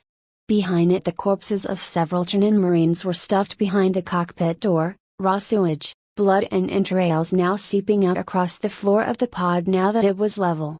It rolled across the starved body, and Hoplite was shocked to see it raise its head, staring disbelief at Hoplite. The Marine's black armor was stained with every bodily fluid imaginable and his white flesh was beginning to yellow. Black bags the size of quarters swelled beneath bright blue eyes that looked hollow with despair before recognizing Hoplite for what he was. "Sir," the Marine said with a trailing cough, "what took you guys so long?" Hoplite stepped in, uncaring of the vile fluids he marched through as he gently lifted the man from the ground. The Marine had apparently removed his helmet at some point, revealing a head of close-cut black hair that shone in the waning sunlight as he removed him from the pod. "I'm cold, sir." The Marine coughed with a shiver. He might have been a brawny man at one point, but his form was shriveled and emaciated now. If only Hoplite had been quicker. If only he knew, now was not the time for that. He carefully descended the hill, the Marine groaning with every step until finally they both reached the tainted soil. Cold. The Marine repeated. A small whispering crowd gathered around them, all staring with wide eyes at the Teutonans. What's your name, Marine? Stay with me. Hoplite ordered sternly. I need medical staff ASAP, take me to them now. He nearly growled, head tilting up at the crowd. Twindle came running up then, her normal smile gone and replaced with a determined frown. I know where the medical tent is, please come with me, Hoplite. There are things I can do for him, but after that it is in the pillar's hands. My name's Michael, boss. Name's Michael. The Marine rasped. Please sir, I'm so cold. Can you get me a... Whatever he had been about to say was cut off when his head fell back, limp against Hoplite's arm. Those blue eyes began to glass over, staring at nothing as his breathing ceased. Hoplite adjusted his grip and quickly pressed a gentle finger to Michael's neck. No pulse. Whatever you're going to do it now. Hoplite shouted, turning his body fully towards Twindle, who stared worriedly at Michael. Athena. Please. She whispered, placing a hand to Michael's brow. Let his diseases be cured, let his heart beat, let him continue to be tranquil in life. A warm golden glow then emanated from her gloved hand. Chapter 14. The Light. Michael's eyes slowly opened, breaking away the crust that held them shut as he crawled back into consciousness. His mouth was dry, yet he no longer felt dehydrated, and something was roiling around in his gut now, he was sure of it. That all-consuming pit of hunger was gone, and in its place was a sense of fullness, as if he had eaten a full-course meal for 5 men on his own. He was in a tent, that much was for sure. Looked like a med tent based on the rows of white cots he saw running the length of it. There were a few other people in here, but not many, all occasionally turning in their cots or grunting in discomfort. Was this really a medical tent? Those people didn't look like they had grievous injuries. It must be though, where else would he be taken to after that? Did he really remember the details of his rescue right? Let's see. He knew there was a Hoplite, with angel wings at that told Michael he did good kid, and then they high-fived. Michael was pretty sure that part actually happened, but he wasn't too sure about everything else. Two-faced monsters, elves, magic, and whatever the hell that warm glow was. He could remember that far more clearly, that glow that made him feel so at ease, so relaxed. He sighed at remembering it. Hopefully he was remembering that right, he'd like to feel that way again if possible. He could smell something. Medicine wafting from one end of the tent. It smelled like boiled bandages. Granted always boiled bandages before using any of them, that was why he could recognize that smell. Michael hadn't smelt that particular scent in a long time. Marines didn't boil their bandages, what was the point when they were covered in advanced antiseptic? So why were there people over there boiling them? He shook his head, slowly rising from his cot, shocked at just how weak he had become in the darkness. He lifted his bare arms, seeing that they were now significantly skinnier than they had been before. A shame, he had worked on those pipes for a long time. Oh, how the ladies had loved them. Oh well, nothing eating a bunch wouldn't fix given enough time, right? Michael was more concerned with his overall frame anyway. He could see his ribs. That simply would not do, it was now officially bulking season. He swung his legs from the cot, nearly stumbling as he stood. The blanket fell away to reveal that he was as butt naked as the day he was born, and he felt his face grow hot with embarrassment, leaning down as quickly as he was able in order to cover himself. It was a disturbingly long time before he managed to get that blanket up around his shoulders. Man, they didn't even leave him with his underwear? The hell was the big idea around here? Maybe the nurses had wanted a peek? If that was the case, Michael understood. With that thought, he stumbled on skinny wobbling legs toward those working at the end of the tent. Right next to them was an open flap going into daylight, and he smiled at seeing it. It was actually quite dim here in the tent. The sunlight bleeding through the canvas didn't illuminate enough of the stark tent. Oh God, it was so dark.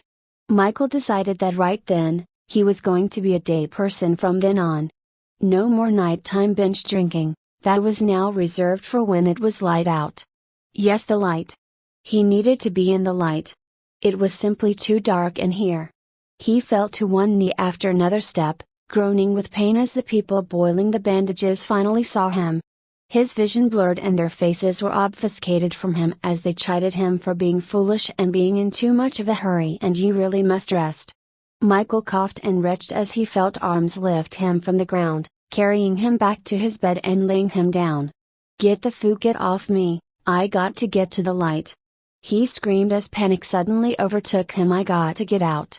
He struggled vainly as hands held his shoulders down. The press of cramped bodies and the stink of rot filled his nose and he screamed again. The light. He wept. Please. Chapter 15. Forgotten bag. Hoplite immediately put his helmet back on and darted toward the medical tent as soon as he heard Michael's screams, his voice mostly inaudible from this distance.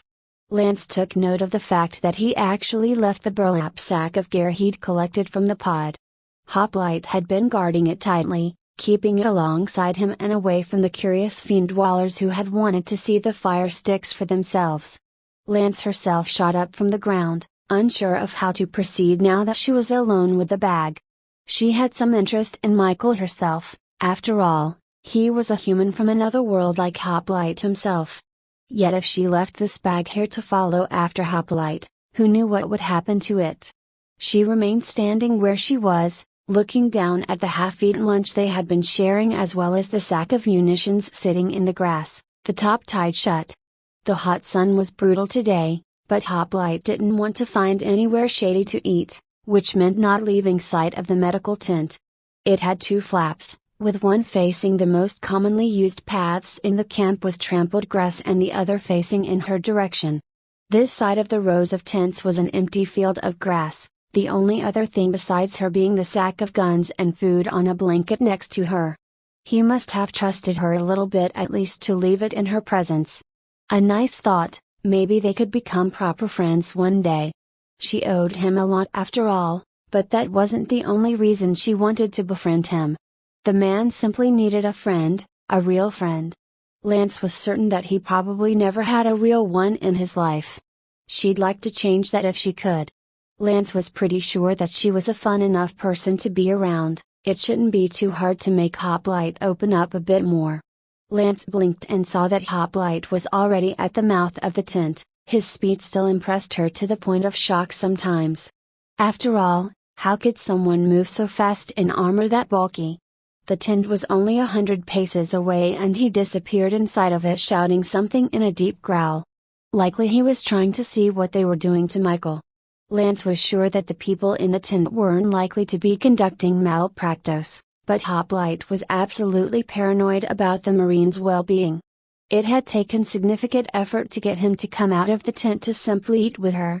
He had asked why she didn't just want to eat in the tent. Lance had stared in bafflement at the man. Eat in the infirmary? Where surgeons were operating on open wounds and the smell of festering wounds wafted freely about.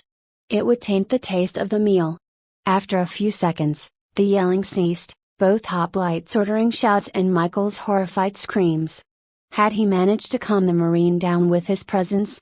A familiar sight likely would help calm him down. After all, Hoplite emerged from the tent then, carrying Michael in his arms like a baby as the Marine wept, seeming to stretch out his hands for the sun. Lance stared wide-eyed in horror as she saw that the emaciated fellow was naked. The poor man was nothing but skin and bones, almost every single one pulled taut against his skin.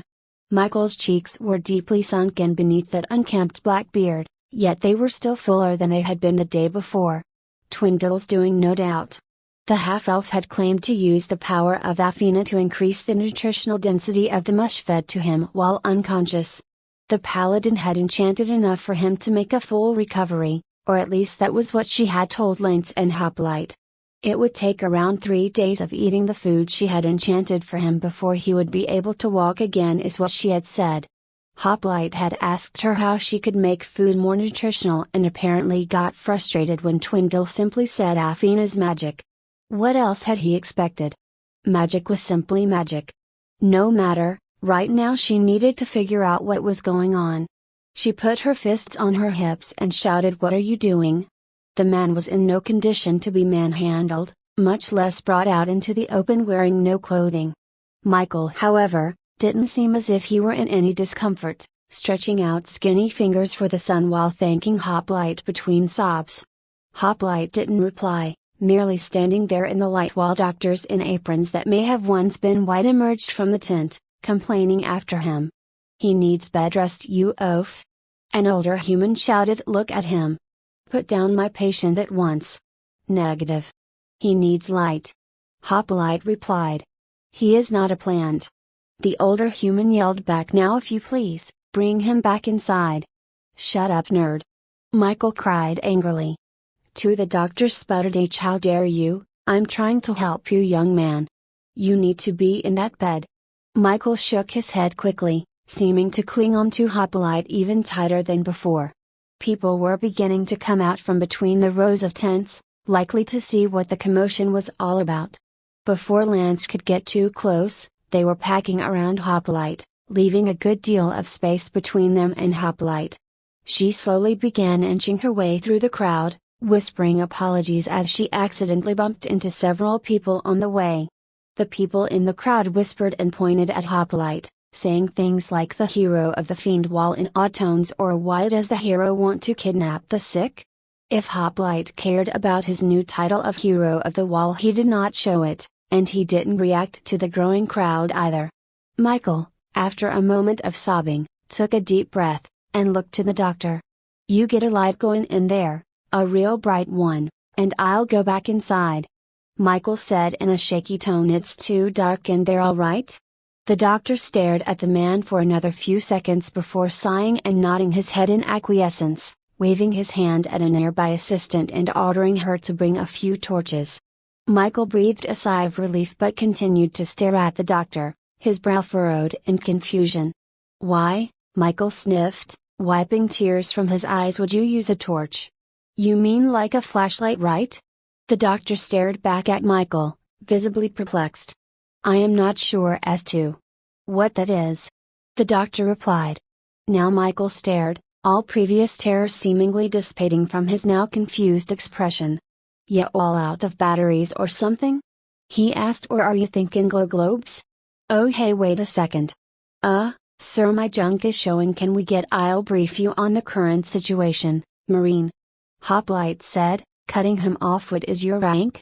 Michael coughed, and sniffed again. "Private, sir.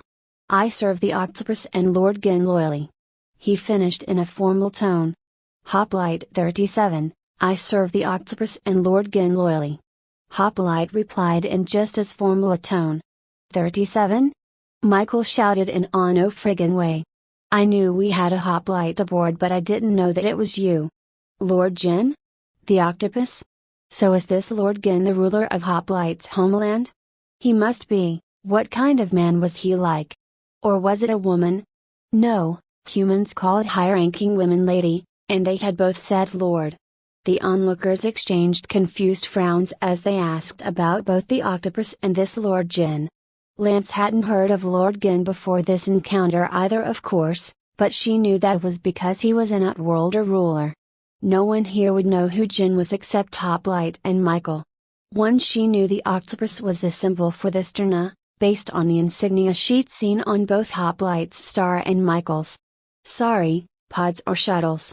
It wasn't too long before the assistant returned with the requested torches, lighting 2 of them and handing one to the doctor, who took it with an annoyed expression. They all re-entered the tent then, leaving Lance and the gathered crowd behind. Was Hoplite particularly famous where he was from to elicit that reaction from Michael? And what was this 37 deal? Was he the 37th Hoplite? She remembered back when they had first met, he hadn't said "My name is Hoplite," he had said, "I am a Hoplite." Was that not his real name? Were there more men like him running around somewhere? She was almost to the edge of the crowd when a man suddenly spoke out in an angry tone, breaking her train of thought. "That's the one. That's Starfallen. He's the one what broke the wall." She turned her attention on him. He was a tall fellow, as were most of the people who lived in the Fiend Wall. A curled brown mustache topped his lip, the color matching his simple clothing. He looked no different than any human townsman she had seen before save that mustache, which was popular among the Fiendwaller men. "You don't know if he's a star fallen?" a woman in a long green skirt chided, slapping his arm. "He's probably just some poor fellow that got trapped in the rubble." The man sneered. "Nah, he do be the star fallen what broke the wall. Me brother's working the other side of the breach, he saw the hero pull him out of the star." Many other whispers began, discussing the possible origin of Michael and what should be done about him. The previous man spoke again. "I'll hang that fellow.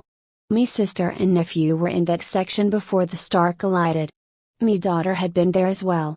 An older gentleman said with a glare at the tent. "I don't know why they wanted to crash into our wall, but he do be doomed for it, mark me. We do not know if he did it on purpose." A man argued. "Who can control where a star do land? It no matter." A middle-aged woman snarled. "He be dead for killing me son." Lance shrunk back until she was once again behind the crowd, circling around it to reach the front of the tent. Hoplite had to know that there was likely going to be trouble here soon. She just wished she could tell him how soon. One, she did not remember to grab the bag from where it had been sitting. Chapter 16. Quick briefing and "Oh, mob. That is all the intel I have gathered so far," Hoplite told him, looming tall over Michael's cot and speaking in the deadpan the super soldiers were known for. 37 had spoken quickly and curtly, listing certain things off as matter of fact while presenting other intel that he said needed more investigating. All in the span of a minute, not even slowing when Michael attempted to ask questions. "Sir, no offense meant of course, but that's stupid," Michael told the Hoplite. "Elves, orcs and dwarfs? What a load of crap. A lost colony from before the first contact era that somehow regressed to medieval times? Ridiculous, especially when Hoplite told him that it was slightly possible that this was an alternate dimension. Michael was like, 90% sure that wasn't what happened. He wasn't no scientist or nothing like that, but bombs don't send people to alternate dimensions. Unless maybe. Well, it had been an antimatter bomb, right? Okay, he was like, 80% sure that this wasn't an alternate dimension. It was supposed to be antimatter or whatever. Who knew where that stuff went after the bomb went kaplooey? 70%. Wait a dang second, these folks spoke definite Chinese. 80%. Now, all this about anomalous powers was ridiculous phooey, only Lord Gin was capable of the impossible. Maybe 37 had to be reindoctrinated. Michael shuddered. Not a pleasant experience from what he'd heard.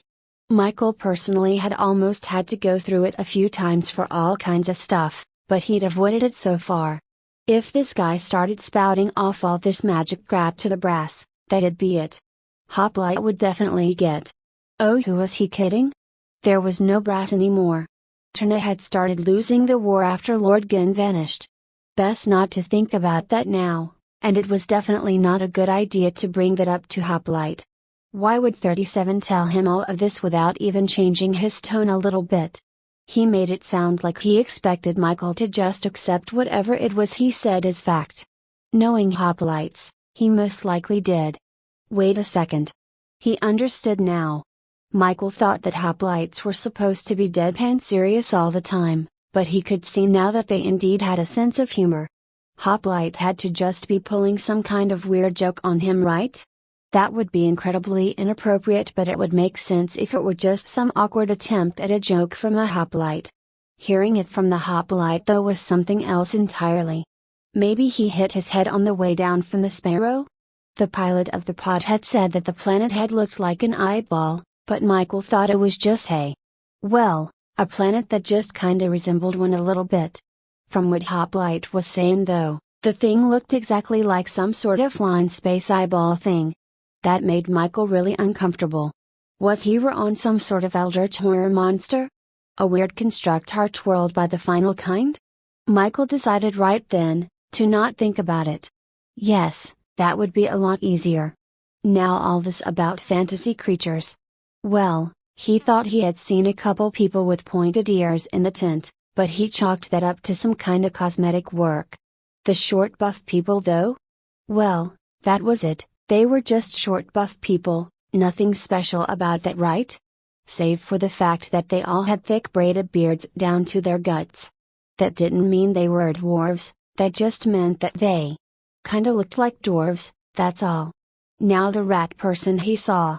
Well, Michael had chalked that up to a hallucination. Rats didn't just up and walk, that was ridiculous. He hadn't seen one of these orcs neither, so clearly they didn't exist. Michael couldn't believe that 37 of all people, of all the hoplites, could be tripping this hard. Was he high? Did hoplites shoot up in their spare time? Probably. Dude was probably high as a kite right now, eating weird shrooms off the ground and whatnot. Interplanetary shrooms were dangerous things to toy around with after all, Michael knew that for a fact. Negative, Marine. The hoplite replied sternly, taking him from his thoughts. That is the situation. Situations, sir? What do we do? Michael asked him, leaning back on his pillow with a sigh. There any aliens need killin'? The hoplite nodded after a small pause. Somewhere, I'm sure. I believe there are more crashed shuttles located past the Fiend Wall. Michael stared. The what's it? Fiend Wall. The hoplite replied, a sliver of irritation in his tone. What your pod crashed into?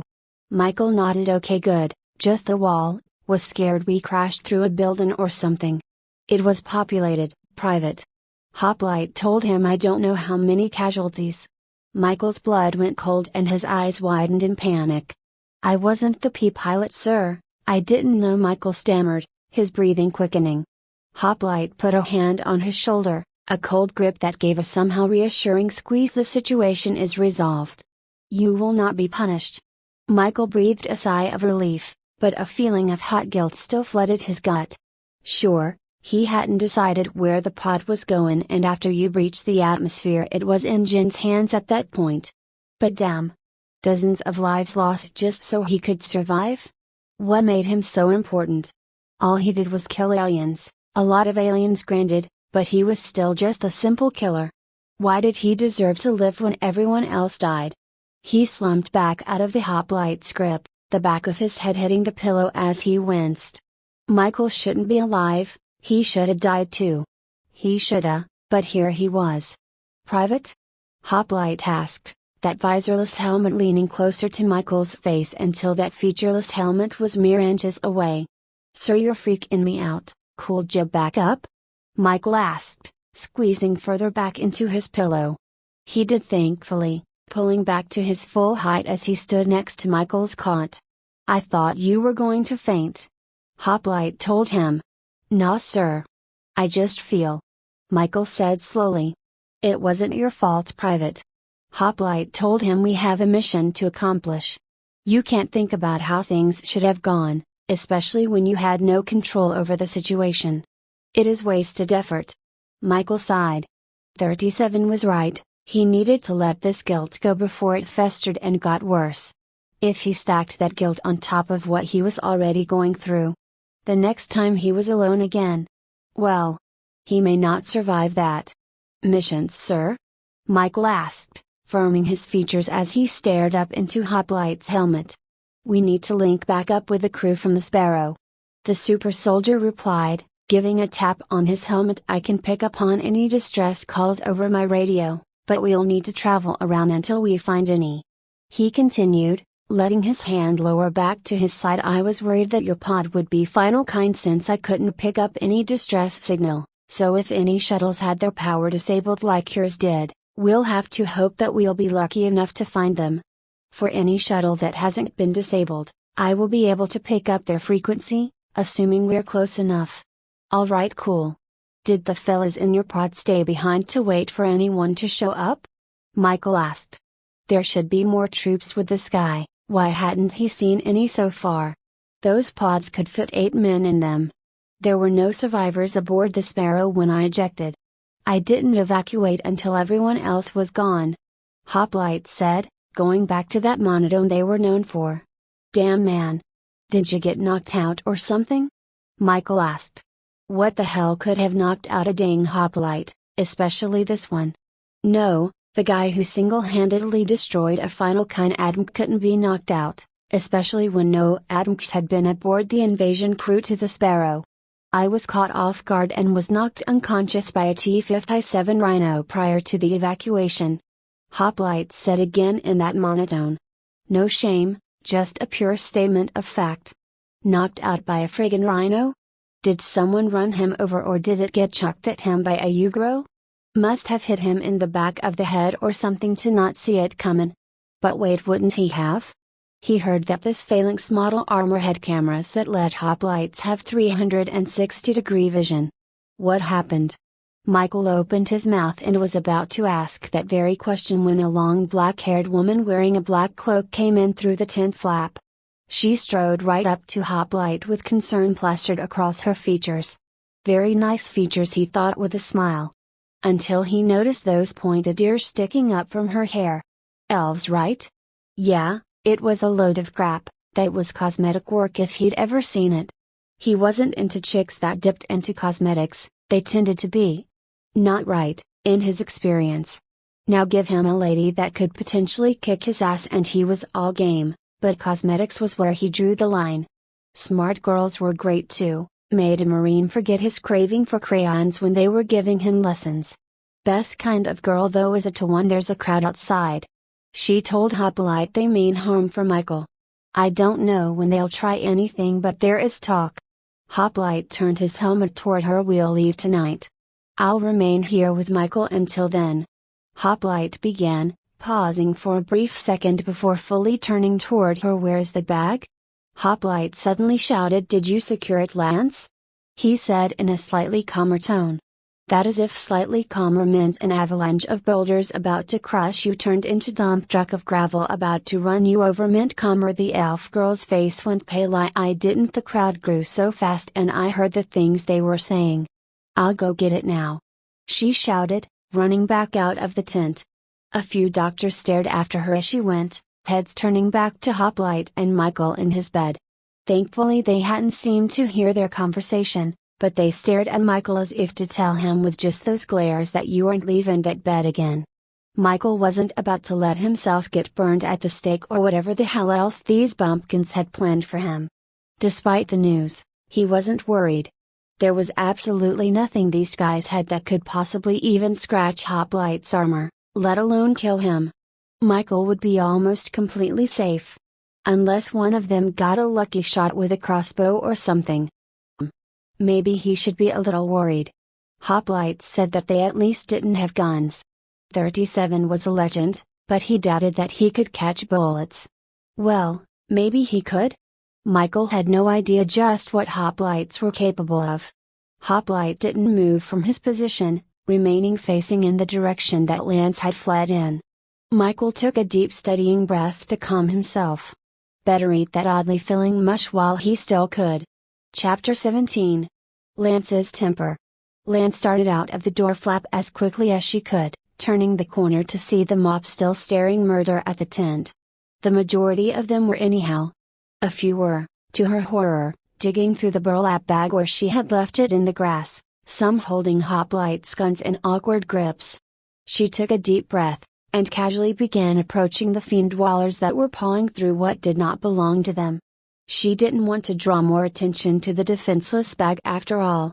There were 4 large burly fellows standing around the now open sack, all holding the long black rifles in unfamiliar grips. She quickened her pace, soon coming to stand a few feet away from them. They then took notice of her, looking up from their inspections to stare at her with furrowed brows, their mustaches drawing down with deep frowns. That isn't yours.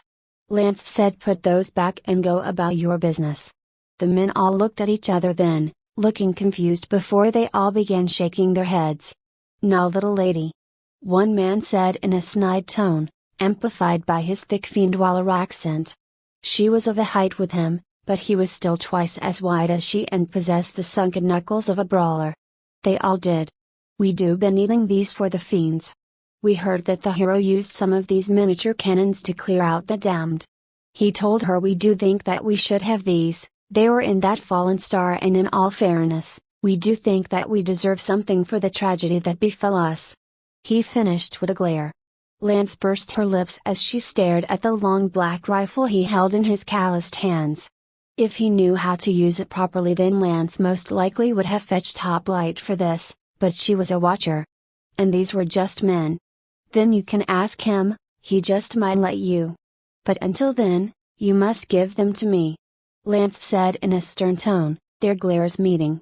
From what she could read from his eyes, the arrogant fool wasn't frightened of her at all, and despite what he just said, there wasn't altruism in his one at all, just ambition. What did he really intend to do with these guns? She didn't doubt that they would be used for fiends. But with ambition aflame in his gaze, she doubted that was his only intent with the weapons. His friends, though. When she met their eyes, they portrayed more uncertainty. Perhaps they had simply fallen in with the arrogant fellow? The man then lifted his chin and gave a small growl. The other three men then looked to their leader, then back to Lance, now glaring at her with fresh anger and determination in their eyes. "What will ye do, little lass? Try and take them?" he asked. "I could fold you in half 4 times over, just leave us be." Lance took another step forward as his words drew a torrent of rage from her. "I don't think so, you dirty thief," she said with an edge of spite. How dare he underestimate her? Did he not know just what a watcher was capable of?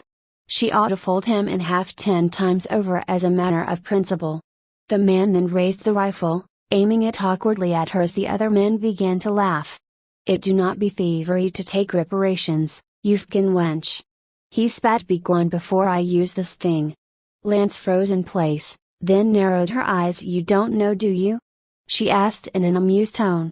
The men then shared a brief look between one another, more confused than before. "Know what?" one asked, his brows knit together as he glared at her. She smiled as she would have at a child at play before replying, "Only the hero can use those weapons." She lied, keeping her amused tone. "If you try using that, it'll kill you instantly. The hero told me, there is a curse placed on the triggers, friends.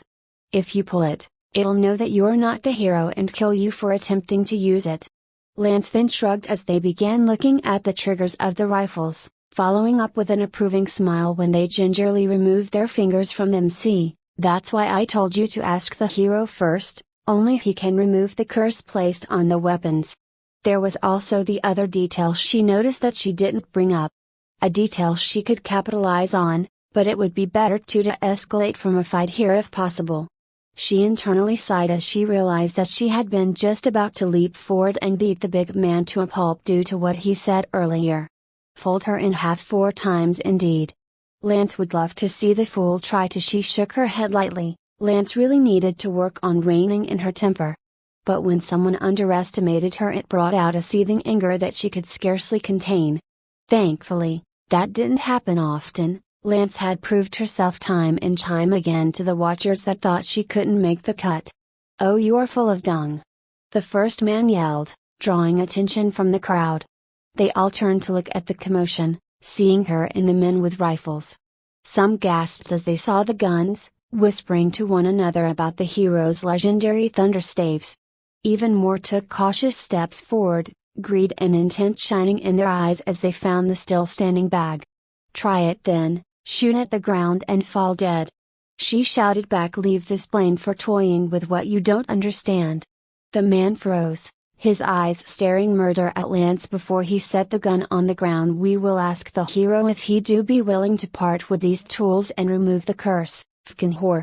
She smirked at him as he stood back up, crossing her arms under her breasts and lifting her chin a bit. Lance had been told that she had a problem with gloating, but by the pillars it was just so satisfying. That seemed to have been the wrong thing to do, however, for the man suddenly snarled at seeing her expression, charging right as his companions finished placing their guns in the grass.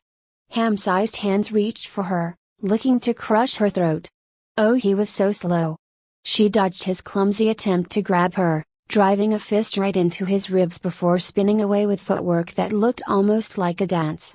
She smirked again, lifting her chin and giving an amused laugh. Everyone had seen him take the first swing. Lance could now thrash him about guiltlessly. Sure, she had wanted to de-escalate, but this would be a lot of fun.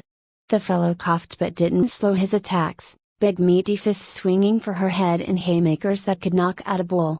If they could hit anyway. It was ridiculously easy for her to duck and weave away from the clumsy strikes. "Stop it, Halim!" A man from the crowd shouted that do be a watcher. "Oh, let him get beaten." An older woman shouted he's always had a temper on him, this do be something he needs. "No, Halim. This no be the way." One of the men next to the bag shouted. Halim snarled, angry eyes like a feral beast locked on Lance. "I no care. She do deserve this." Lance ducked beneath another huge swing, darting in and lifting a hand to his face. She quickly gripped the right side of his mustache firmly. The twirled end made a fantastic handle, she realized, and with a toothy smirk she ripped it free from his face. Lance twirled away as the man gripped the now bare side of his lip, his now reddening eyes seeming intent on murder. She tossed her half of the mustache away like trash and held her arms out. "What are you going to do, big man?" She laughed. "I thought you were going to fold me in half." She guffawed.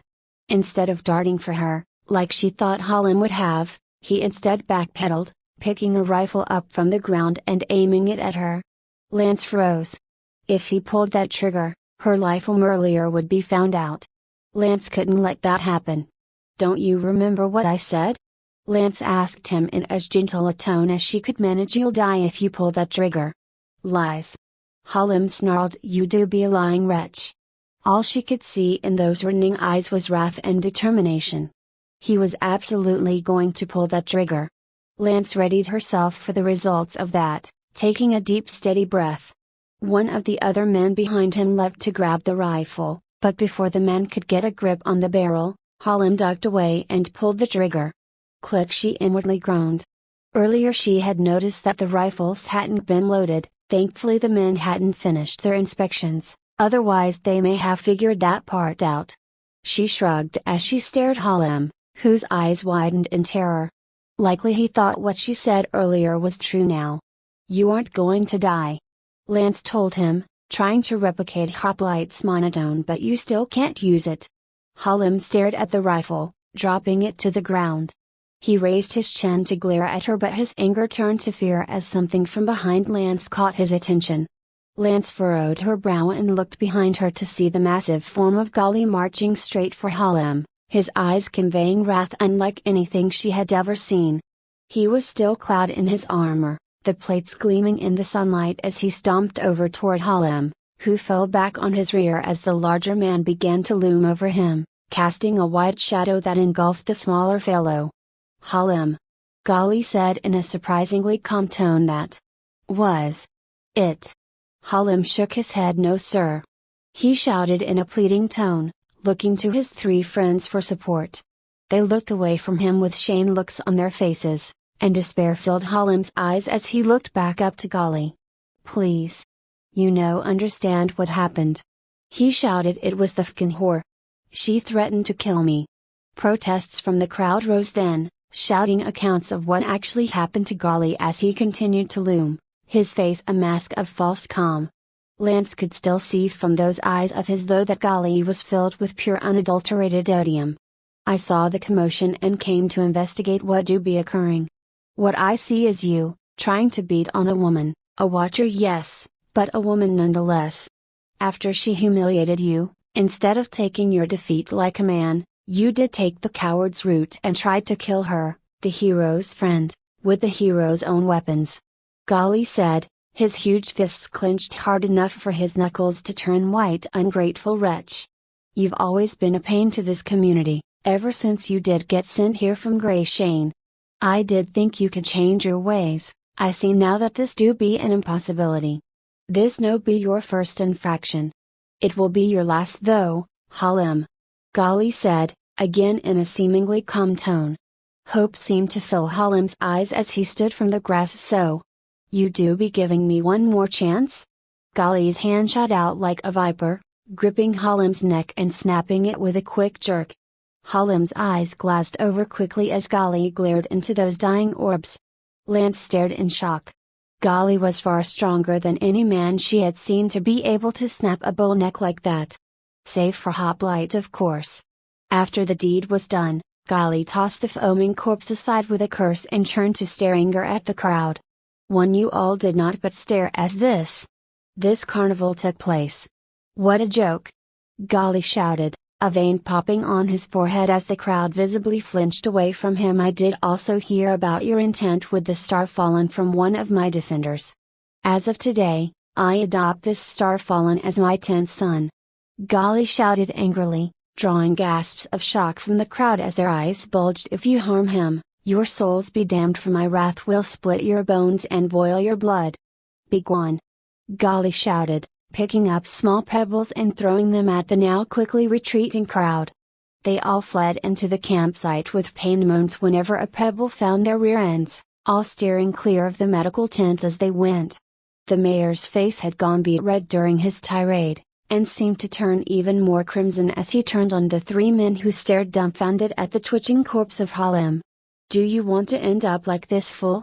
He shouted at them, causing all three men to flinch away with fear. And no sir. The man who tried to grab the gun earlier shouted, we no wanted to hurt the watcher, we just wanted the bag. Thieves! Gali shouted, strutting up and grabbing the scruff of the man's neck. Lance stared in bafflement as Gali then. He put the big fellow over his knee and began spanking him as a father would a naughty child. The size difference between the two helped with the visualization. Gali's eyes were still wrathful all throughout the beating. After the walloping was done for all three men, none had tried to escape Gali. The mayor wiped a thick sheen of sweat from his brow. You do be assigned double duty, you are to be given no food for 2 days during your work. Let that be a lesson learned for following fools like this. Gali shouted, now go dig a shallow grave for this wretch. He finished, pointing to the corpse, and by Zod, don't let me see you for the rest of the day. Else I may just turn you over me knee again.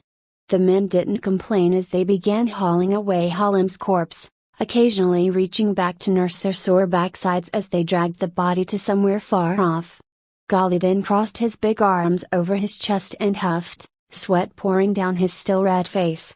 Lance almost felt like she was about to be punished next. Well, she wasn't about to let that happen. You no needed to agitate the fool that way. Gali told her in a stern voice. Gloating did not be necessary when you've attained victory, watcher. You do best to keep that in mind in the future. He finished, bending over to pick up the rifles to stow them away in Hoplight's bag. Lance considered for a brief moment before sighing. You are right. But he had made me so. She said, her words trailing off. Never had I seen an elf with a temper like that. Let alone a watcher of the food.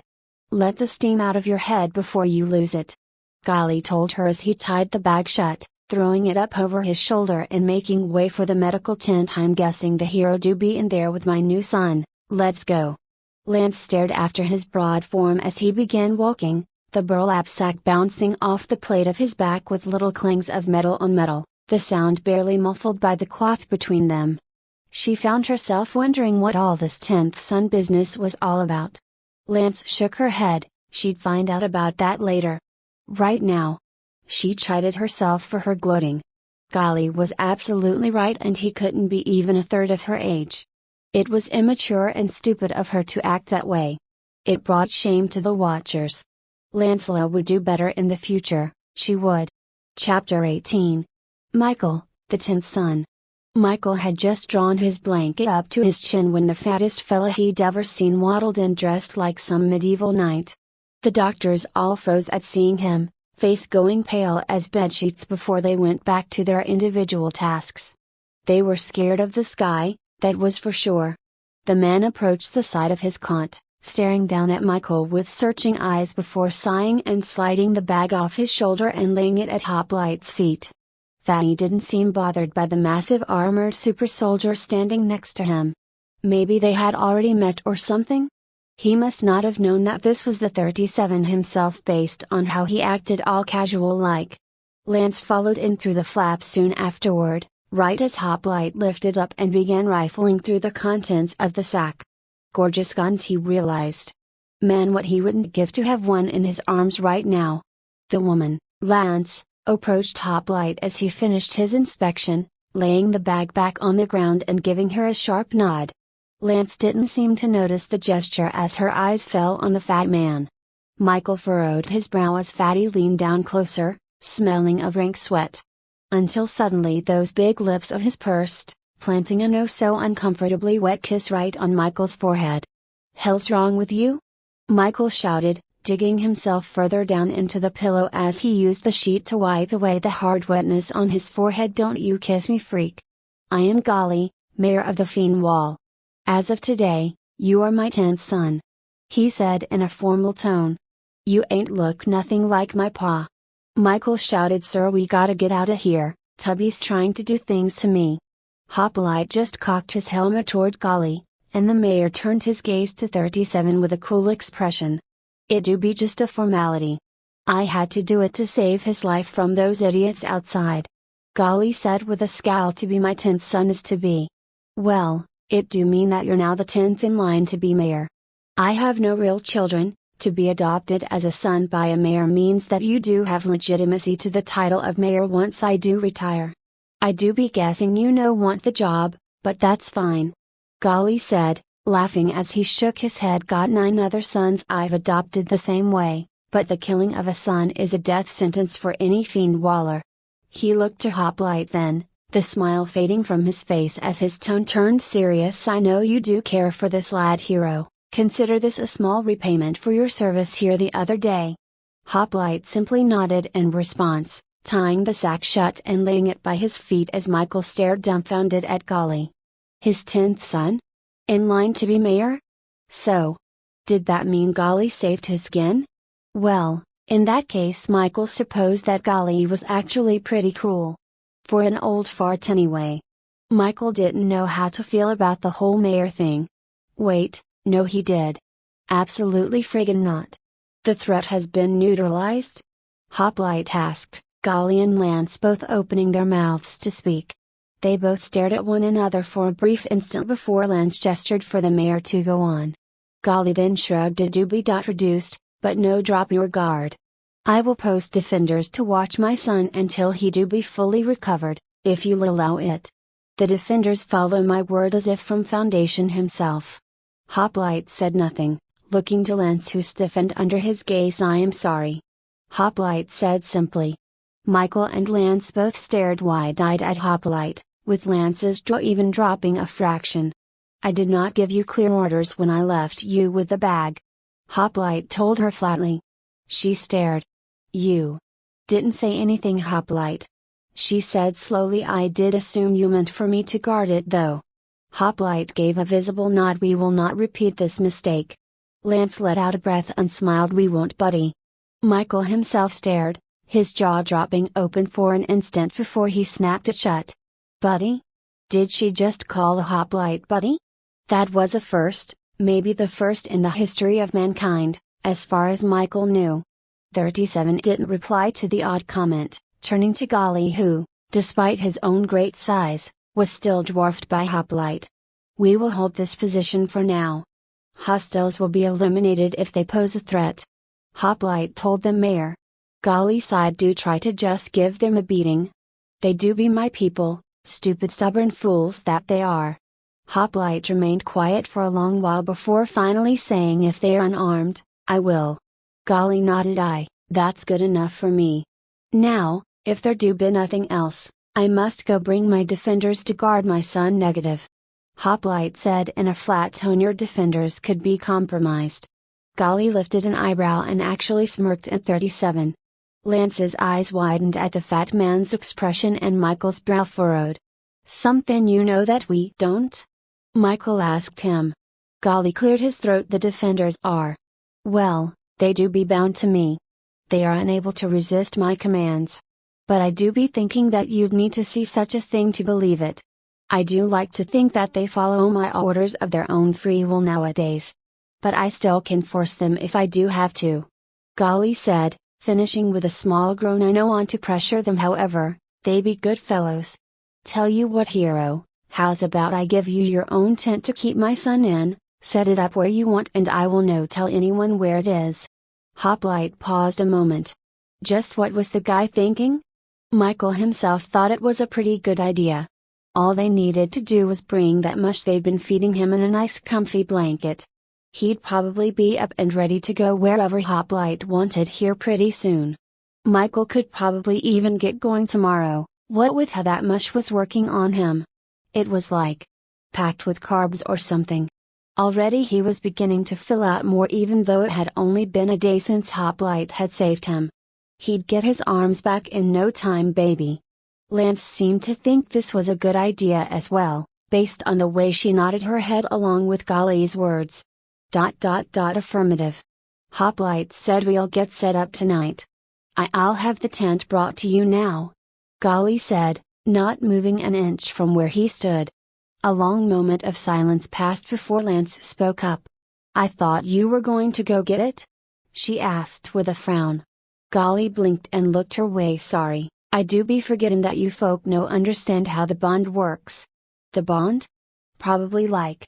Michael couldn't really put a word to it, those bionics that the higher-ups used to communicate through thought. Those were rare though, and fat chance that Golly would have one installed. No, Michael didn't think he did. My defenders do be linked with my intent, as are all defenders to mayors. That's how it's been since the Fiend Wall was formed from the bedrock deep beneath this soil. Golly said, linking his hands together over his gut plate. Michael stared. So they're coming with a tent. Aye. Golly replied with a deep confident smile. All right then. Michael said after a moment's pause, turning to look up at Hoplite. Sir? Do you know where we'll set up camp? Michael asked. Hoplite simply nodded, but didn't elaborate. Sir? Michael asked again. We'll leave soon. Hoplite replied flatly. Lance sighed and shook her head lightly as Golly turned his head toward the tent flap, as if he had heard something approaching. And sure enough, something was.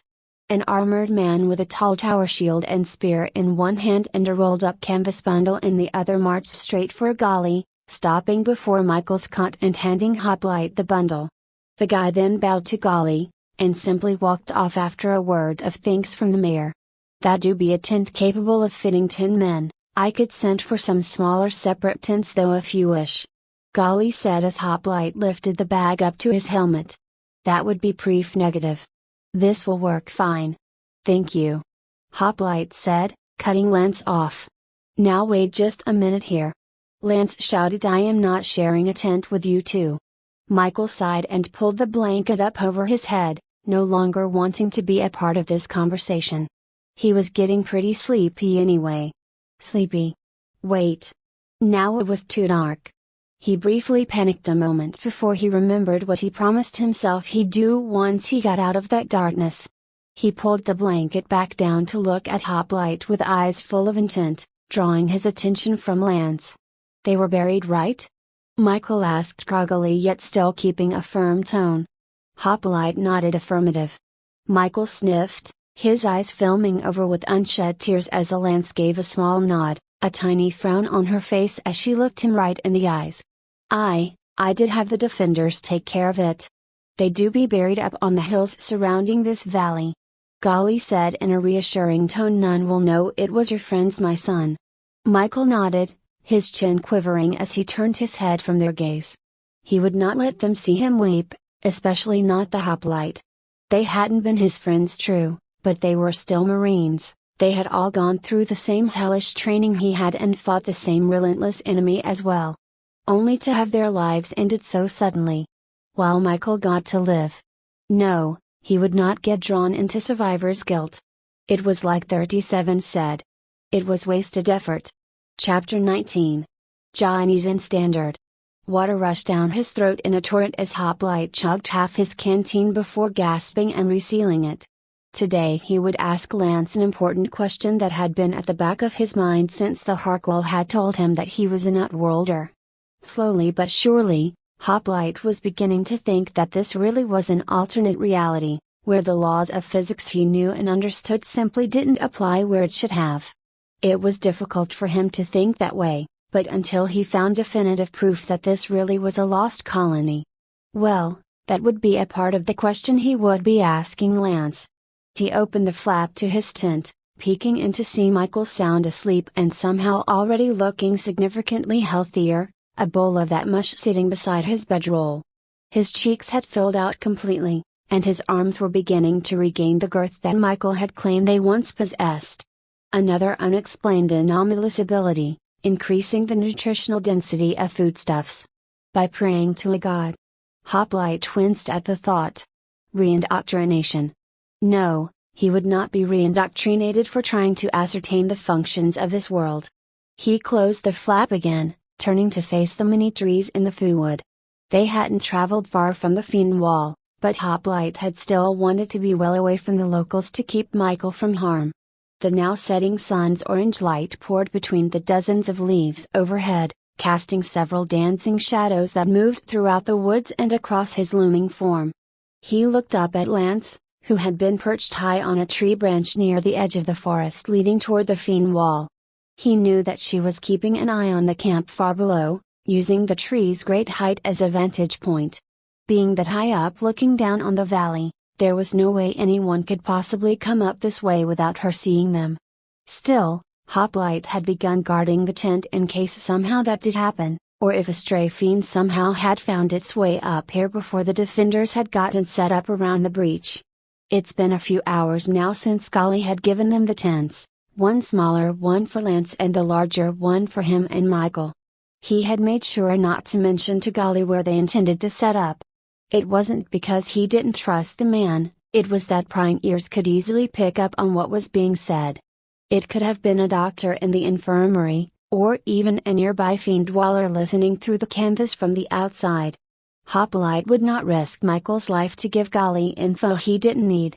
The mayor thankfully didn't seem to be offended by Hoplite's intent, but he sure did look amused when Hoplite told him that the camp wasn't safe for Michael. Golly did agree to get the camp's attention so they could leave without any notice, calling a mandatory meeting to discuss what would be done about the breach. Such a thing needed to be discussed anyhow, Golly had claimed. Never in the 1,000 years since the fiend wall's erection had it been breached, and figuring out how to repair it was going to be a monumental task. This was due to the fact that the fiend wall was not built normally. It was a thin mountain of bedrock that had been risen from the earth in a solid chunk to keep out the fiends. There were no seams, no bricks, just solid rock that had been hollowed out after it had been raised to make accommodations for living. Golly had said that fiend dwellers were descendants of criminals from the city of Greyshane, or just criminals from Greyshane sent to live in the wall as a punishment. The fiend dwellers didn't seem to treat it as a punishment from what Hoplite could see, besides having to make their homes in the wall and not the valley like several had apparently wanted. Hoplite turned his attention back to Lance. Right now he didn't want to think about the fiend wall. He needed to ask her this question now. He took a step forward, his boots making deep imprints into the thick grass with his heavy steps. Lance turned to look at him, breaking her perfect stillness from her crouched position atop the branch. Their eyes met for a moment before Hoplite slipped his helmet back on, and Lance seemed to smile at the eye contact. For what reason he wasn't entirely sure. As he drew closer to the tree, being sure to keep the tent in sight, Lance began descending the tree with a practiced smoothness. For a moment she almost appeared to be falling with how fast she was able to move down the tree, but he could see how her hands and feet worked in tandem down the branches. He'd seen other watchers climb up and down trees much like Lance was currently doing, yet her movements were fluid compared to the other elves. When she was down at the base of the tree, she turned and began to approach Hoplite, a small skip in her step as she went and a smile plastered on her face. What was she so happy about? When she finally drew close, she stopped, hands clasped behind her back as she leaned toward him. "So you want to talk to me?" Yes. Hoplite said after a moment's pause. Lance nodded to herself then, as if to confirm something she had been sure of. Hoplite didn't know what that was, of course, but maybe she just assumed he wanted to talk when he began moving toward her. Lance turned her head to look behind her at the tree line where she had come from, her long black hair shifting to follow the sudden motion. She looked back to him and grinned. "Well? What do you want to talk about?" she asked him in a bubbly tone. "I could see it in your eyes, oh right, You wouldn't know what that means," she said, shifting her tone to be more explanatory as she put one finger beneath one eyelid. "So, elves all have some talent with what's known to us as Daka, to put it simply, eye magic," she continued, removing her finger. "You experienced the pinnacle of those talents when you met the Harkwall. All elves have one unique Daka, and the common one that allows all elves to peer behind the veils of the eyes." Hoplite narrowed his eyes behind his helmet. "What does that mean? That you can read my mind if we share eye contact?" Another anomalous ability he would be keeping in mind for the future. He needed to keep his thoughts from staring toward Project Chimera while his helmet was off. "Not precisely," Lance said with a wince. "I can. Well, I can see your emotions and guess intentions based on them. When we made eye contact while I was in the tree, I could see your curiosity peak," she said with a small shrug. "I assumed it was because you wanted to talk to me." "I do. But not about this. Daka," Hoplite said flatly. "We'll continue on that subject another time. Right now I have a more important matter I want to discuss with you." Lance's eyes opened wider, looking expectant. Why do you all speak Chinese?" Hoplite asked. It had been in the back of his mind for a long while now. It was why he hadn't completely shifted toward the conclusion that this was an alternate dimension. "That is the one language of humanity, Chinese and Standard. Everyone I've met here speaks it." Hoplite continued. "When our Lord conquered Earth, Ternanau, he commanded that all under his reign speak a single tongue. Chinese and Standard." Lance blinked and then shook her head. "We're speaking in Siren, my friend." Lance said. "Back in the first age, known as Primas, the head god of the knowledge pillar, Sihara, created the common tongue for the mortal races to use. It was named Siren by Zod in honor of her works for his children, and it's been called that ever since." Lance told him with a sigh. "That's likely one of the only things left over from the first age. Most else has been forgotten by now. Siren. Chinese. It could still be that this was truly a lost colony that had made up a mythology." The thought somehow felt hollow. How was it possible that two different worlds in two separate dimensions could develop the same language? No, it simply couldn't be. That made no sense. Unless. "I've been called Outworlder before," Hoplite said. "So other Ternans have been here before?" "In the past?" Lance nodded. "They have to be. All Outworlders come from the same realm, but the name of it has been lost to history. There hasn't been an Outworlder in the current age besides yourself, Hoplite, and your friend, that is." "What age is it now?" Hoplite asked, the words almost rushing out as the freshly grown hairs on the back of his neck stood on end. "It's Dekuma, the 10th age," she said. "If someone on Kulis were to give you a date, it would be Dekuma April the 17th. Hoplite paused before asking, "Were there Outworlders in the first age?" Lance nodded again, taking a deep breath before speaking. "There were likely Outworlders here that predated the first age actually, but yes, there were Outworlders in the first age, as well as all ages save for Dekuma." If that was the case, if that was true, then that would mean that, despite what Lance had told him, Siren wasn't made by the gods. It had to be a Ternan that had. But Chinese was only made standard 2000 years ago. Dekuma was apparently past its 2000th year. That left only one possible explanation. Time during dimensional travel had to be warped in some way. Hoplite didn't know how, he was no scientist, but that was the only. He struggled to think, logical conclusion he could come to. His shoulders slumped slightly, a showing that he'd not normally allow anyone to view, but he couldn't help it. It was near overwhelming to accept that the impossible had really happened. His world was flipped on its head and nothing he knew of reality could totally apply any longer. Suddenly, something filled his right hand and he looked up to see Lance's hand gripping his own. It was tiny, nearly engulfed in his thick metal gauntlet, yet Hoplite could still feel her squeezing hand through the sensors. An alien feeling he didn't know how to respond to. "It's okay, my friend," Lance said in a gentle tone. "I know it must be a lot to come to grips with. Especially considering how obstinate you've been about Kulis," she said with a small laugh. "But I'll be here to help you out, You can ask me whatever questions you want and I'll answer them to the best of my ability. I'm not a historian after all." She finished with a shrug and, "Well, I've been thinking about it, but I'd like to come with you to help find your friends, if you'll have me. I just need to come before the Harkwell and request for temporary leave, but I know they'll approve. I've been at the job for 200 years now without a break." She said with exasperation, "Maybe I do need a break from the forest to go on a real adventure. What do you say?" Lance asked with a smile, looking up at him with those hopeful green eyes. Hoplite remained silent for a long time before finally squeezing her hand back, gently of course, lifting it up to give it a firm shake. "Affirmative," he told her. Chapter 20. Action Figures. Night had fallen over the forest, fireflies flitting between trees and crickets chirping in tune with one another and the rest of the Wood's chorus of insects. The green light of the half-full moon shone down between the leaves, replacing the earlier umber sunlight with a viridian hue. Michael was just now beginning to wake up, based on the rustling Hoplite could hear in the tent. Lance had perched back up in the tree again once they finished speaking, still looking down on the valley below. She had said that she didn't have to sleep tonight, as again, elves only needed 2 hours of rest a week on average. A serious benefit for keeping watch. As Hoplite was beginning to grow weary again. How many days had he gone without sleep this time? He shook his head. It was time to get some rest.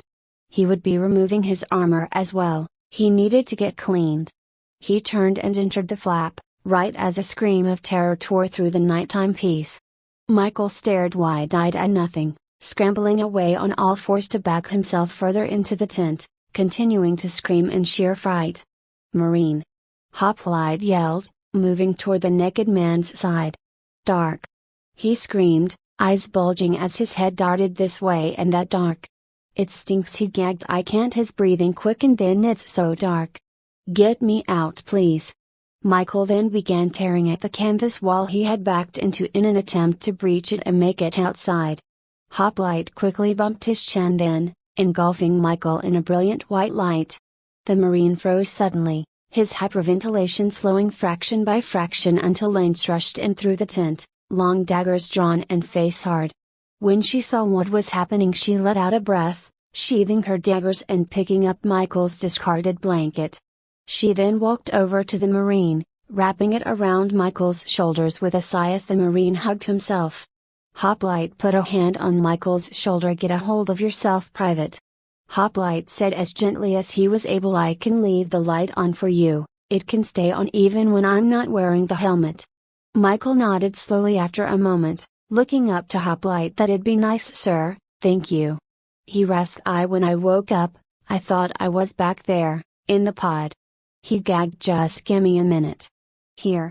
Lance looked to Hoplite, her brows knit together and lips drawn in a tight line. She looked concerned, as was Hoplite. This wasn't good. There would likely be missions in the future that would require them to hide in the dark, or simply sleep without any light. Well, they would need to work on getting him adjusted to normal levels of darkness again. It was as simple as that. Right? Hoplite wasn't sure. He wasn't a trained psychologist. It was the best he could think of, though. Michael shuddered as if he were freezing cold, scrunching up his nose while wiping at his skin as if something horrid clung to it. He gagged occasionally, shaking as he continued to wipe his skin and stare off into nothing. Soon, his hyperventilation calmed into an even rhythm, and he stopped wiping his skin and began breathing through his nose once more. He leaned back in the light, his shadow copying the motion in the helmet's light. Thank you kindly," Michael said after a long sigh. Lance suddenly stood up, and Michael looked at her with a frown. "What's up?"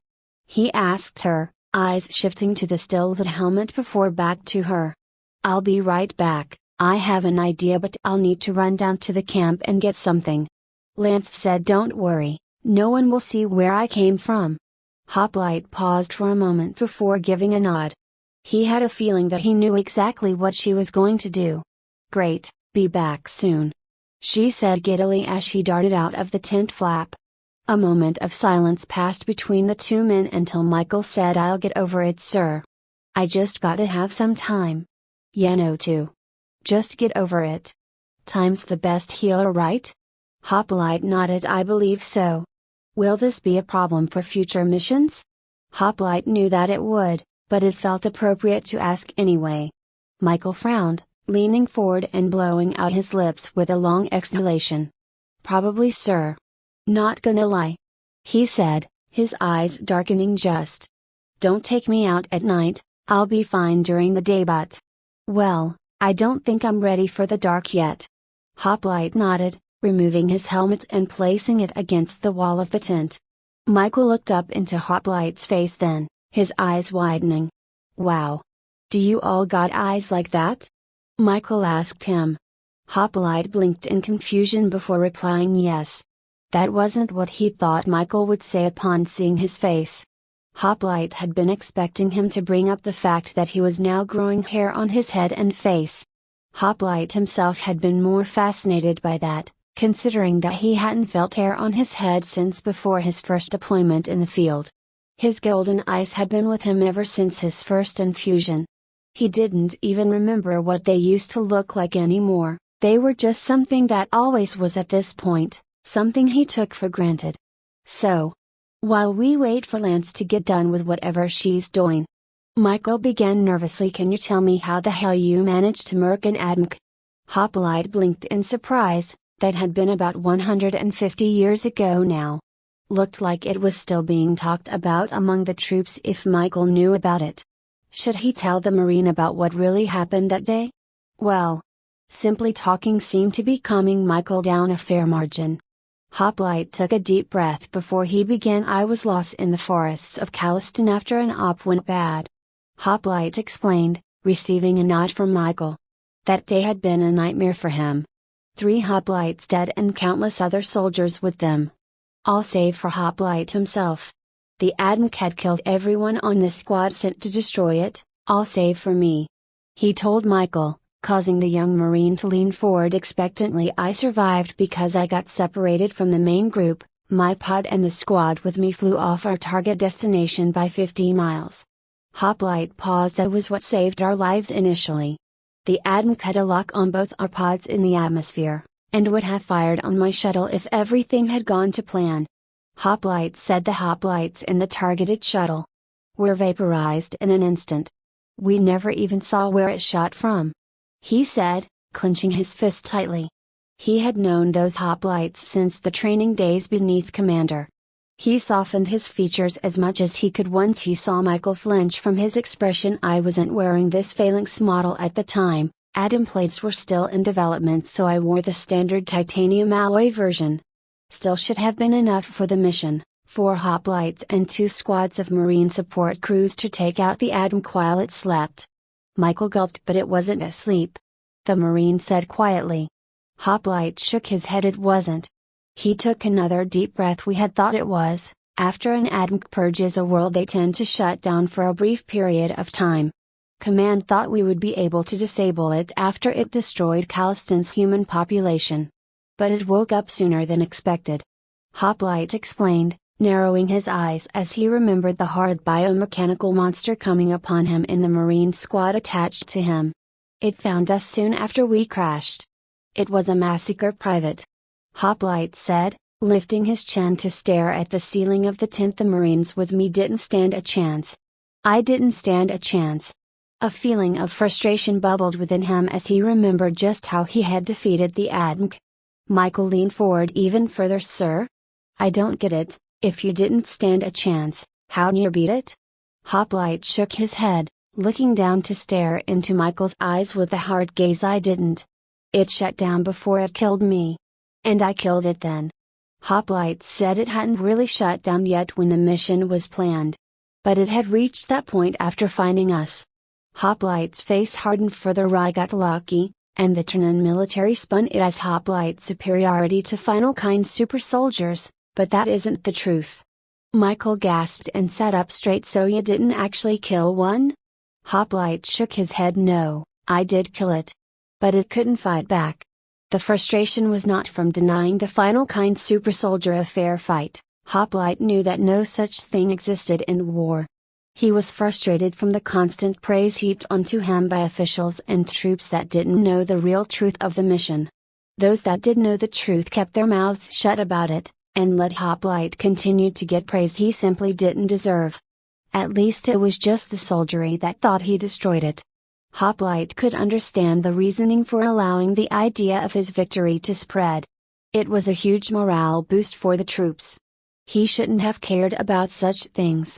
But the praise and awe irritated him for a reason he could never explain. A leftover vestige of humanity within him? No, he was a hoplite. A tool. A thing, just as Commander had always said. So why did Hoplite let it bother him so much? He didn't know. Well, considering that those alien freaks only had 5 of them, I still think it's cool you gotta kill one at least. Michael said, flashing a thumbs up. Hell, I still think you're cool. You know that there's action figures of you, right? Or at least there were. Michael continued, scratching his beard. Had one when I was a kid even, you had bending limbs and all that, but you are wearing your classic suit. Hoplite stared, his eyes going wide. What?